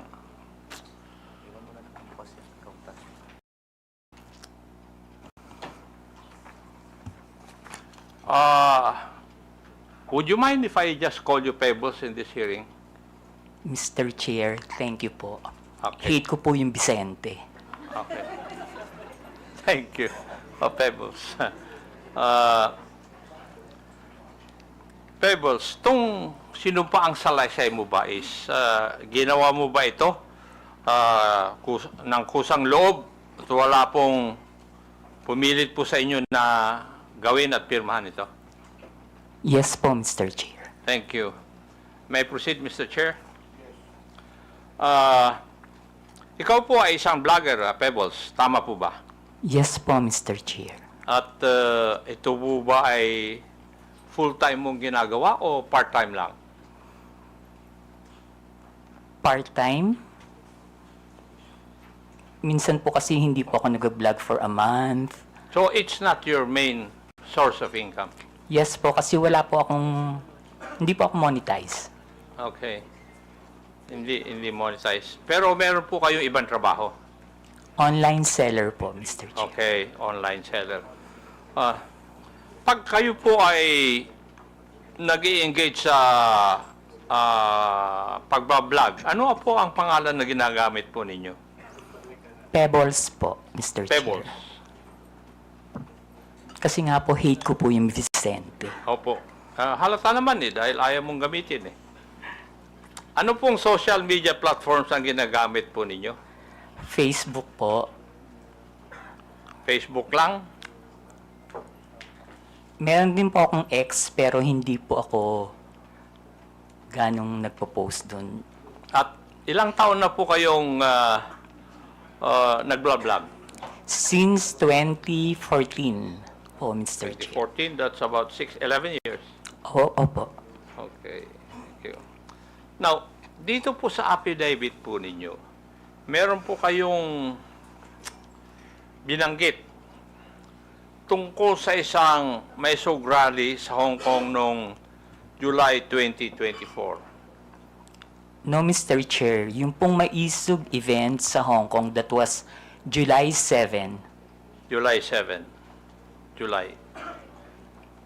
Wala naman nakalagay dito yung date Ako lang ang naglagay para malaman ko kung magsasabi ka ng totoo o hindi Pwede po bang ipaliwanag po ninyo sa committee ito kung ano po itong Maisog rally? Yan po yung normal, Mr. Chair, na ginagawa ng TOPS Coalition, yung Maisog event na sa iba't ibang lugar, katulad ng sa New York, sa Vancouver, maski dito po sa Pilipinas, sa Liwasan. Yan po yung Maisog rally na sinasabi. At ginagawa ito sa iba't ibang lugar ng Pilipinas at saka ibang bansa? Opo. Thank you. Ikaw ba ay kusang loob na pumunta doon sa mga Maisog rally na yan? O sa mga lugar na ito? Kapag ini-invite po ako, Mr. Chair, nagpupunta po ako. Pero pag hindi po ako invited, hindi po ako pumupunta. Pag ini-invite ka? Opo. May sumasagot po ba sa iyong pamasahe? Meron po. Meron. Pati yung accommodations po ninyo?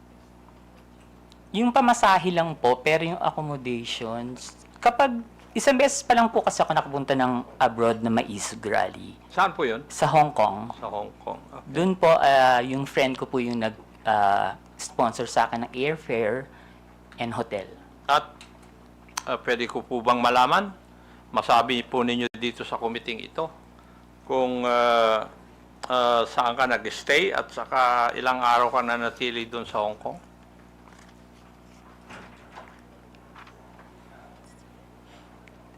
July 7 po, ginawa yung event. July 6, 7, and 8 po. July 6, 7, and 8 po ako nag-stay. Pero yung pangalan po ng hotel, nakalimutan ko na po. Okay, thank you. Bakit po kayo naimbita sa private dinner na sinasabi mo na naganap noong July 7, 2024? Hindi po, Mr. Chair. After po ng event, meron pong dinner. Naimbita po ng kayo? lahat ng naging speaker dun sa event. So, naging speaker kayo doon? Yes po. Okay. Pwede po bang sabihin nyo sa committee ito? Sino ang nag-imbita po sa inyo sa event na ito? Actually, Mr. Chair, nung pagtapos ng event, tapos nakatayo na po lahat ng mga tao, nagpapapicture yung mga umattend, yung mga followers. Ang nagsabi po sa akin na merong dinner after is si Attorney Harry. Si Attorney? Harry Roque. Si Harry Roque. Siya rin ba nag-imbita na lumawak ko doon? Hindi po, yung pong organizer ng Maizog Hong Kong. Yung nag-organizer ng Hong Kong Maisog Rally. Sa tingin mo, ano po ang dahilan bakit kayo inimbita doon?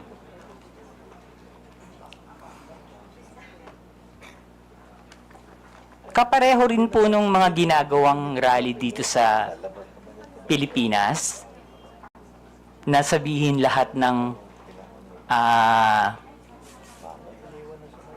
ginagawa ng gobyerno na hindi namin gusto kasi that time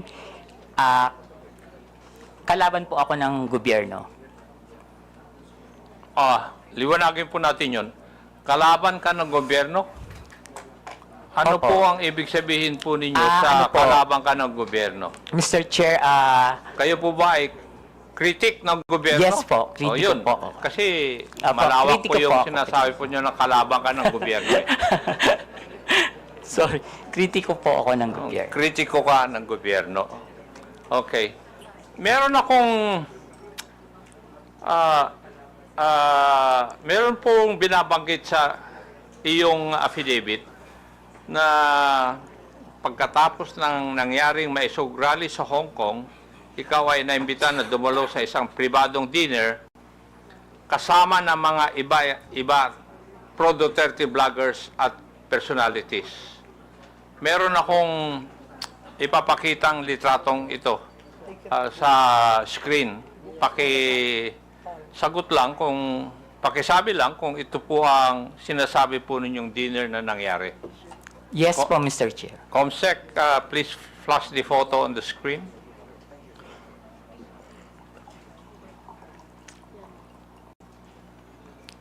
Yes po, Mr. Chair. Yan po yung dinner.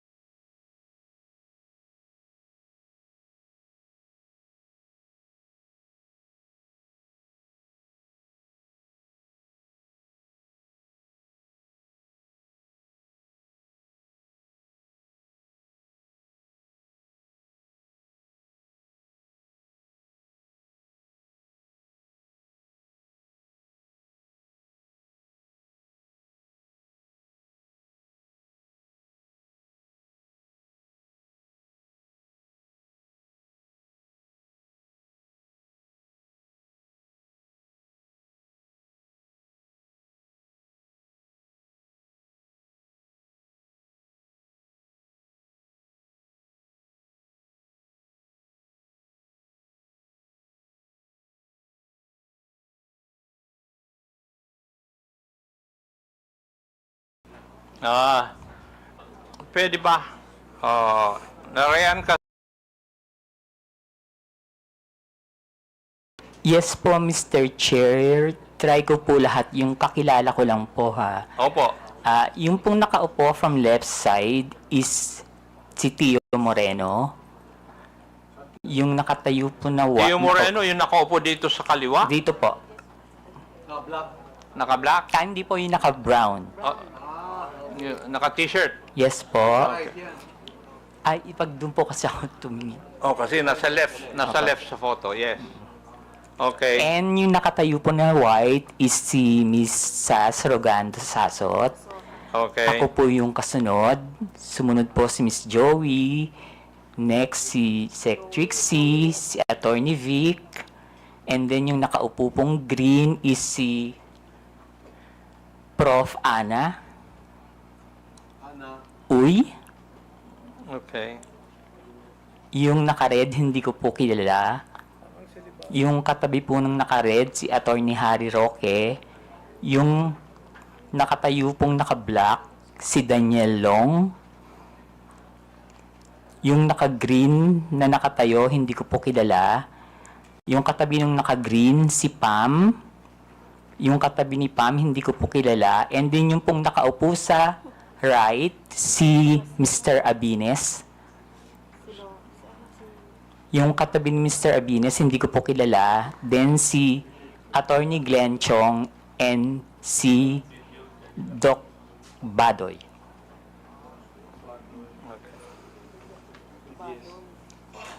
Alam mo ba, Pebbles, kung sino ang nagbayad sa dinner na yan? Ang pagkakaalam ko po si Attorney Harry. Attorney Harry Roque. Okay.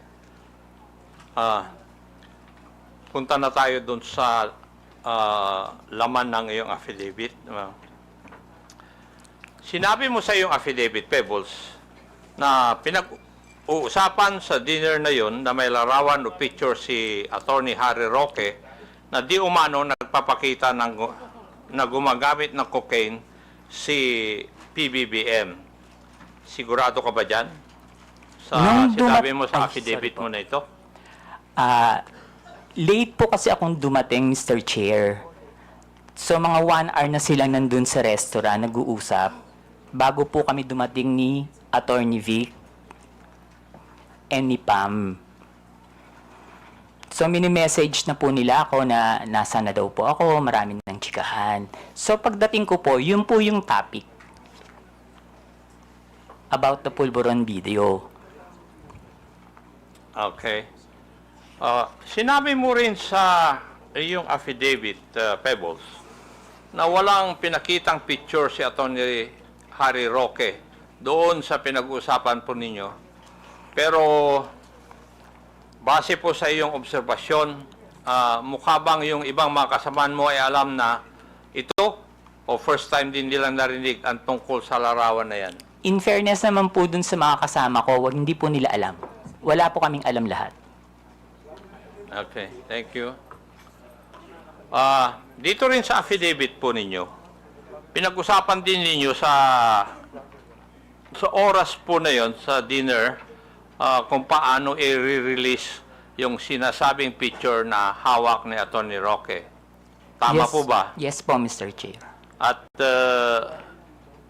napagkaisahan na mas maigi na yung photo na yon ay parelease sa isang foreign influencer para mas kapani-paniwala.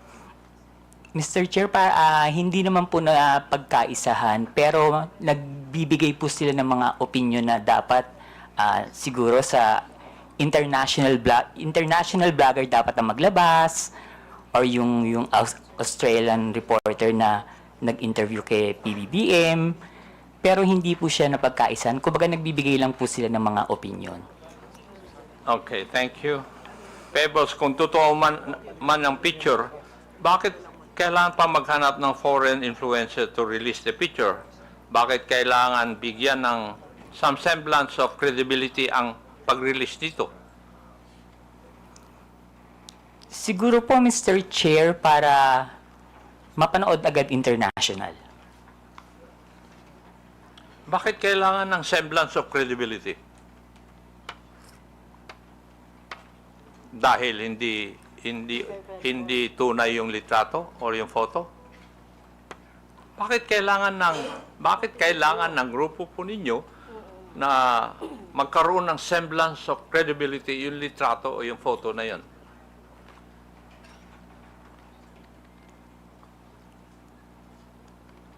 Hindi ko po... Kasi that time po, Mr. Chair, nakikinig lang po ako. Hindi po ako nagbibigay ng opinion na ilabas ng international blogger. Nakikinig lang po ako sa kanila. Wala po akong binigay na opinion na, ay, oo, sige, ilabas mo. Dapat ilabas siya ni ganito. Dapat ilabas siya ni ganyan. Hindi po ba, Pebbles, having in this business for 11 years, kung kailangan bigyan ng credibility isang bagay, yun ay dahil yung isang bagay na yun ay alanganin. Yung bang pwedeng hindi totoo? Yes po, Mr. Dahil Chair. kung totoo yun, hindi nyo na kailangan na bigyan ng credence o credibility. Yes po, Mr. Chair. Yes, thank you. Sa iyong obserbasyon, Pebbles, sino ang nangunguna sa diskusyon nung oras po na yun? Mr. Chair, si Attorney Harry Roque po. Si Attorney Harry Roque. Now, pwede ko bang tatanungin, Pebbles, at that time na ikaw ay nag-vlog, ng panahon na yon, ikaw ba ay DGS? Hindi po, Mr. Chair. Ano po kayo? Pro-Philippines. Pro-Philippines. Wala po akong pinapanigan. Wala kayo pinapanigan. Hindi po ako BBM vlogger that time, hindi rin po ako DDS. Pero sa mga vlog ninyo, sumusuporta po kayo sa mga Duterte. Hindi po, Mr. Chair. Hindi. Okay.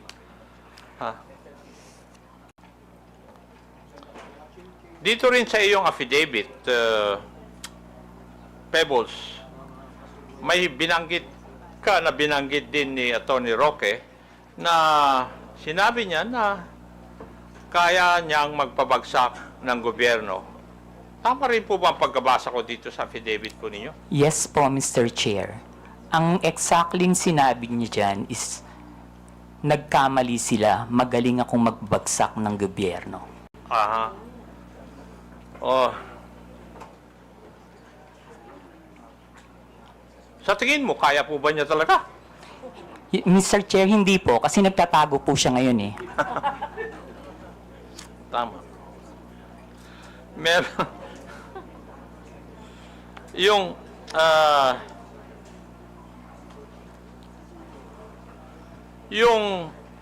sa iyong interpretasyon, Pebbles, nung gabi na yon,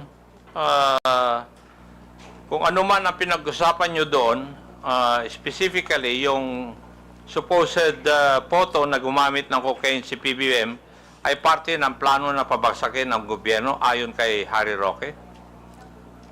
Sa palagay ko po, Mr. Chair, party po yun ang plano ng gusto nilang pabagsakin ng presidente. Okay. Meron po bang ibang pinag-usapan pa nung gabi ngayon? Wala na po, Mr. Chair. Wala na. Okay. Now, meron ka rin binanggit dito sa iyong affidavit, yung may rally sa Vancouver, Canada.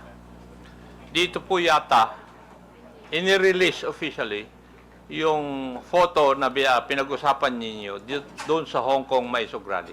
Yes po, Mr. Chair.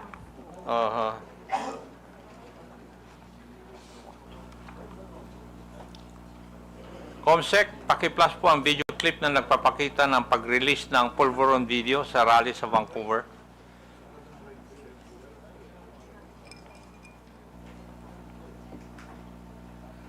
Yan ba'y epekto ng pulburon?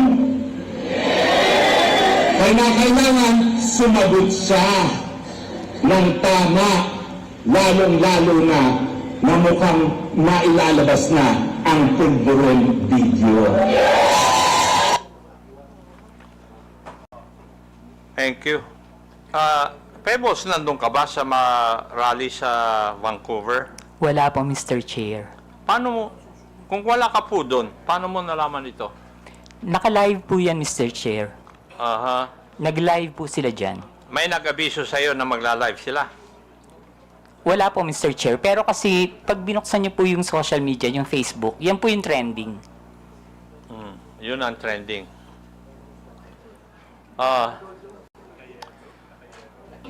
Pebbles, mapapansin sa isang video na si Atty. Roque mismo ang nasa entablado at nangunguna sa rally. Tama? Yes po, Mr. Chair. Siya rin ang nagbibigay ng pahayag sa harap ng mga tao, kaya masasabi ba natin na aktibo siyang bahagi ng event na ito? Yes po, Mr. Chair. So, malinaw na si Atty. Roque ang isa sa mga pangunahing personalidad sa rally kung saan inilabas ang pulburon video. Yes po, Mr. Chair. At base sa video, siya mismo ang nasa sentro ng kaganapan. Tama rin. Yes po, Mr. Chair. Ngayon,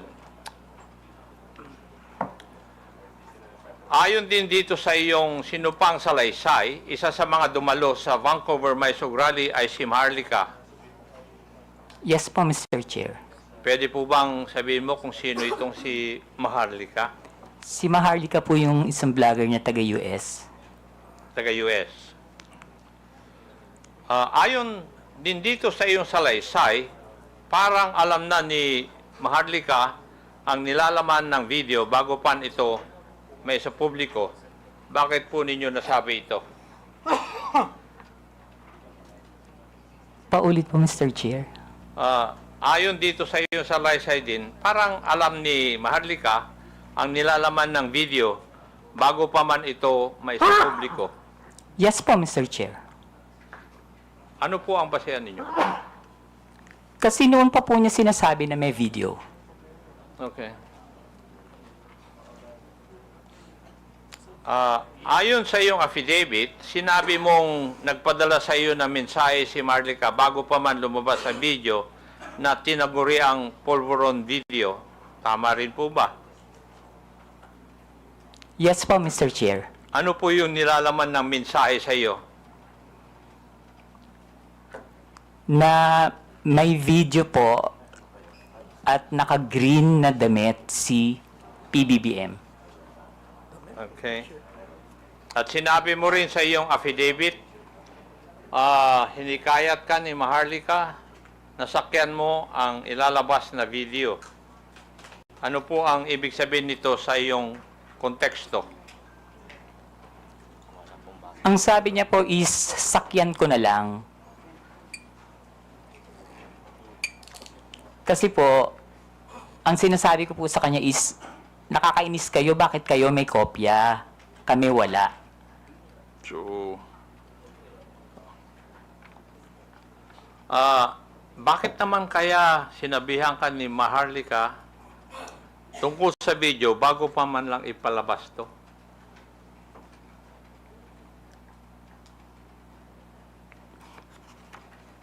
Hindi ko po alam, Mr. Chair. Kasi po, sa totoo lang po, Mr. Chair, si Maharlika, kaibigan ko po yan, pero kahit kaibigan ko siya at meron siya mga issues, hindi po siya nagsasabi sa akin kung sino yung mga puting ahas niya. At hindi rin naman po ako nagtatanong. Okay. Hindi na po ako magtatanong doon. May ipapakita akong video. Paki-plus po yung video na sinubmit ni Pebbles bilang Annex B ng kanyang affidavit. COMSEC. Ito po ba yung video na pinag-uusapan po natin na Pebbles? Yes po, Mr. Chair. At yan din ang video na pinadala sa iyo ni Maharlika noong July 22? Yes po, Mr. Chair. Ito rin po ba ang tinaguriang pulburon video? Yes po, Mr. Chair. Pwede po bang ipaliwanag nyo sa akin? Ano po bang sinasabi o nakikita dito sa video na ito? Naggumagamit po ang presidente ng droga. Okay. Meron din dito sa iyong affidavit. Binanggit mo yung isang raw version at yung enhanced version. Pakipaliwanag po sa amin.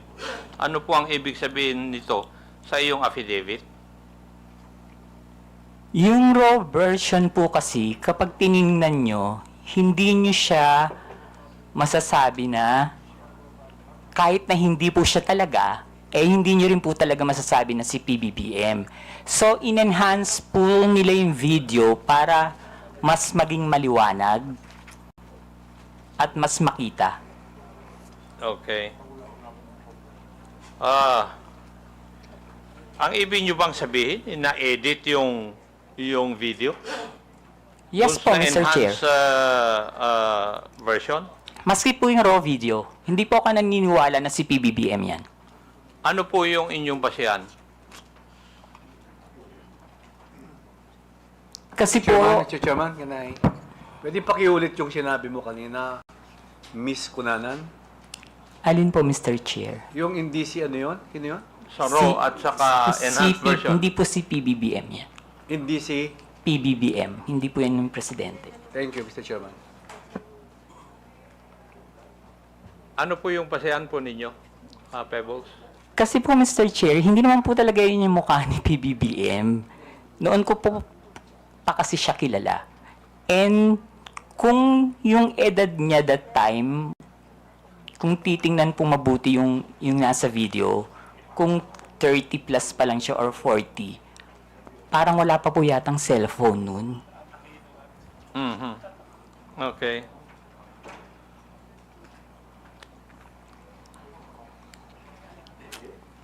So, sa tingin mo, Pebbles, merong sinadyang alteration sa video upang manipulahin at ang itsura ng taong nasa eksena. Yes po, Mr. Chair. Ayun. Ibig sabihin,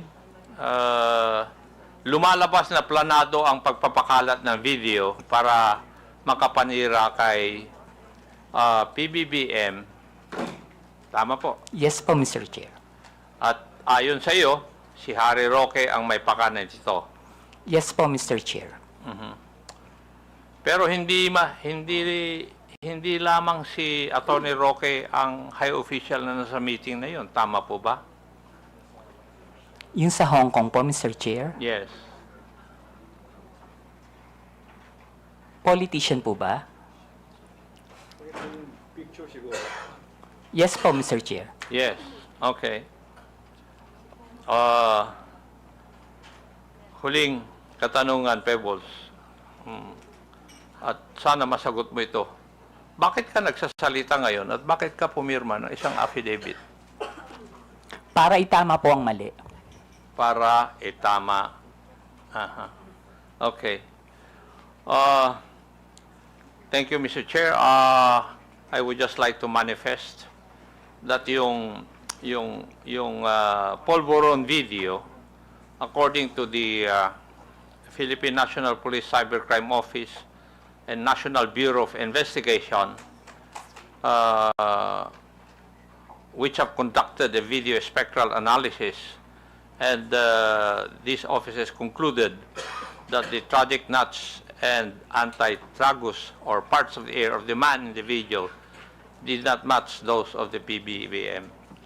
And there were also independent fact-checking organizations which conducted verification, conducting deepfake analysis insofar as the video is concerned, and all confirmed na hindi po si PBBM ang nasa video. Thank you at maraming salamat, Mr. Chair. Thank you, Pebbles. Thank you po, Mr. Chair. Mr. Chairman, This JJ. yeah, can I have just a few questions to Ms. Pebbles Kunanan? You have the floor. Thank you very much. Ms. Kunanan, nabanggit niyo po kanina na ito pong Pulveron video ay peke. Yes po, Mr. Chair. Paano niyo po masasabi na peke yung video?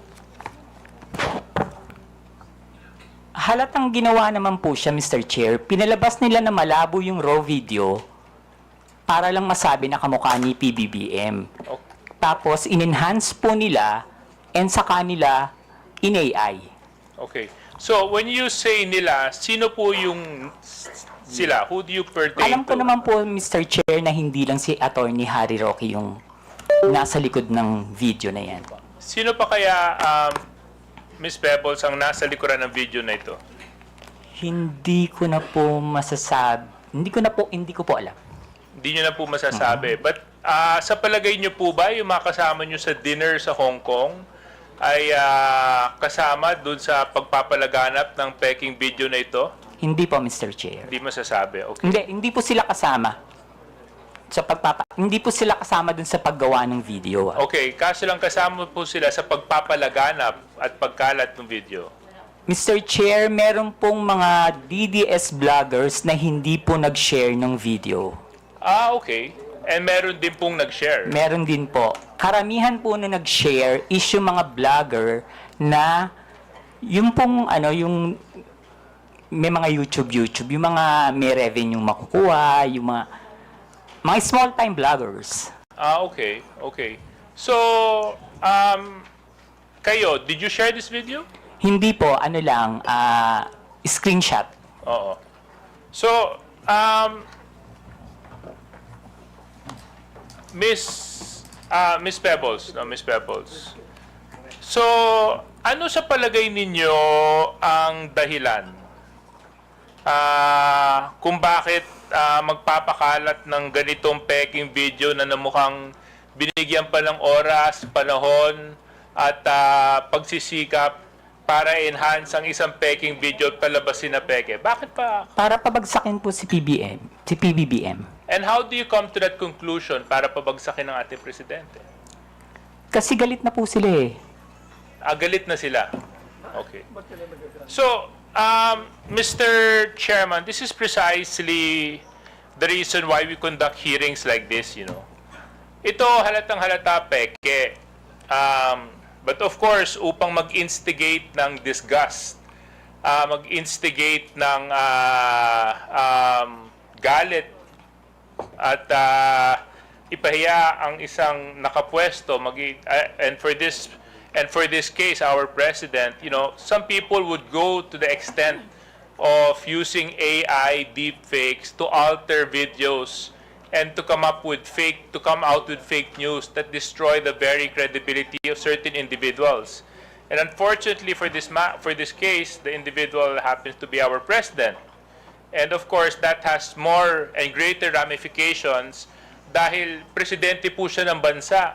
Kung ordinaryong mamamayan lang yon, siguro ang ramifications nun siguro makaka-apekto lang sa kanya yung pamilya niya. Kasi dito, bansa na po ang pinag-uusapan natin. And this is the reason why we really need to come up with clear legislation and policies para hindi na po maulit ang mga ganitong pamemeke ng video para lang manira ng tao. Pinasasalamatan ko po si Ms. Pebbles para sa katapangan ninyo para sabihin yung katotohanan patungkol po dito sa pekeng pulburon na video na ito. There were some individuals in that photo. Can we flash that photo again?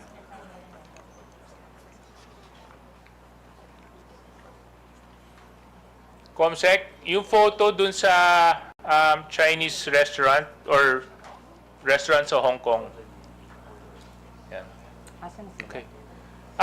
Miss Pebbles, nabanggit niyo po kanina at ito naman po ay pwede niyo sabihin sa akin o kung sa palagay niyo pong very private yung information, pwede naman pong hindi. You stayed for 3 days in Hong Kong and that trip was sponsored, correct? Yes po, Mr. Chair. Do you mind sharing the details to this committee on who sponsored your trip? My friend po, hindi po siya, involved sa politics. Okay. So basta inilibre ka niya para Opo. pumunta doon sa rally na ito. Okay.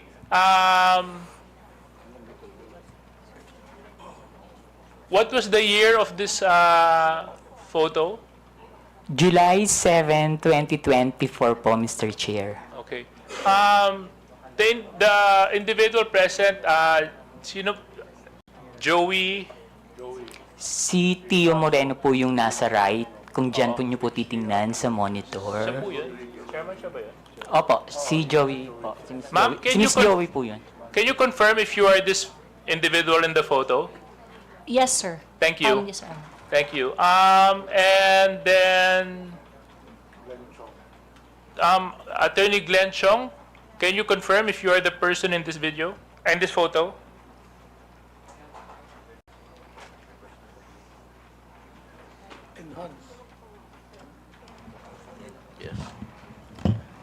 Mr. Chair, I can't see clearly, but I confirm that I attended a dinner in Hong Kong. Attorney Trixie, yes, do you confirm that you are the individual in this photo? I am. Okay, thank you very much. Attorney Vic Rodriguez, ay hindi, wala po siya dito, no? Sino po yung nakapula? Hindi ko po kilala, Mr. Chair. Baka sa kanila po mayroong nakakakilala. Attorney Trixie, can you identify the individual wearing the red shirt beside Attorney Harry Roque? Sorry, not from this distance, sir. May I? Yes, you can come closer. Of course. Dapat pala nilagyan namin kayo ng TV dyan sa harapan, no?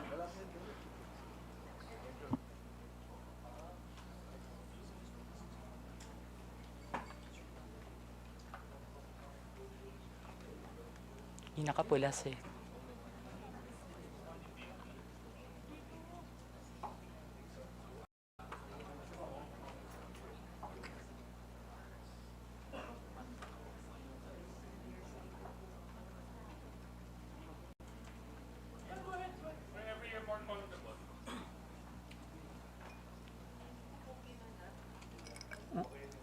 Mr. Chair, hindi ko rin po kasi siya talaga kilala.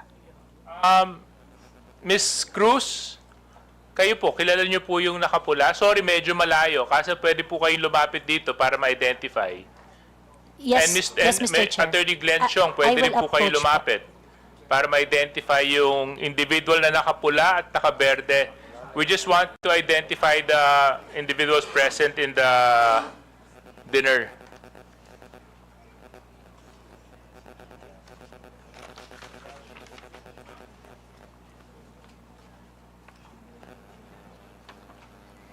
Hindi ko rin talaga siya kilala.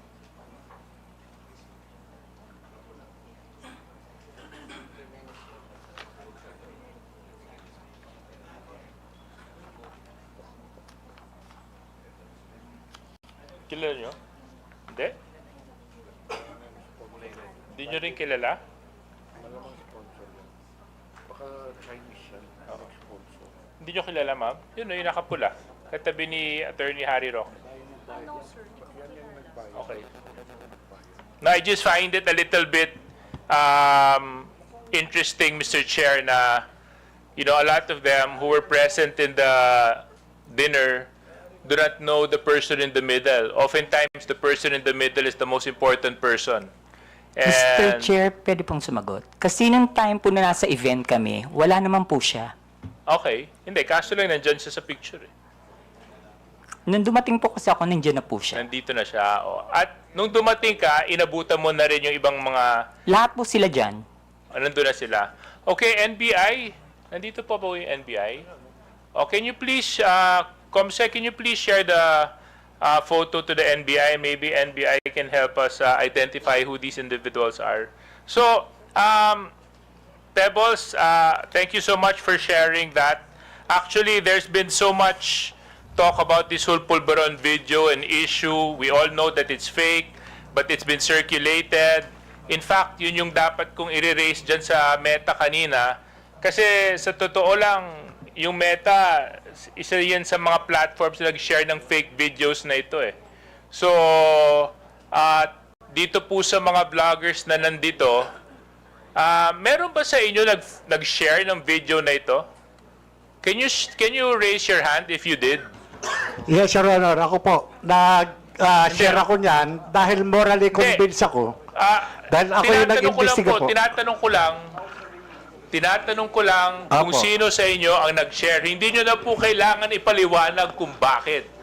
Gusto ko lang po malaman sa inyo Ako na po nandito. nag-share po. Okay, isa po kayo. Yes, okay, Mr. Morales. Thank you for informing the committee. And who else? Mr. Chair, I shared the video showing the video, not the video itself.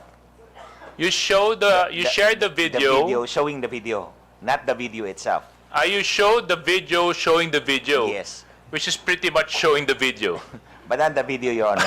Okay. Okay, sino pa Thank you, po Mr. sa Chair. inyo?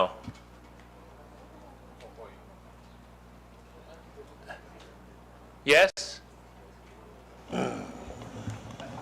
I think, Mr. Chair, I also shared the video and I am also asking for answers.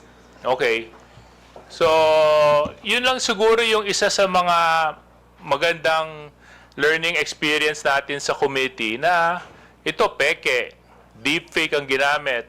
medyo questionable naman talaga kung titingnan mo at first glance.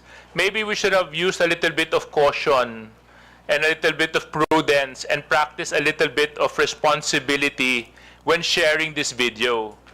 Kasi pwede nyo naman po ipa-verify, pwede nyo naman po malaman kung totoo o hindi bago nyo ipakalat, bago nyo ilagay sa wall ninyo, bago nyo ilagay sa page ninyo.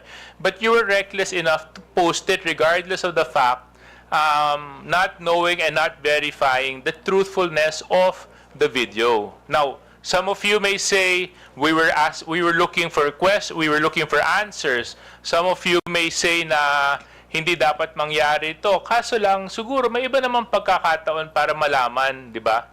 I'm sure kung kayo po yung tao na nasa kabilang banda, hindi nyo rin po magugustuhan na gawan kayo ng deepfake video at palabasin na gumagawa kayo ng isang bagay na labag sa ating batas. So, with that being said, Mr. Chair, I just like to wrap up my questions by asking BIR. BIR, nandito po kayo? O nakaalis na sila? Oh, you, ma'am. He went out for a while. I think he had a bathroom break or restroom Okay, break. thank you for letting me know. So when he comes back na lang, Mr. Chair, tatanong ko lang yung BIR kung dun sa documents na hinihingi namin ni Kong Romy Acop kung na bigay na nila dito sa committee. Thank you very much, Mr. Chair. Mr. Chair, Yes. I just would like to make a manifestation also and ask the DOJ, sapagkat noong nakaraang linggo, ilan sa ating mga kababayan ang inabala, pinastos, hinaras at ginulo ng isang YouTuber na nagngangalang Vitaly Dorovetsky, isang dayuhan. So, meron po tayong news clip dyan na gusto ko sanang ilabas din dito noong mga nangyari noong isang linggo tungkol sa YouTuber na ito na isang foreigner, ano po, sa atin. Vitaly Zodorovetsky, Mr. Vitaly. Meron po siyang 10.2 million subscribers sa YouTube, 7.6 million followers sa Facebook, 758,000 followers sa Instagram, at 600,000 followers sa .x, dating Twitter. O ibig sabihin, kanyang karaming interesado sa kanyang mga posts. Kaya pwede po ba na ating panoorin ng news clip na ito? Ang pambabastos niya sa mga gwardya at empleyado sa Taguig City. Merong pang CQ na tinangkang agawan ng baril. Nasa frontline ng balitang niya, si Ian Suyo. Aakalain mong isang simpleng vlog lamang yan. Ang lalaking nakaitim na t-shirt, nilapitan ng isang ginang na naglalakad sa labas ng mall sa BGC, Taguig City. I'm gonna rob you if you keep walking away. I want to give you money. No, okay. Pero ang babae, hindi siya pinansin at dire-diretso lang na naglakad. Ang foreigner naman, may pahabol pang panglalait. Okay, because you got a COVID mask, you liberal. Go get your vaccine. Pumasok ang lalaki sa isang mall at bigla niyang inagaw ang sombrero ng security guard saka tumakbo. Bukod pa dyan, isa pang security guard ang kinulit ng dayuhan at nagtangkapang kunin ang baril nito. Isa namang gwardya na nasa tabing kalsada ang binastos ng vlogger. I have a very important question for you. Can I shove this up your booty? Sinakyan pa niya ang motorsiklo ng CQ. Dumaan rin siya sa isang restaurant at kinuha ang isang